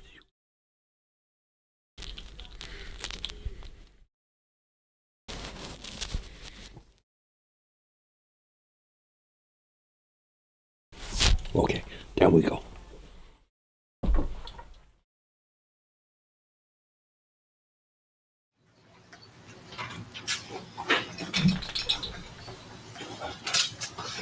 And on this incident when your mother drove the car through your dad's door at Cypress, you mentioned that she said something about coral reef and that it's actually I think counsel said it was the only asset that she had her name on it, but something about the fact that that there was nothing left in the world without her name on it, something like that. No, she just said I have nothing left. She did not say those two together, I don't think. I had nothing left But with my if name she was on it. suggesting that she had nothing left after coral reef was sold, that would have, is it fair to say that would have been a tremendous exaggeration? Your Honor, objection. It calls for speculation and conclusion. Sustained. It's argumentative. Were you aware that she had her name on the Calle de Cielo house? No, I don't know about her name on anything. Okay.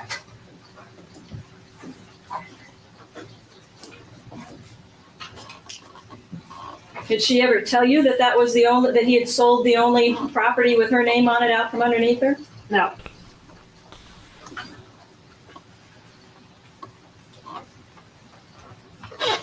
And you also indicated that your mother had a fair amount of papers and things in her house, boxes of stuff. Right. Was that just legal documents, or were there newspapers, magazines, articles, a lot of that stuff? All kinds of stuff. Those are things that she kept, right? She kept everything. Right. Didn't throw any of that away. She collected catalogs and newspaper clippings and magazines and legal documents and lots of stuff. And she made copies of a lot of stuff too. Yes. That's why she had her own Xerox machine. Right. I have no further questions. Recross?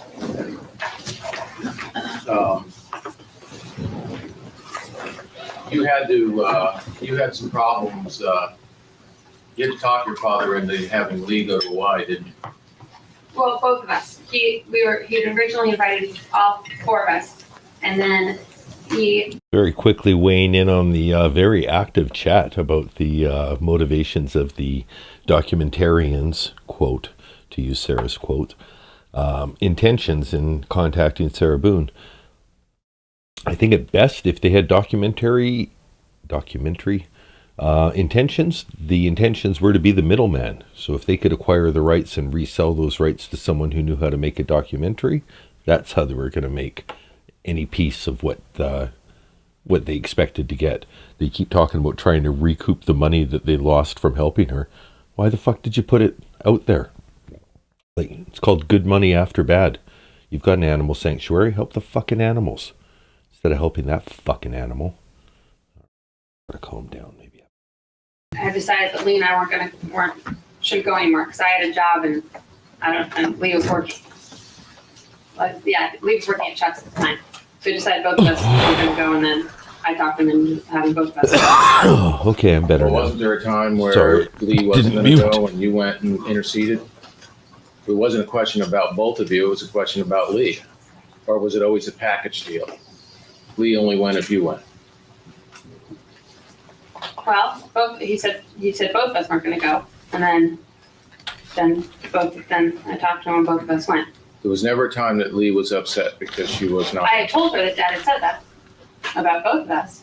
It wasn't just Lee. There was a time where Lee was upset because she wanted to go different than you, right? I don't understand what you mean. We both wanted to go. And your dad said neither one of you are going? He invited us, and then he never said to us both of us aren't going.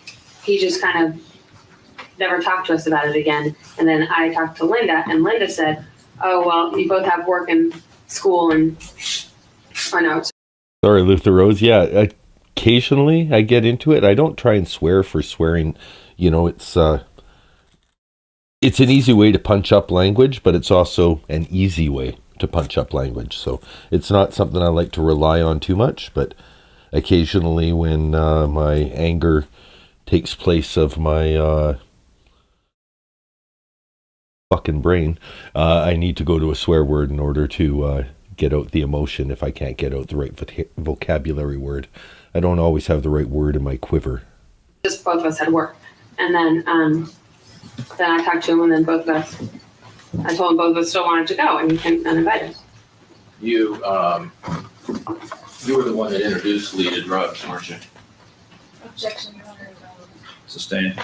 You want to make an offer proof-wise relevant since it went into it. Make that at the recess.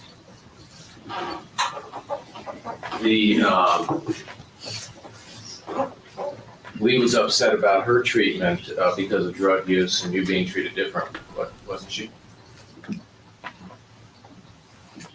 Lee was upset because of her relationship with Mom and Dad. You indicated that the only reasons you knew that your father deducted money from your mother was because of vandalism, is that correct? No. Well, that was one of the reasons. Screen flashing's happening a lot more for me too, sorry. That was one of a few reasons. It's the way it is. Now, Some things will never change. Were you aware that the court But ordered? don't you believe it? Do you know when your father made the deductions? When he was going to give her check. Then I believe he sent a attachment to it saying what the deductions were for. Were you aware of any deductions in 1985? I don't know the years of any deductions. I don't know. Were you aware that the system of deductions started in September of 1986? I'm not aware of when the deduction system started. But you are aware that the system of deductions was partially because of vandalism. Is that correct? And they paid for it? It was for a bunch of different things. But that was one of them. Right. The car incident happened in beginning of 1986 in February. Is that correct? Or I'm March? not sure. It was February, March of 1986. I don't know. Yeah, I guess. You had just moved into the Cypress home. Is that correct? Yes, it is. Okay. Now we have the car incident after you moved into Cypress home. What was the next act of vandalism that your mother committed?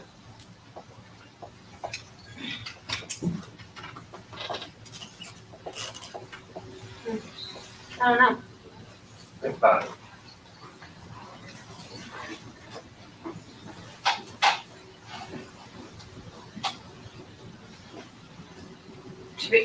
The vandalism was mostly at Coral Reef. I don't really remember any of the vandalism. So there was some things that happened, and the last thing that you remember happening is February, March of 1986. Do you remember anything happening after the car in 1986?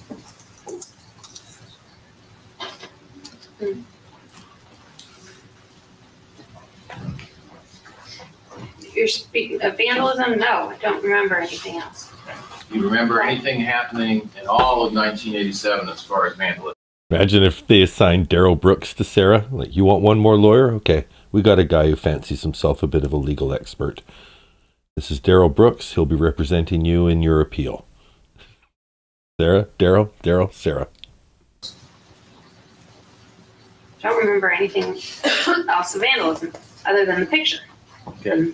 So the next thing you remember after the incident in 1986, the last incident that you remembered was in May of 1989. Is that correct? Yeah, she did do something to his car. Somewhere in between those two times. She ripped off the antenna and threw a rock at it. That might be called vandalism. Did you see her do that?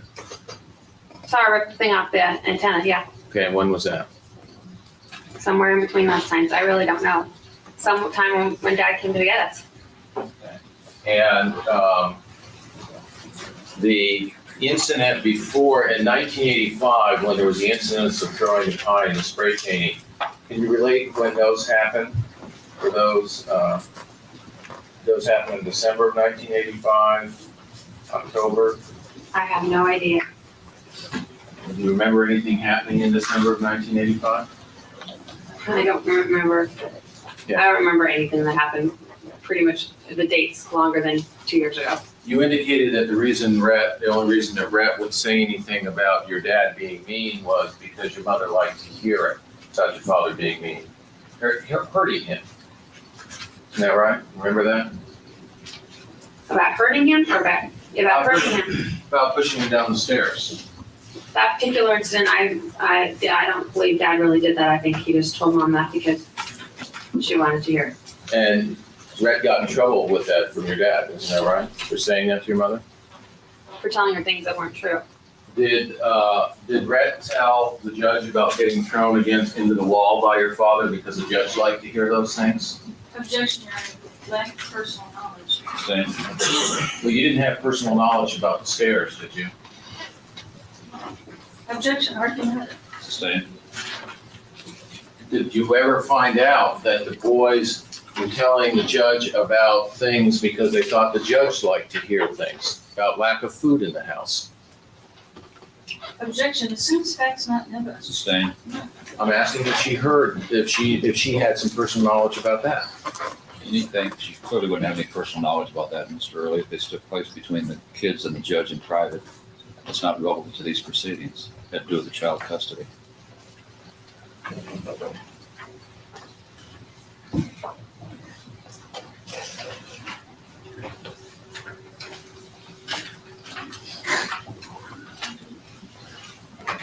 Now, the MG, Let's talk about the when you MG were some asked more. about that, I told at these the people you'd be done by trial, now. you remember the prior trial, you remember indicating that your mother bought you a car. 6 more minutes for this poor Your mother girl. bought you a car after there was problems with the MG. No, I don't remember indicating that. Problems with MG were basically when it would. The judge has been so laid back all trial, somebody in one of the earlier days speculated he had somebody underneath the desk. We had the big problems and it would stop. The engine would just go off on the freeway. That was when I came back from college, the summer. I didn't have my license until right before Mom got me the car. So if there were problems with MG, that must have been was late. But she had her own car too, so.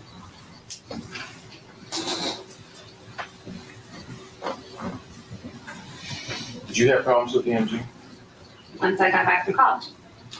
Didn't you say that, and you've never had, there was never a reason that your mother bought you've never testified when you were asked about the MG, that's why your mother bought you a car? It's not what you testified to? Objection, Your Honor. I'm sorry, I think the question's unintelligible. Well, if you're referring to a particular page, Mr. Early, if you'd state Page 367. the line numbers. The whole page, 1 through 28. All right. And this is from which transcript?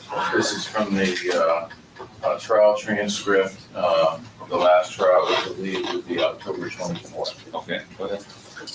Would you read that page to yourself? In the meantime, I'll give you a topic. Topic is venti. It means neither large nor extra large. Anyone speaks Italian, they know why it relates to the large drink at Starbucks. Anyone? Anyone? Venti, large, anyone? Anyone?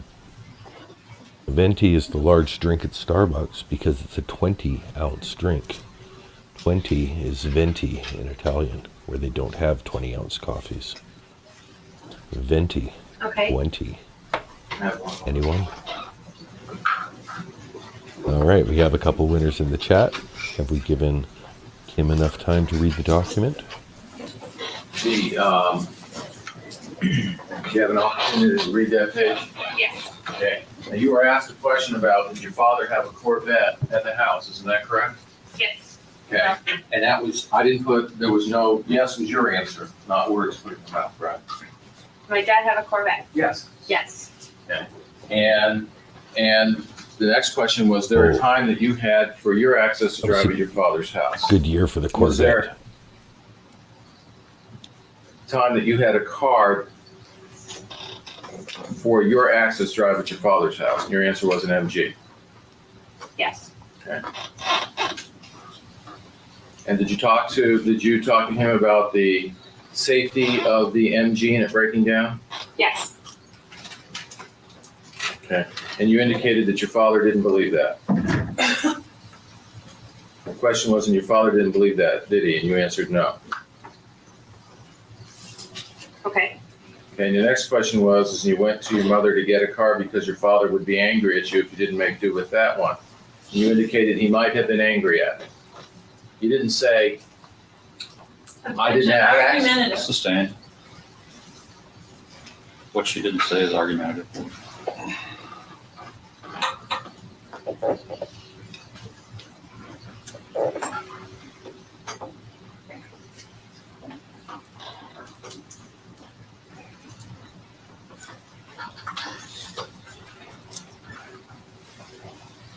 And your father didn't believe that, did he? He said, you might have been angry at me. Is that correct? Objection. The question's uninvolved. Overall, you can answer that. Did I say that? Yes.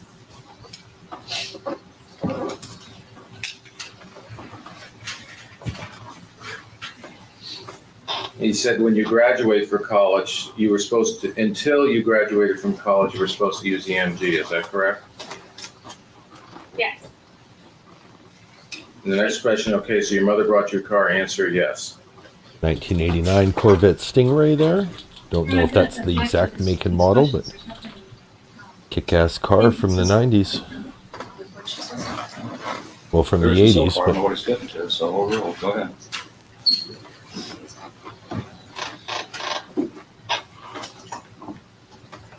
thank you, Rita. I'm The glad. district attorney asked you Good a news. number of questions. We're doing it again Remember tomorrow about what your mother and the next day. did not say on the tape? The argumentative questions about what they did not say on the tape? Objection, Your Honor. Those objections were sustained, Mr. Early. Your objections to those questions were sustained.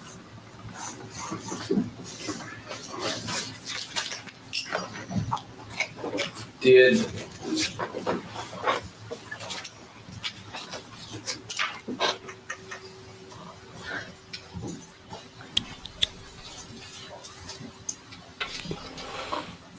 There's some free speculation. How did you know that your I'll father leave was it in the making chat. voluntary payments? Better turn on the live chat replay if you My want mom the and full my dad both experience. told me that. And do you know the how much those payments were? $9,000. And do you know how much was being deducted for all the expenses? Houses, insurance, cars, credit cards? Deducted from the $9,000? Yes. No. I just knew that figure. The you indicated that at some point in time you thought that both your mother and father were playing games with the visitation. Objection, Your Honor, that's beyond the scope. Sustained. Well, There was no testimony on redirect regarding visitation. I beg to differ, Your Honor. There was a letter that was shown to her. I thought that was, She said she didn't recognize, never seen before. and there was questions about visitation before the letter. That was foundational for the letter that she said she did not recognize, she'd never seen before.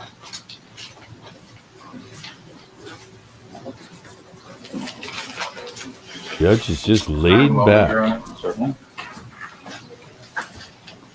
Got his mind on his money and his money on his mind.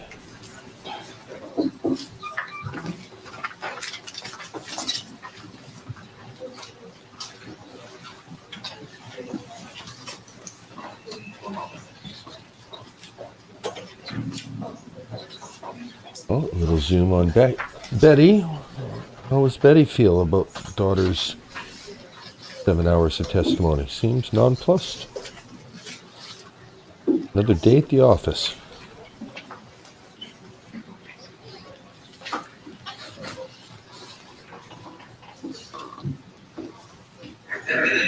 I'm glad that you had a good time here, Bama, and really pleased to see that the chat stayed nice and steady. We've had like between 20, 30 people pretty much all stream. I mean, some people are dropping in and out, others are joining. And we're all just having a good time.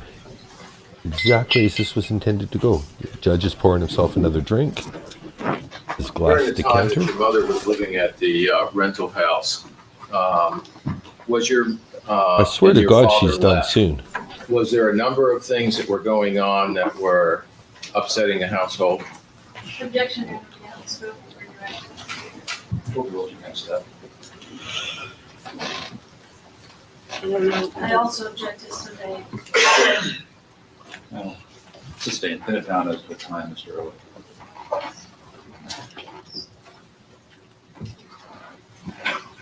Should I go by day, Your Honor? I said after your father Hey, left the Dorgan. rental home. That's a 2-month, Got here 3-month just in period. I can time go for from day to day. You have to go from day to day. The Just pin it closing down. bit, which What is time frame, what year are you talking a about? good bit to be here for.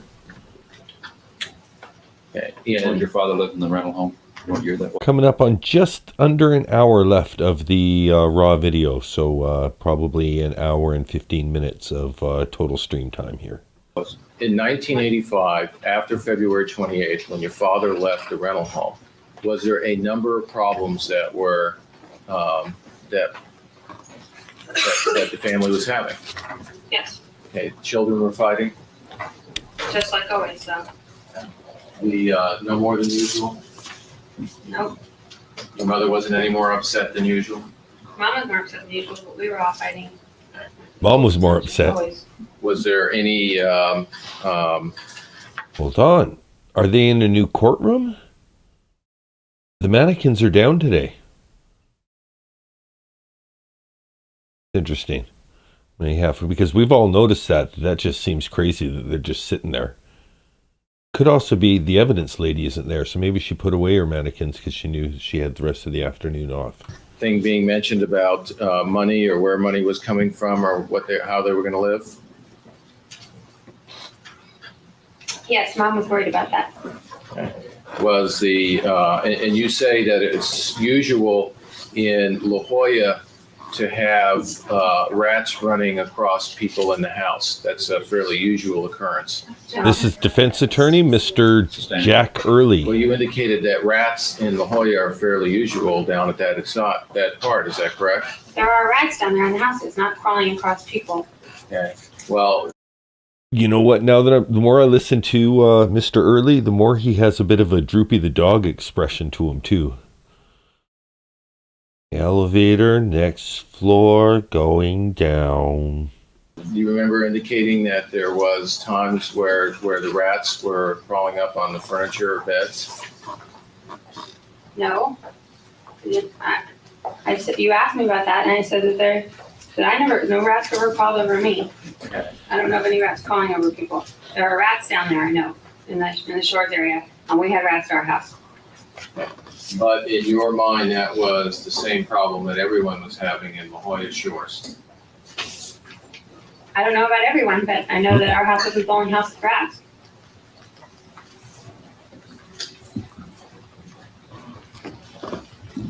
Isn't it true that everyone had rats? I don't know. I wasn't in everyone's house. There were times you indicated where your mother would not pick up the children when she was supposed to? Or do you remember that? Or did that happen? From school, you mean? I think most of the time she picked them up from school, and she was supposed to pick them up. At your father's house when there was when she was supposed to, when she was allowed to, would she come and pick them up? No, when she would visit them on the weekend, she usually picked them up from school. Okay. But were there times where she was supposed to come over to the house and pick them up and she just wouldn't show up? No, by that point, it was usually pretty final. I mean, if they thought she was coming over, she usually came over by then. If there was any cancellation, it would have been right before that. And the messages on the machine, did they start pretty much as soon as you moved into, did they start before you moved into Cypress? Yes, they started at Corby. And they were a big deal in the family. I mean, they caused a lot of uproar. Yes, they did. I have no further questions.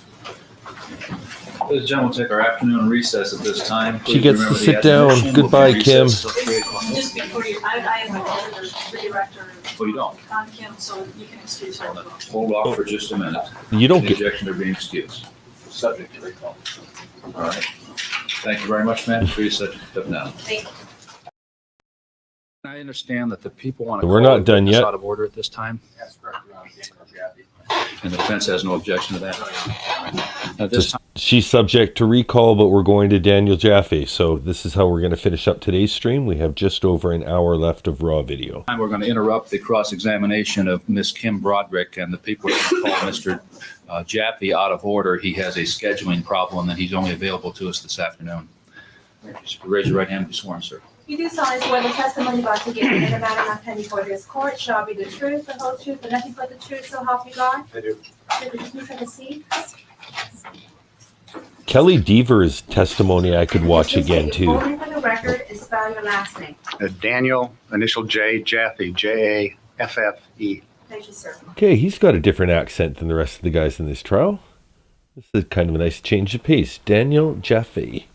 And now this is Betty Broderick's family law attorney. I think maybe the second one. He represented her at some point during the divorce proceedings, but the criminal lawyer right now defending her is the one who ultimately, I guess lost, but litigated the divorce case right to the end before being called upon to defend her at both criminal trials. Mr. Jaffe, how do you make your living? Deaver, I'm a right? lawyer. Kelly Deaver? What kind of lawyer? I'm a family lawyer. What is being a family lawyer, what does that consist of primarily? Practice is exclusively divorce work. Are you local here in town? No, I'm from Beverly Hills. And can you tell us a little bit about your practice? How long you've been involved in that practice and what sort of work you do? I've been a lawyer since 1962. I've practiced family law exclusively since 1967. Candace, I think one other child testifies. I'm not sure of that, but as far as I know, that's what I'm hearing. The other two may still be minors at this point. So We have a 8-lawyer firm at the present time. The whole firm handles only family law matters. Are you fairly well known as a family law practitioner in the Los Angeles, Southern California, and indeed the whole state of California? Yes, I believe so. I'm very active in most local, state, and national family law organizations. Calling your attention back to October of 1985, did you undertake representation of the defendant in this matter? There was a retainer agreement signed in that's interesting. I'm going back, and I haven't done this too much this trial. But before he answers, he gives a little smile, like he both thinks it's funny, but he remembers that first instance. Okay, there, he's straight-faced. You know, we're even going to slow it down. Again, I'm not going to overuse this. This is a little indulgent for everyone's time, but slow it down to 0.6. Take representation of the defendant in this matter. Yep. There was a retainer agreement signed in October of 1985. And for the record, the person that you represented or had the retainer agreement with, is she present in court today? Yes, it was Betty Broderick. She's the lady seated at the council table to the extreme, as you sit the left-hand My side far of the left. courtroom. Yes. May the record so reflect, Your Honor. Record may reflect as identified the defendant, yes. Thank you. In October of 85, after that day, did you then enter into the negotiation with Dan Broderick's attorney, Thomas Ashworth, for the sale of the family residence at Coral Reef? Yes, that occurred in January of 1986. And in that month, did you come down to San Diego for purposes of negotiating the sale price with Daniel Broderick and his lawyer? Glad you've Thomas been here Ashworth, as long on as the- you on have, the defendant's Bama. behalf? We'll see you on the next necessarily one. the sales price of the residence, but how the monies from the sale of the residence would be divided between Mr. and Mrs. Broderick. Tell us how that was accomplished, to the extent that it was. I had written to Mr. Ashworth, I think at the end of 1985. Ms. Broderick had some concerns in the issue of, there was a buyer for the house at that point. Ms. Broderick had some concerns that when Dan Broderick had occupied the residence, I think after she vacated it, that certain things were done to the residence by Mr. Broderick in terms of decorating and landscaping and all, which he thought depreciated the value of the residence. And she wanted additional monies out of the residence when it's sold. Normally, when a family residence such as Coral Reef is sold, what is the split between the husband and the wife who are divorcing? Normally. Professional witness, Your Honor. Overruled, you can answer that. If all of the assets are going to be divided equally under California community property law, if it was community property is to be divided exactly equally. That's Sometimes one party gets the house and the other party will get something of equal value. So there's no tried and true formula. But in terms of the money that comes out of the house, is it fair to say, since it's a community asset, that each party will share equally in that amount?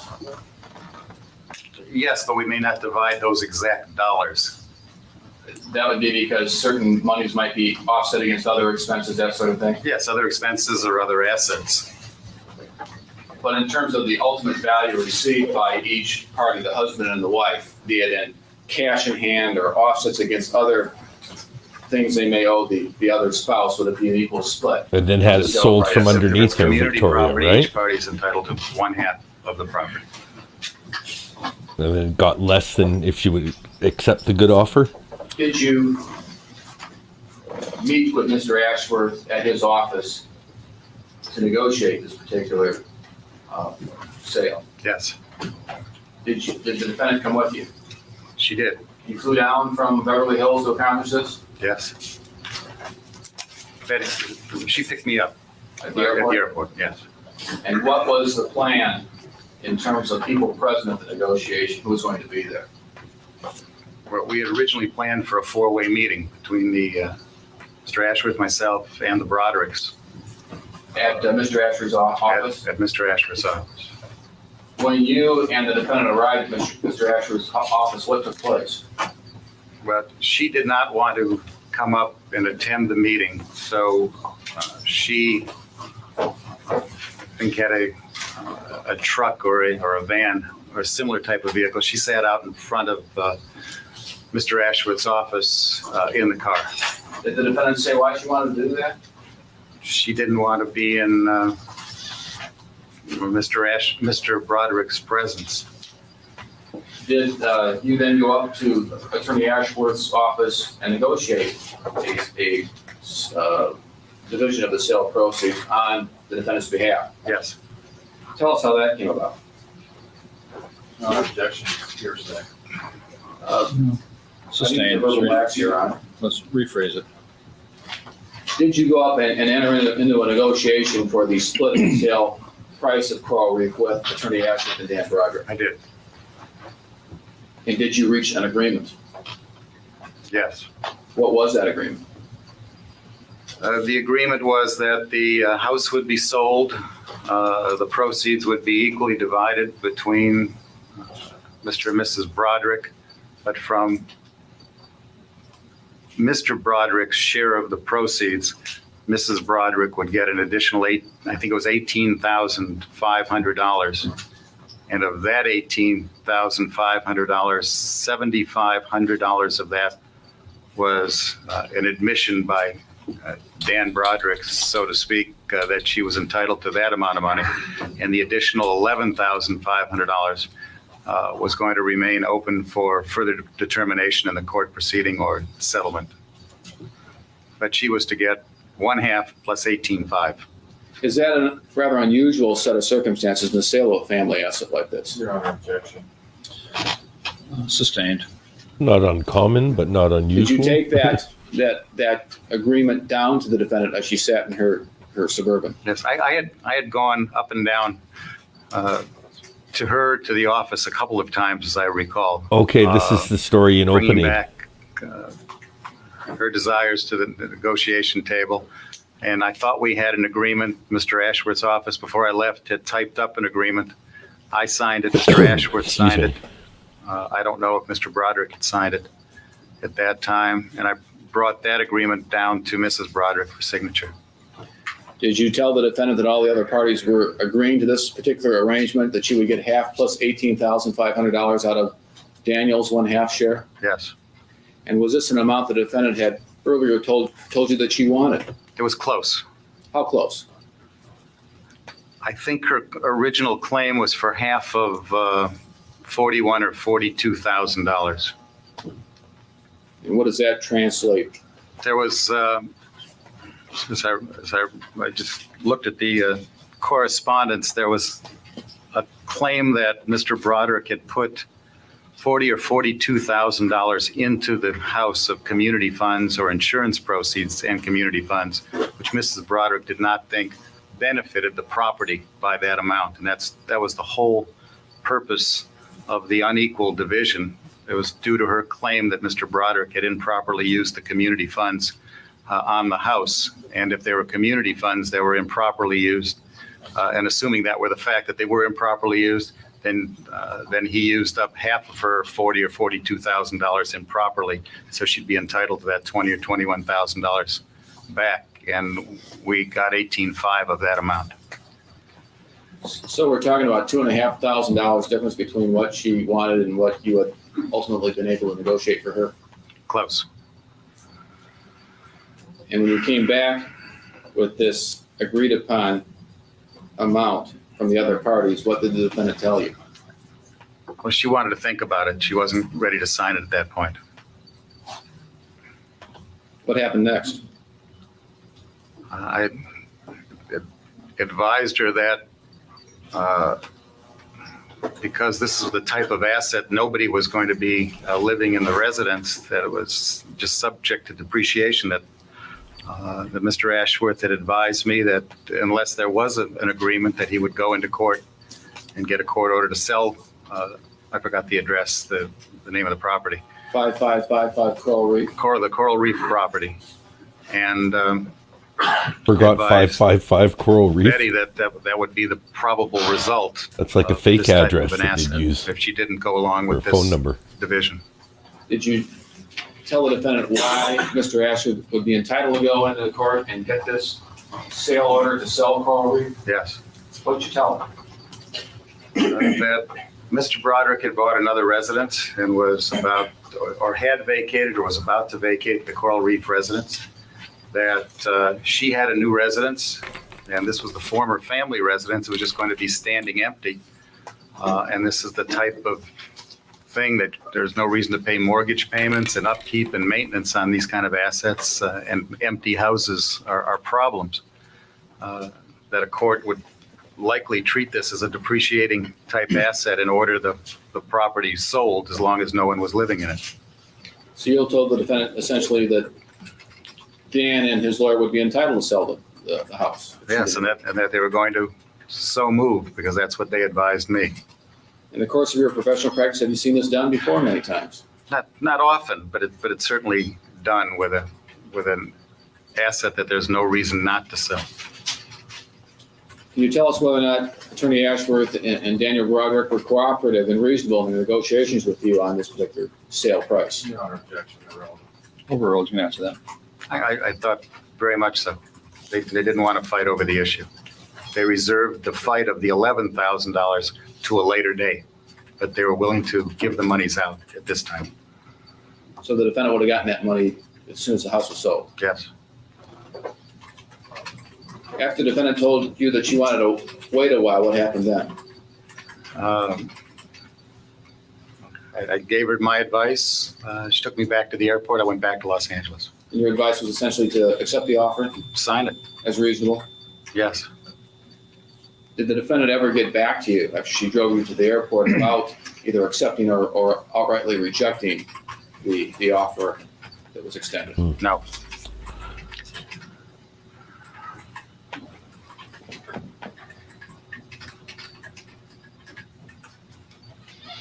Welcome, Your attention Rita. Now to February 4th, Welcome to the team. 1989.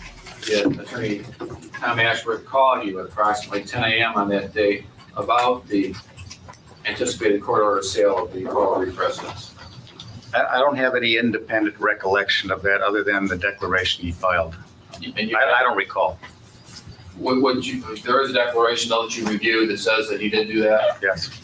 If, would you have any reason to dispute the accuracy of that Your declaration? Honor, objection calls for complete speculation. Sustained. Do you have any recollection that you did not receive a phone call? No.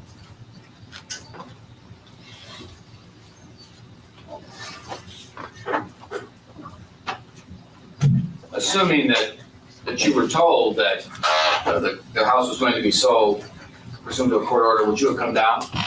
No. Why not? The objection calls for conclusion of speculation. Bless you. Overruled.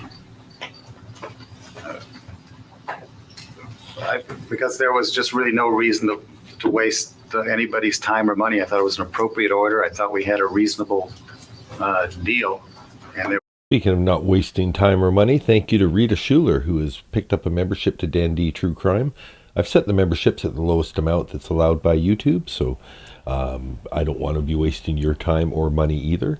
This is a great month to get a membership because I'm doing the daily live streams. So normally you'd be getting 2 live streams a week on Friday and whatever I do for video production in between. Right now you're getting 21 days of Dan D for 99 cents. I mean, it's better than $3 this will get you on a Patreon with some creators. there was no reason to turn it around and then come down and oppose the deal that I had made a few days before.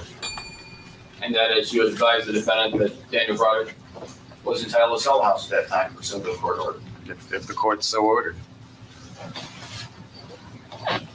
Do you recall during the time that you had contact with the defendant ever advising her in the area of child custody? Yes, early on. What did you advise the defendant? Well, at that point, Objection irrelevant. Your Honor, I believe that there. Sustained at this point. Go ahead. You believe what? Well, maybe we need a brief sidebar at this point, Your Honor. Was this an anticipation? Yes. Anticipation of something she might say? Or has said in the past it would be admissible as an initial party opponent. Do you want it in subject to a motion to strike later, Mr. Early? Well, I would just object to it at this time, Your Honor. This time sustained. Well, may I ask it subject to a motion to strike if the other evidence is not forthcoming? To avoid conduct back down.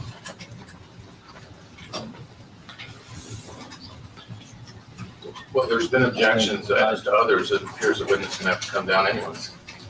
I don't, no, and this is a rather peripheral area anyway, Mr. Burkoff, so no, I won't allow you to do that.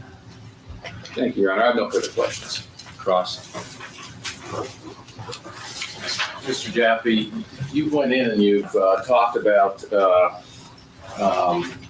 that while some assets you divided property in half, there's times that you don't divide it in half right upon the sale. Isn't that correct? yes. Okay. And sometimes that's, and you don't always do that as an attorney, do you?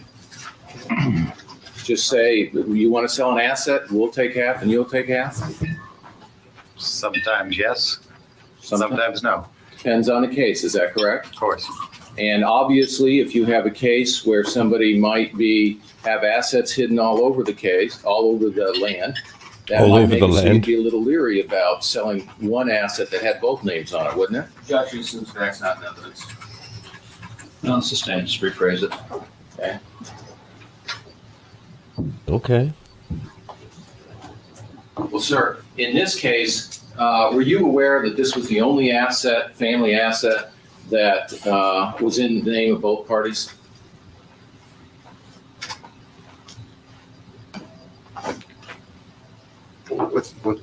If my involvement in the case, as long as I was involved in the case, I did not have a complete picture of what the community estate was, nor did I ever develop a complete understanding because of Did you ever? because of the way I was in the case. Well, did you ever talk to Mrs. Broderick about fears she had about assets that were being transferred to Larry Broderick before the divorce? Yes. Overruled answer stand. And obviously, were you aware that through community assets that Mr. Broderick had brought Linda Coquina while they were living together a condominium? Objection, I'll prove that. It's not beyond the scope of this witness. Sustained. Well, at the time that you were going there saying that this was a reasonable thing to do, did you know that at that point in time that there was a 40 acres in Telluride that Mrs. Broderick's name was not on? I Objection, don't, unless, excuse me, objection has something to do with the negotiation of the sale of this particular piece of property. Sustained. You are knocking word on that? May I? No. Just No. He didn't know about that. He told I you. love this You judge's testified as an nose. expert as you let him ask the question over what's reasonable and not. I It's think reasonable after the sale of that piece of property. You can ask him questions about the sale of a piece of property. to know what is reasonable about a sale of a piece of property and you would it would help you as an attorney to know whether there were other assets that may be hidden. Isn't that correct?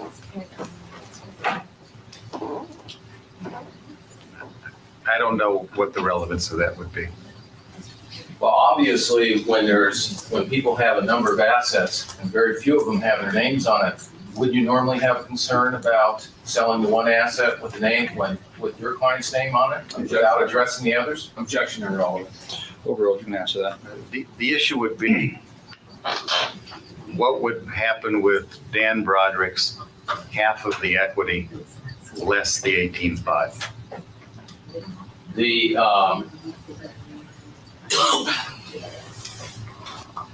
Was all the money going to go into trust under your agreement, or were they each going to take their half? They were going to take their half with Mrs. Broderick getting the additional 18.5. Really parsing down the money. Did Ms. Broderick talk to you about renting that house? Or do you recall that conversation?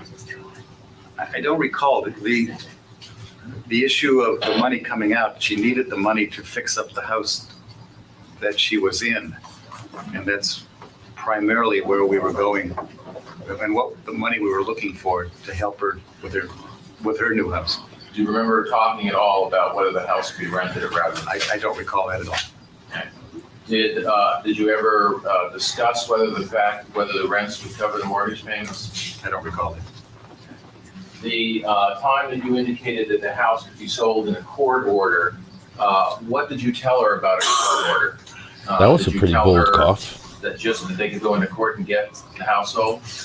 On an appropriate showing that this was a depreciating or a wasting asset, that they could go into court and get such an order. Yeah. You didn't go into the details of how that court order, what would happen in court, other than the fact on a proper showing, did you? No, You didn't use the term elizer, did you? no, You didn't tell her there would be a 4-hour notice, did you? no, You didn't tell her that you wouldn't come down for that 4-hour notice, did you? no, You didn't tell her that if they could leave, you weren't retained, were you? On the case at that time? I mean, you hadn't received any money. I hadn't received any Okay, I'm money. going to address something I really think is important here too, because Victoria in the chat is saying, you know, I was holding out a small hope for a documentary that would include phone calls and, you know, maybe new videos, but I guess not. I think if they released all of their phone calls and, you know, not for free, like if you're going to use it 50-50 us, they don't need to comment on it. They don't need to edit it. They just need to provide it. They gathered it. You know, they're not going to be heroes. They're not going to be villains. They could just be the guys with the content who get half the money. And then the people who are creative could create with it, including people who want to make a documentary, people who want to use the audio to illustrate footage that they've filmed, because these guys apparently don't film any of their own footage. They use the same B-roll that a guy like me that's up in the attic of his house or the basement, creating videos in his spare time. Like, yeah. Anyway, it's a good point, but it's not dead, the documentary idea. I am working on doing a bit of a mockumentary.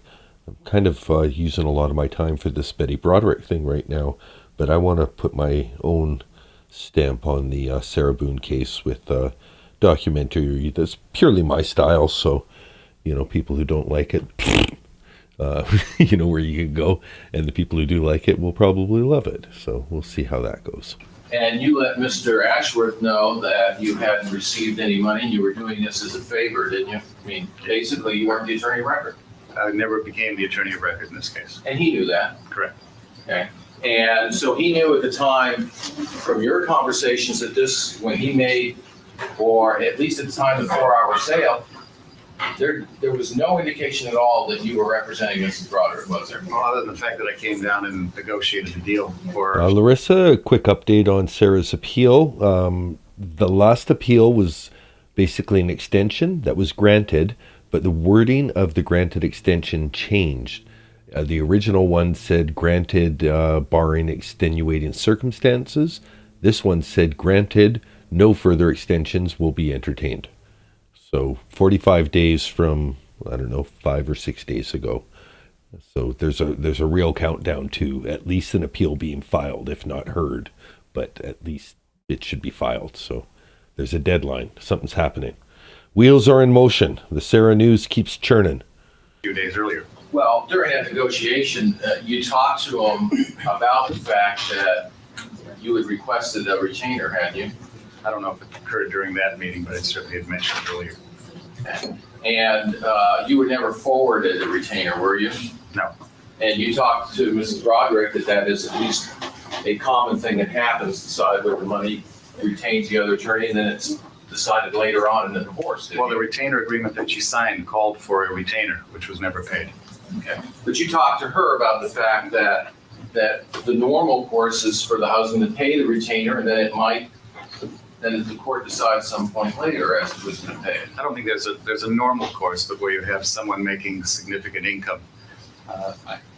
Or there was some significant amounts of community properties in the bank, cash.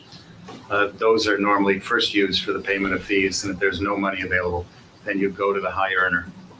Okay. And you told her that you would be able to get that money from Mr. Broderick. It was your belief anyways. I thought I would be able to, And that was not forthcoming at the time of this, was it? not on a voluntary basis. Okay.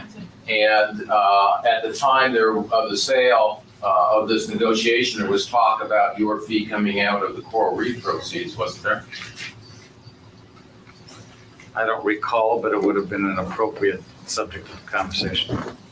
Yes, Rita, that is Betty at 73 years You old. don't remember calling Mrs. Broderick about the 4-hour notice, do you? I don't recall one way or the other. Okay, well, you keep, obviously, a 4-hour sale of a community asset of this amount is it's a fairly substantial transaction for a party, is it not? Depends on the circumstances. Did you make any note of calling Mrs. Broderick? Did you call her, told her about it? I did not find any notes among my notes. Okay. And did you find any notes at all that, did you find among your notes any note that you had talked to Mr. Ashworth? No.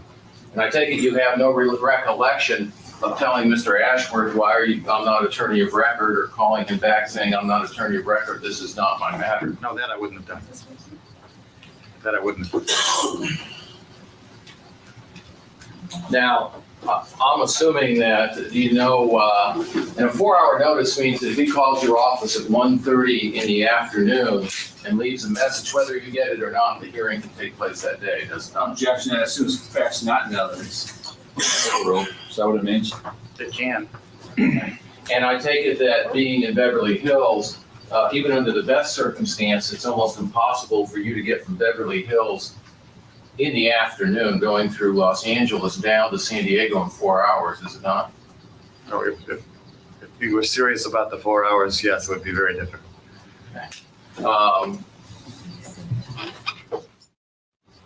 You weren't called It's a great moment in Judge Jackson's letter.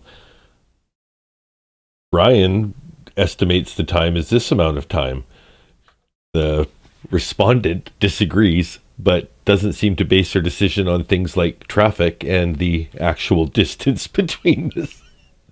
You didn't have to mention traffic, but I love that she's bringing up and it's actually impossible to get there in the time respondent from jail thinks it takes. a day before, were you, about that? No recollection? I don't have any recollection. No recollection of being called that morning to be given notice? No, I have no independent recollection. And you don't have any recollection of talking to Mrs. Broderick where she had any reaction at all, is that correct? To a 4-hour notice? Not to the 4-hour notice. I recall her reaction when I first mentioned it to her, but not in connection with the 4-hour notice. Now, there was time, she expressed some reluctance about selling a house at some point, didn't she? I mean, at least she threw up, she had some reluctance and kept throwing up different roadblocks. Oh, obviously. She wouldn't sign the stipulation. Did she tell you at any time that at least that was the family home? She did. And that it was very difficult for her to sell the family home where the children were raised? I'm sure she mentioned that early on. you indicated that there was 18,500 that was agreed upon, but the issue was reserved. In other words, you didn't get half of the insurance money because Mr. Broderick said, well, I'll only give it to you now, but I'm going to fight for it later in court. The stipulation, as I recall reading it, said $7,500, which would be half of $15,000, would be finished, and we'd fight over the other 11 or 11,000, I guess it would, at a later date. Had you had any knowledge of previous offers on the home 2 or 3 years earlier than that as to potential sale prices? No. Objection irrelevant. Overruled, the answer stands. Did you make any attempt to find out whether it appeared to be a reasonable price? Nothing other than my conversations with Mrs. Broderick. Did she show you any agreements from 2 years earlier showing a sale price that was turned down by Mr. Broderick for any amount, for the same amount? That sounds familiar. And did she at least give some indication that she had some suspicion about the sale? I don't recall that.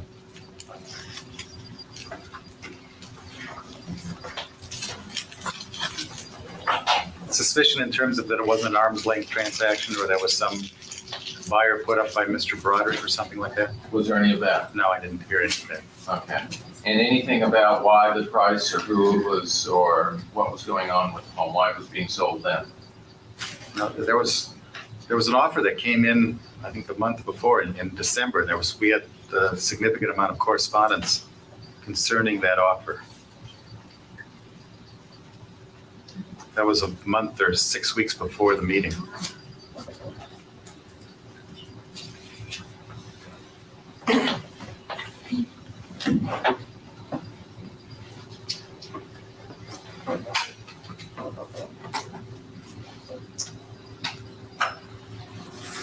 I'm not. Good, Rick? Did this offer, what was it, 2 or 3 weeks before you were talking about? It was early December of 1985. And that offer fell through as well? That offer fell through Why was that? because Mrs. Broderick wouldn't agree to the sale. The defendant wouldn't agree to the sale? Yeah.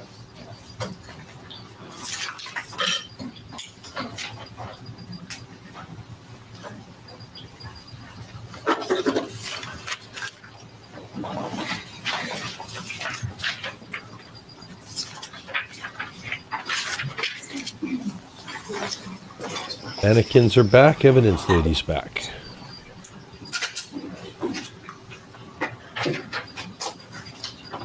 Meredith Baxter Burney's a really good, just a compelling drama of whether you agree with the facts presented. It's based on a true story, compelling, and it's on YouTube. So if you guys want to go from that or from this to that, I'll post a link. I'll start posting a link now. Hell, what am I afraid of?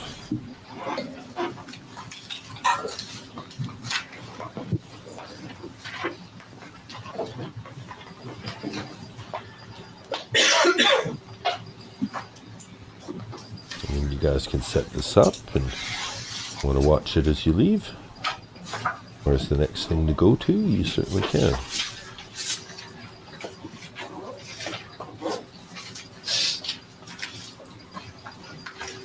Yeah, here it is in I full. have 2 documents here. One is people's proposed exhibits, strike that a 3-page letter on Jaffe and Clemens letterhead, signed January 9th, 1986.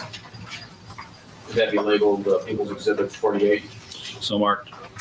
And another 2-page document on Jaffe and Clemens with letterhead entitled Authority to Represent and Fee and Cost Agreement, dated on page 2, October 29, 1985. Could that be labeled People's Exhibit 49?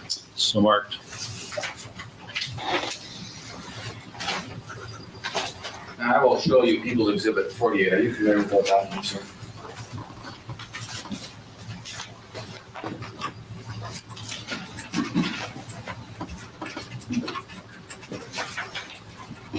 We had some recommendations in chat earlier for the Yes. Netflix There's movie. some highlight on the first page. Amanda It was Peel? not on the document when it was executed. There we go. Yes, that's Larissa correct. Harris. Nor was the January 13, Thank you. 1986 on the document. Okay, and for the record, you're talking about a date stamp up in the upper right-hand corner of the first page. Yes. What is that? It's the letter I wrote to Mr. Ashworth.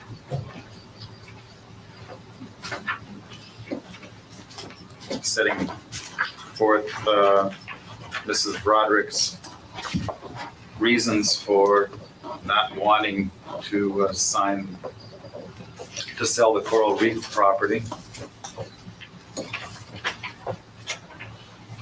The $47,000 of alleged community funds that went into the property.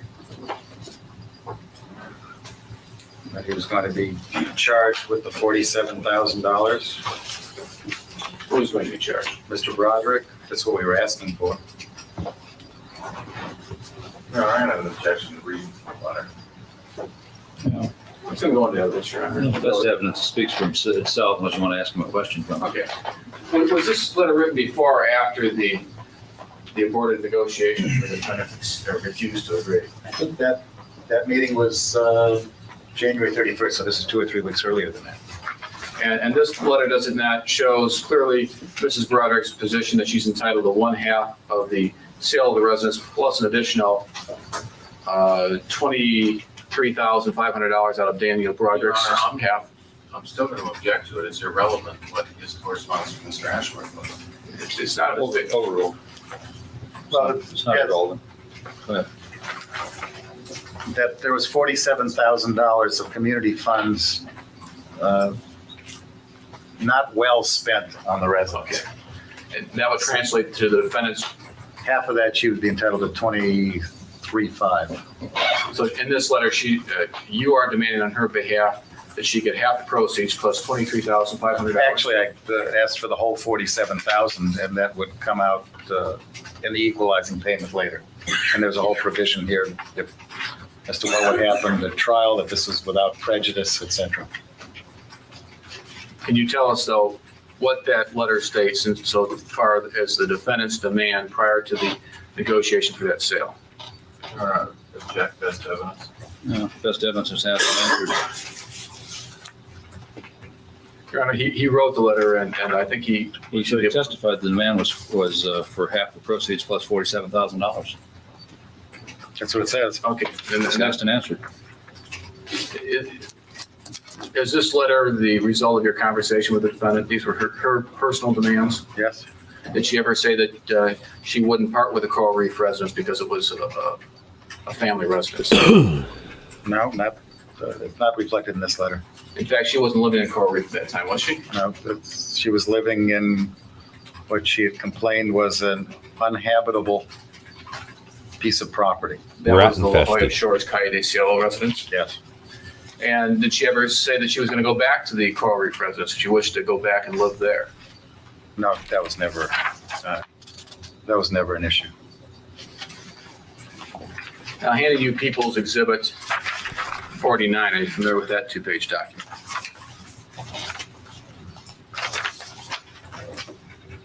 This was our standard retainer agreement that we used by the office in 85. And who was retaining you in that particular document? Mrs. Broderick, Did she sign that document? she did. And when you negotiated the sale price That of was the a Coral Reef part. residence, you were acting as her legal representative in that Oh, maybe it was the transaction? chair. I think it was covered by the chair. This retainer agreement said that $10,000 was payable concurrently with the acceptance of this agreement. It was never paid. So I was not here. I was in a funny position. I'd never gotten the retainer, which had been agreed upon, but I was acting for Mrs. Broderick. And as the letter indicated, I was foot dragging, hoping that somebody from San Diego County would get involved in the case, because it's very expensive to travel from Los Angeles down to San Diego, et cetera, et cetera. But I assume you weren't acting as a disinterested party in these negotiations. You were trying to act in her best interest. Would that be fair to say? Yes. And in terms of the payment of your retainer, It's correct that the defendant would receive, if she had agreed to that sale of the house, half the sale price of $375,000, I think it was 3.25, $325,000, less whatever mortgage existed against the property, less sales costs. and also the $18,500. She would get the additional 18.5. And it was your expectation that the defendant then would have given you your $10,000 retainer out of those proceeds that she would have had. I didn't have an expectation. I expected it, in this case, from someone. Assuming that Daniel Broderick did not pay your retainer, are there other ways that you normally can get your retainer paid in these situations? Yes, you can seek a court order for the payment of fees and costs Have you done that in the past many times, and been successful? many times. And that merely means the court goes into the community assets and takes community assets and pays you. Or the higher earning spouse is ordered to pay, or sometimes the lower earnings. Well, no, you can't get a fee. Can't get a fee order against your own client under the law, but you can get an order against the other side. So either one of the spouses pays you or it comes out of the community assets. Is that fair to say? Normally, And later, when the divorce judgment is rendered, the court sorts it out and makes sure that the appropriate party is ultimately charged for your fee. Is that correct? sometimes if it's paid from the community, it's normally done without prejudice to a court making a later allocation. If the other party is ordered to make that payment at an early hearing, no, then that's the order. It doesn't get resorted later. In either event, those two possibilities could have happened in this case. Yes. On the sale of the house, I take it the reason you came down is that there was no way to stop the sale. Would that be correct? I didn't think so. That was because it was a reasonable sale? Your Honor, objection, he doesn't even know if he got notice. Your Honor, the defense attorney was on in this area. Sustained, that's the last question only. Go ahead. Do you know the reputation of Daniel's attorney at that time, Thomas Ashworth? Yes. What is that reputation? I've known him for a long time. He was one of the top family lawyers in San Diego. What about his integrity? I think it's, that's when I say, would he have given me more time on the 4 hours? If I'd called him, I think he would have. We worked well together on a lot of other things. There were other proceedings pending. There was a contempt before I wrote this letter that he indicated if we resolved certain things, it would go away. So I had no trouble working with Tom Ashworth. Or for that matter, the sale of the house as it was accomplished? I'm sorry, I didn't know anything about the fact that the house was ultimately ordered sold, that there was a court order, or that the house was sold until much later. But you're not saying that, as a matter of fact, that Attorney Ashworth did not call you, just don't have any recollection of that? I just don't have any recollection. I get many calls every day. That's nothing I would remember. And assuming it was sold on that day, you didn't see that as an unreasonable procedure?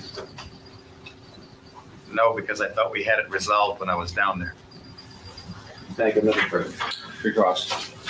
Sir, would it change your opinion about Judge Ashworth if you knew that he was Objection, Your Honor, he's not making it. He asked an opinion about the man's Your Honor, reputation. may we approach sidebar? Yes, come on up. I wanted to hear about Judge Ashworth. Yeah, you aware that Mr. Ashworth was I sued? believe the way you do that is have you heard, Mr. Broderick. Have you heard that Mr. Ashworth was sued Ash. and settled the case for defrauding a client? In No. excess of $1 million. I had not. And I take it you didn't take that into account in your opinion of Mr. Ashworth? That's correct. You're aware of state bar rules on professional conduct, aren't you? Yes. Were you aware that Mr. Ashworth was convicted of 2 drunk drivings? No.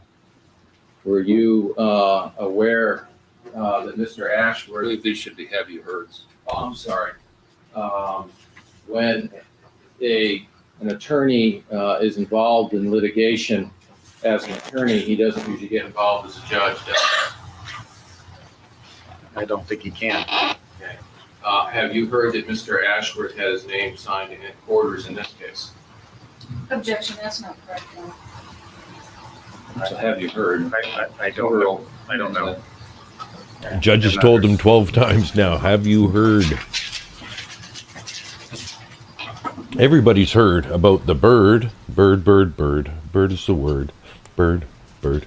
Bird is the word. The, Have you heard? had you heard that The that bird? at the time that you were not receiving money for this case, that another lawyer was retained after writing a letter to Mr. Broderick about how best to handle his own client. Objection, assumes facts not in evidence, not relevant. Wow, I didn't even realize there was a question there. Good call. Sir, the, Took a long time to build to that. When you talk about He's caught in a hole. fees and who He knows pays he's the not allowed to fees, ask what he's one of asking. the things the court looks at is what spouse is earning, has the highest earning capability, is that correct? Yes, in a court proceeding. At that time, did you know that Mr. Broderick was earning about somewhere in almost close to $1 million a year? Objection, Your Honor, this is irrelevant. Sustained. Well, when the district attorney asked you about the fee agreement, he asked you about how that determination is, how they make that determination. How Remember that? a court would make that determination. Yes. Yes. Okay, and at that point in time, you knew that Mrs. Broderick was earning no money, didn't you? Objection, irrelevant. Sustained.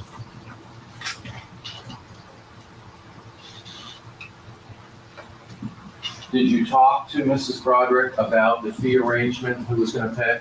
Objection, Your Honor, this whole issue is Well, irrelevant. that's relevant. Overruled. Yes. Good for the judge for And keeping Did track. you talk to her about the normal course of how it's paid? And what might happen in this case? Yes. And now, normally, if you have a belief that you're not gonna be paid by the other spouse, you would require the money up front before you got involved in San Diego, wouldn't you? Yes. Okay, and in this case, it was your belief that you could get a court order for Mr. Broderick to pay. I never was, if I had to, if the only way I could get a retainer in this case was by going for a court order, I wouldn't have gotten into the case. They would have had to have been paid, in this case, on a voluntary basis by either Mr. or Mrs. Broderick. Harris going to pay me And I take $50 it a month, that, Your Honor. That you had at least told Mrs. Broderick that you would request those funds. Yes. And the reason you took it is you believed they would be forthcoming. I assumed they would be forthcoming from someone. Well, you believe you made the request of Mr. Broderick through his attorney, didn't you? I did. And you believe they would be forthcoming from him. I hoped.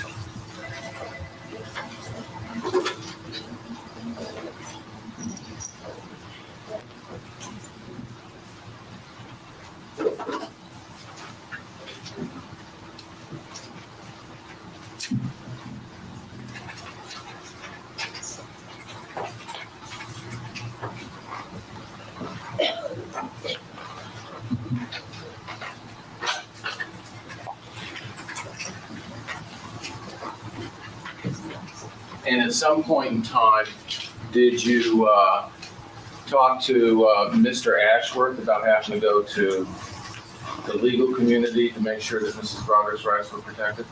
Yes. I think I wrote him to that, but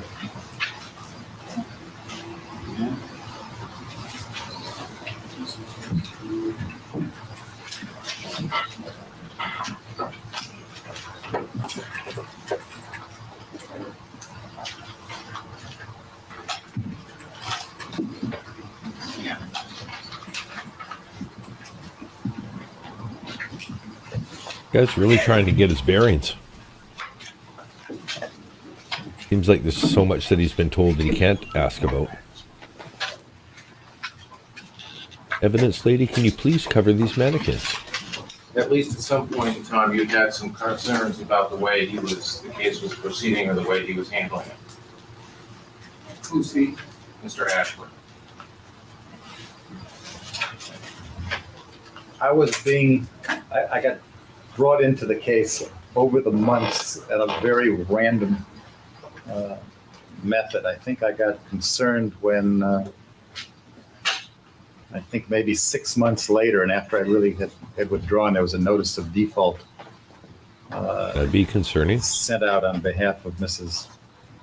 Broderick. Mrs. Broderick hadn't filed the response to the petition, which had been served on her in September or October. And then you wrote, did you write this letter showing you defense and your honor, and that's on Mr. Jaffe's stationery? Is there a date on there? It's September 23, 1986. Thank you.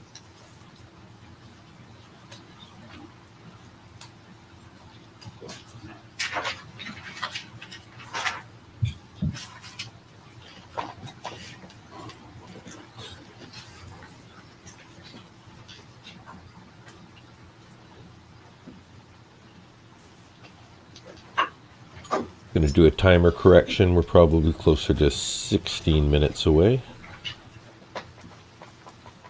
Yeah, 16 minutes of testimony.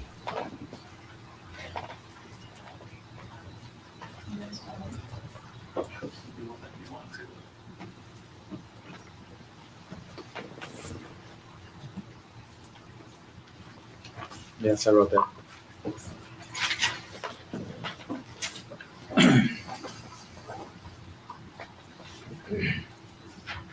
Reminder that tomorrow's show will be starting at 11 a.m. Eastern, 8 a.m. Pacific. Spurkoff. Once again, Mr. Jaffe, did you see anything in any way improper about the sale of the Coral Reef residence? The way it was handled, anything? I did. Monday, Tuesday, and Wednesday Bringing shows. your 23 years as a family law practitioner, making that assessment.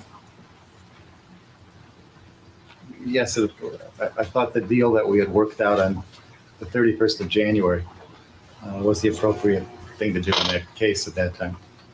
And you had what, a $5,000 or $10,000 retainer that had to be paid? There was a $10,000 retainer that was to be paid. And I think you stated that you assumed that these funds were going to be forthcoming. I got what your language. I hoped. Okay. Did you know exactly where they were going to be coming out of? No. Did you assume it might be reasonable that they'd be coming out of the sale of the house, the defendants share those proceeds? It wasn't, it didn't make any difference to me where they came out at that point. I was into the case just in time alone, $5,000 or $6,000, and hadn't received any money. Would that have been unusual, though, to have the defendant take the money she got from the sale of the house and give it to you if you're You retained? know, often the monies will come out of a community asset or a community bank account, pending later determination as to who would be charged with those funds. And who was it that retained you, Daniel Broderick or the defendant here? Mrs. Broderick was the client. You never had any conversations with Daniel Broderick about you getting retained for the defendant, did you? You know, other than the, I think in that previously marked letter, I had sent Mr. Ashworth a copy of the retainer agreement that Mrs. Broderick had signed in October, and told him again that I would be involved in the case if someone would pay me my retainer. Now, when you heard about Attorney Ashford taking the defendant's default, where'd you get that information? I was hearing from Mrs. Broderick every 2 or 3 months on a random phone call basis. I didn't know what was going on with the legal proceeding, if anything, in California, in San Diego. But since I felt that I was peripherally involved, that I was just nervous about being even peripherally involved in a case and not knowing what was going on because I didn't hear from anybody or anything. So I had my paralegal check the court file, the San Diego court file, to find out what was going on in the case, if anything. And she reported back to me that there'd been a notice of default taken according to this letter, this last exhibit introduced by counsel, that a notice of default had been sent in July. You know what default that referred to, whether it was just a dissolution of the marital relationship or whether it had to do with actual marital I property? don't think I ever saw the document itself. To this date, I don't think I have. Is it unusual to have a bifurcation of the divorce process where couples get divorced? In other words, they're no longer husband and wife, but you still have to sort out who gets what in terms of property. Yeah, but that's usually done by court order or stipulation. It's not done normally by just one side defaulting the other and only proceeding on that part of the case. That would be highly unusual. Now, defense counsel said something about you asking the legal community to protect the defendant's interests. Yes, that's what the letter said. The letter that he showed you, Yes. and that was because that you thought the defendant was acting unreasonably in this divorce proceeding. With all of the allegations and conduct, I think the letter really speaks for itself. I didn't think she was, because of her conduct, she was going to give a very hard time getting a lawyer, San Diego or elsewhere, or me. And it was my suggestion, I don't know if it was in this letter or the letter that you showed, that I thought a guardian ad litem should be appointed for Mrs. Broderick.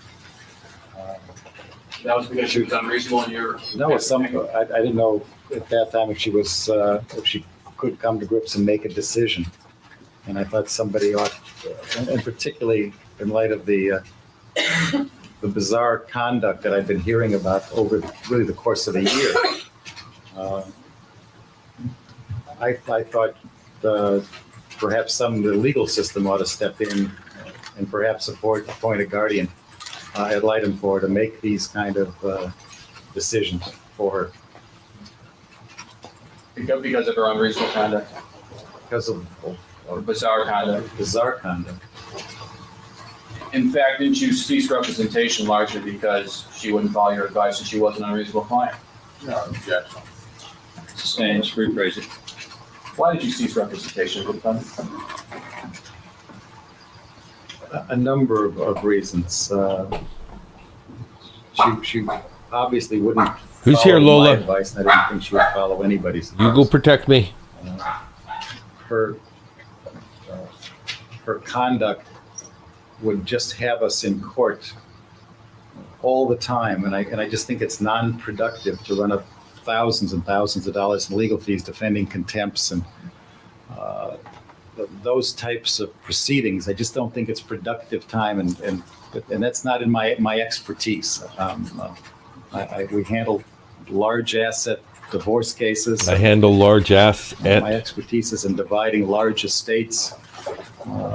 And I just thought it would be a horrible waste of time for me to have to keep coming down to San Diego to deal with all of these peripheral matters, which never got to the heart of the issue.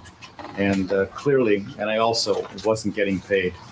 So a combination of those three factors, I essentially said, I really don't need this.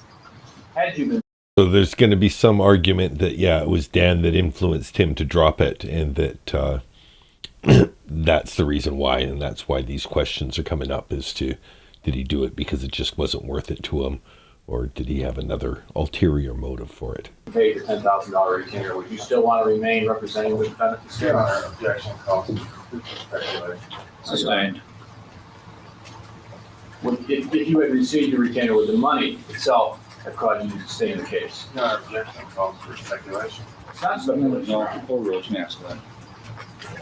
I don't know, to be honest with you. If somebody was paying my fee on a regular basis to go through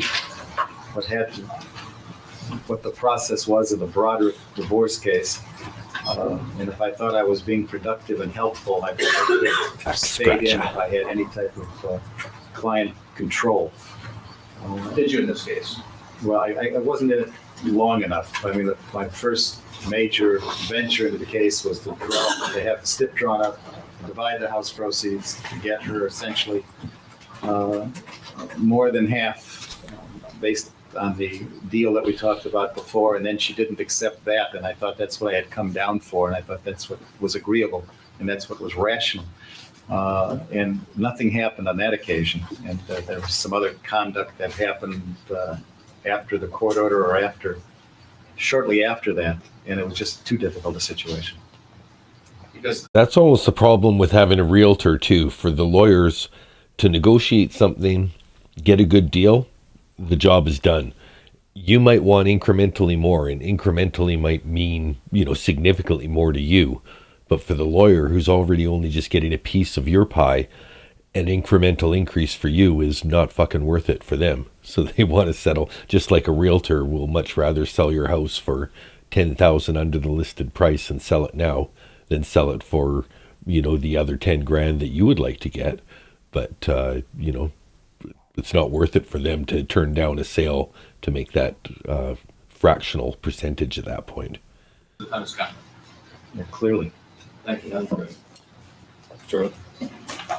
Sir, when you were asked about getting the legal system involved, A to B, I think I just did sum up his testimony. That's basically, yeah, that's the reason why he's testifying, just to show that he was previously her lawyer, divorce lawyer, and, you know, agreed to what on the face of it seemed like decent deals. But once you consider the reality of Dan and Betty's relationship and how much pre-work she put into the marriage, what legally on paper 50-50 was fair maybe wasn't fair to her and could be at the root of a lot of the later deep-seated issues involved. You clearly indicated in the letter that you thought that the only way this case morally and ethically could go forward was Mr. Ashworth's office making sure that she had some representation there, even if it was by court order, rather than just going in and defaulting.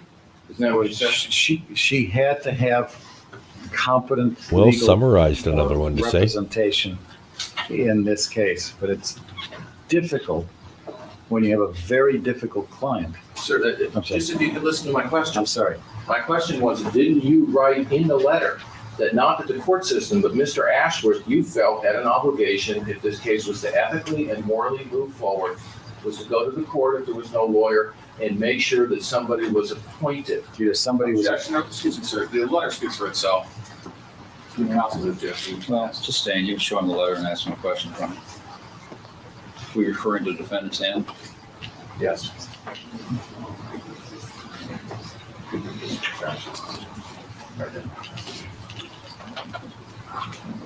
You want me to read that, Trevor? Just read it to yourself. Read it to yourself. read it to yourself. Your Honor, may I approach? No. Yeah, no, Betty had serious lawyer problems and probably, again, more legitimate than Sarah's. Oh, we're getting near the end of the stream. I forgot to ask question 2, but we'll just leave it at question 1. I'll maybe lock out the result. And it was your feeling, not that the court system, but that Mr. Ashworth's office had a duty to, for it to ethically and morally. 7426 is today. that someone Okay. be appointed for her so that there would be someone in court to protect her interests. It's an objection. Letter speaks for itself. Overruled. I suggested that a guardian ad litem be appointed for Mrs. Broderick. The guardian ad litem would then retain counsel and would have legal authority to retain counsel. Because I advised Mr. Ashworth that I didn't think Mrs. Broderick understood that how her conduct would affect the entire divorce proceeding. Are you aware of Mr. Broderick's conduct? That's not the end. It's a false ending. We have 6 minutes left Only to the extent of today's testimony. certain pleadings showed up in my file. The, during the time that, when you first talked to Mrs. Broderick about the fee, apparently, at least you felt that this was a case that you would take, given if in fact you were paid. Is that correct? Yes. Okay. And I take it that, as you've mentioned before, you took it without money from Mrs. Broderick because you believed you would be paid from some source in San Diego. Mr. Broderick. Objection. That's not his testimony. Sustained. I think we've gone up into the fee arrangements really. Well, the problems then that developed with Mrs. Broderick were problems after someone refused to pay the fee. Wasn't that correct? Objection. That's not his testimony. Overall, you may answer that. No, it's not correct.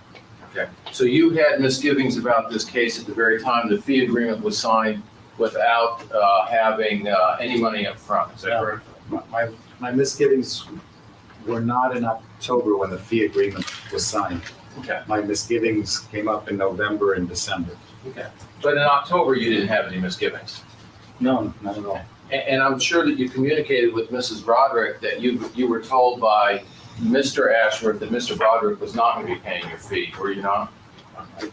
Nobody ever advised me. Well, you told Mrs. Broderick that you had made the request and that you were never paid, didn't you? Yes. And was she upset about that at all? Objection irrelevant. Sustained.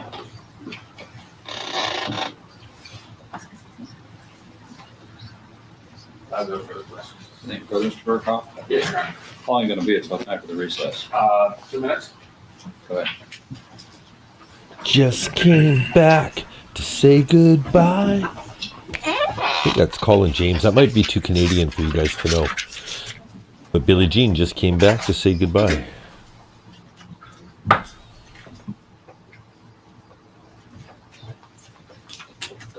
I think this is the end too. I think with only, minute 28, I can't imagine anything substantial happening. So we can talk over this. Papers being handed. Okay, that's all fine. I have a 2-page document. It's a Forgive me, there's more. letter on Mitchell, Ashworth, Keeney, Berry, and Pike, stationery dated October 25th, 1989. We have that Lego People's Exhibit 50. So marked. Are you familiar with People's Exhibit 50? You're welcome, Larissa. Hope to see you, if not tomorrow, some point in the future on the stream. Really appreciate all the background info. Larissa Harris has been very helpful with background info on the case, as well as Victoria Carmen.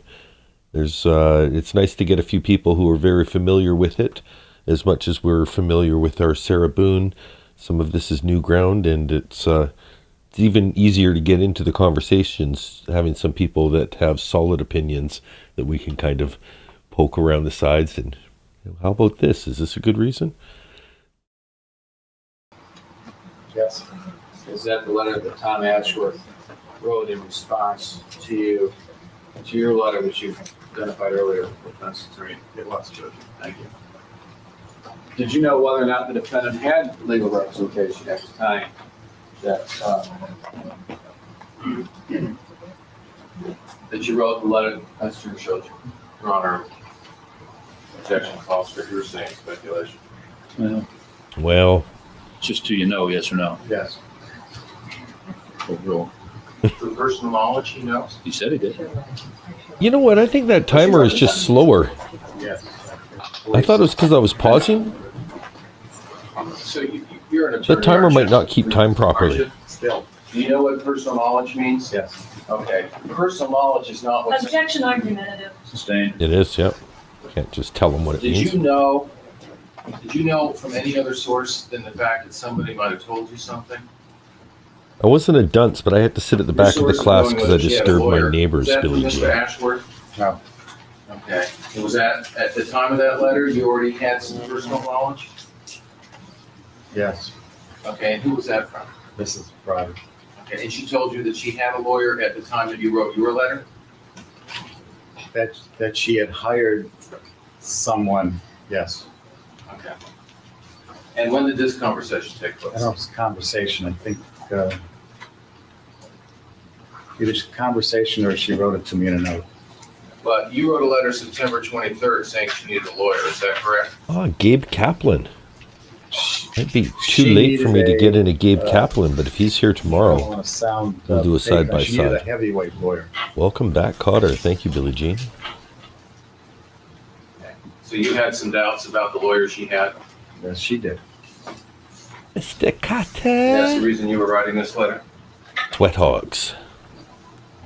John Travolta. It was, yes, that was one of the reasons. Horseshack.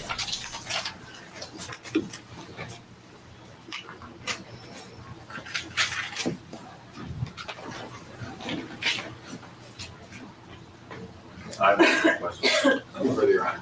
Witness to be excused? Yes. Sure. Subject to recall. Subject to recall. All right. Thank you very much, Mr. Jaffe. Getting me on you. You're All welcome. right. We're going to let the first couple seconds of the next stream play just so we can see what we're starting tomorrow morning with. Talk about the... Oh, it looks like Kim will get called back. Kim was subject to recall. Betty smiling there. Oh, who is this? No. He's new.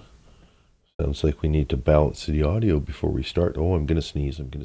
Where is my mute? Mute. Oh, I'm not going to sneeze. Okay. Found it, though. Who is tomorrow? Oh, it's a full day tomorrow. Okay. So we've had a lot of long testimony. Tomorrow is quick. It's a 3-hour video, so already significantly shorter than today. We have Linda David, Charlene Ego, Gail Forbes. I remember Brian Forbes was the neighbor, so this might be his wife. Orlando Padilla, Robin Tuula, and Dr. Ruth Roth testify. So 1, 2, 3, 4, 5, 6 witnesses in 3 hours. Half hour each. That feels bite-sized. That feels like the kind of thing that's doable. So we're going to start that at 11 a.m. tomorrow. Monday, Tuesday, Wednesday will start at 12:30 p.m. Eastern Time, Ocala time tomorrow. Or not tomorrow. Those will be the Monday, Tuesday, and Wednesday streams. Tonight, I'm going off to sing some karaoke. So I'm just, I've loosened up my throat. I'm ready to sing. So that's going to be fun. Oh, let me just switch to my full screen. No reason for me to be in a box. Probably, yeah, I'll go full screen. Then all of the symbols are up there. If you enjoyed what you watched here, you can subscribe if you haven't already. I'm almost at 1,000. Yay! Thank you for all the memberships. Thank you for everyone who's liked the stream. Everyone who's commented on it. You share it with other people. Let them know that cool stuff is happening. I appreciate it. Somebody pointed out, I didn't even realize that I jumped into my Sarah Boone stuff so quickly when I was doing the live read of the family court docket that I jumped into this screen because I thought this is fairly neutral instead of having that there. I had this there, and I just read. And I didn't realize that I had these subscribed things all bouncing on the screen. So one person said it was very distracting. And I came up with the solution of just pinch and zoom your screen. All of the advertising stuff will disappear. And then you'll just have me, if that's what you want to see. So regardless, we'll take the judgment off. We've all seen that. There's a number of great creators who are covering it.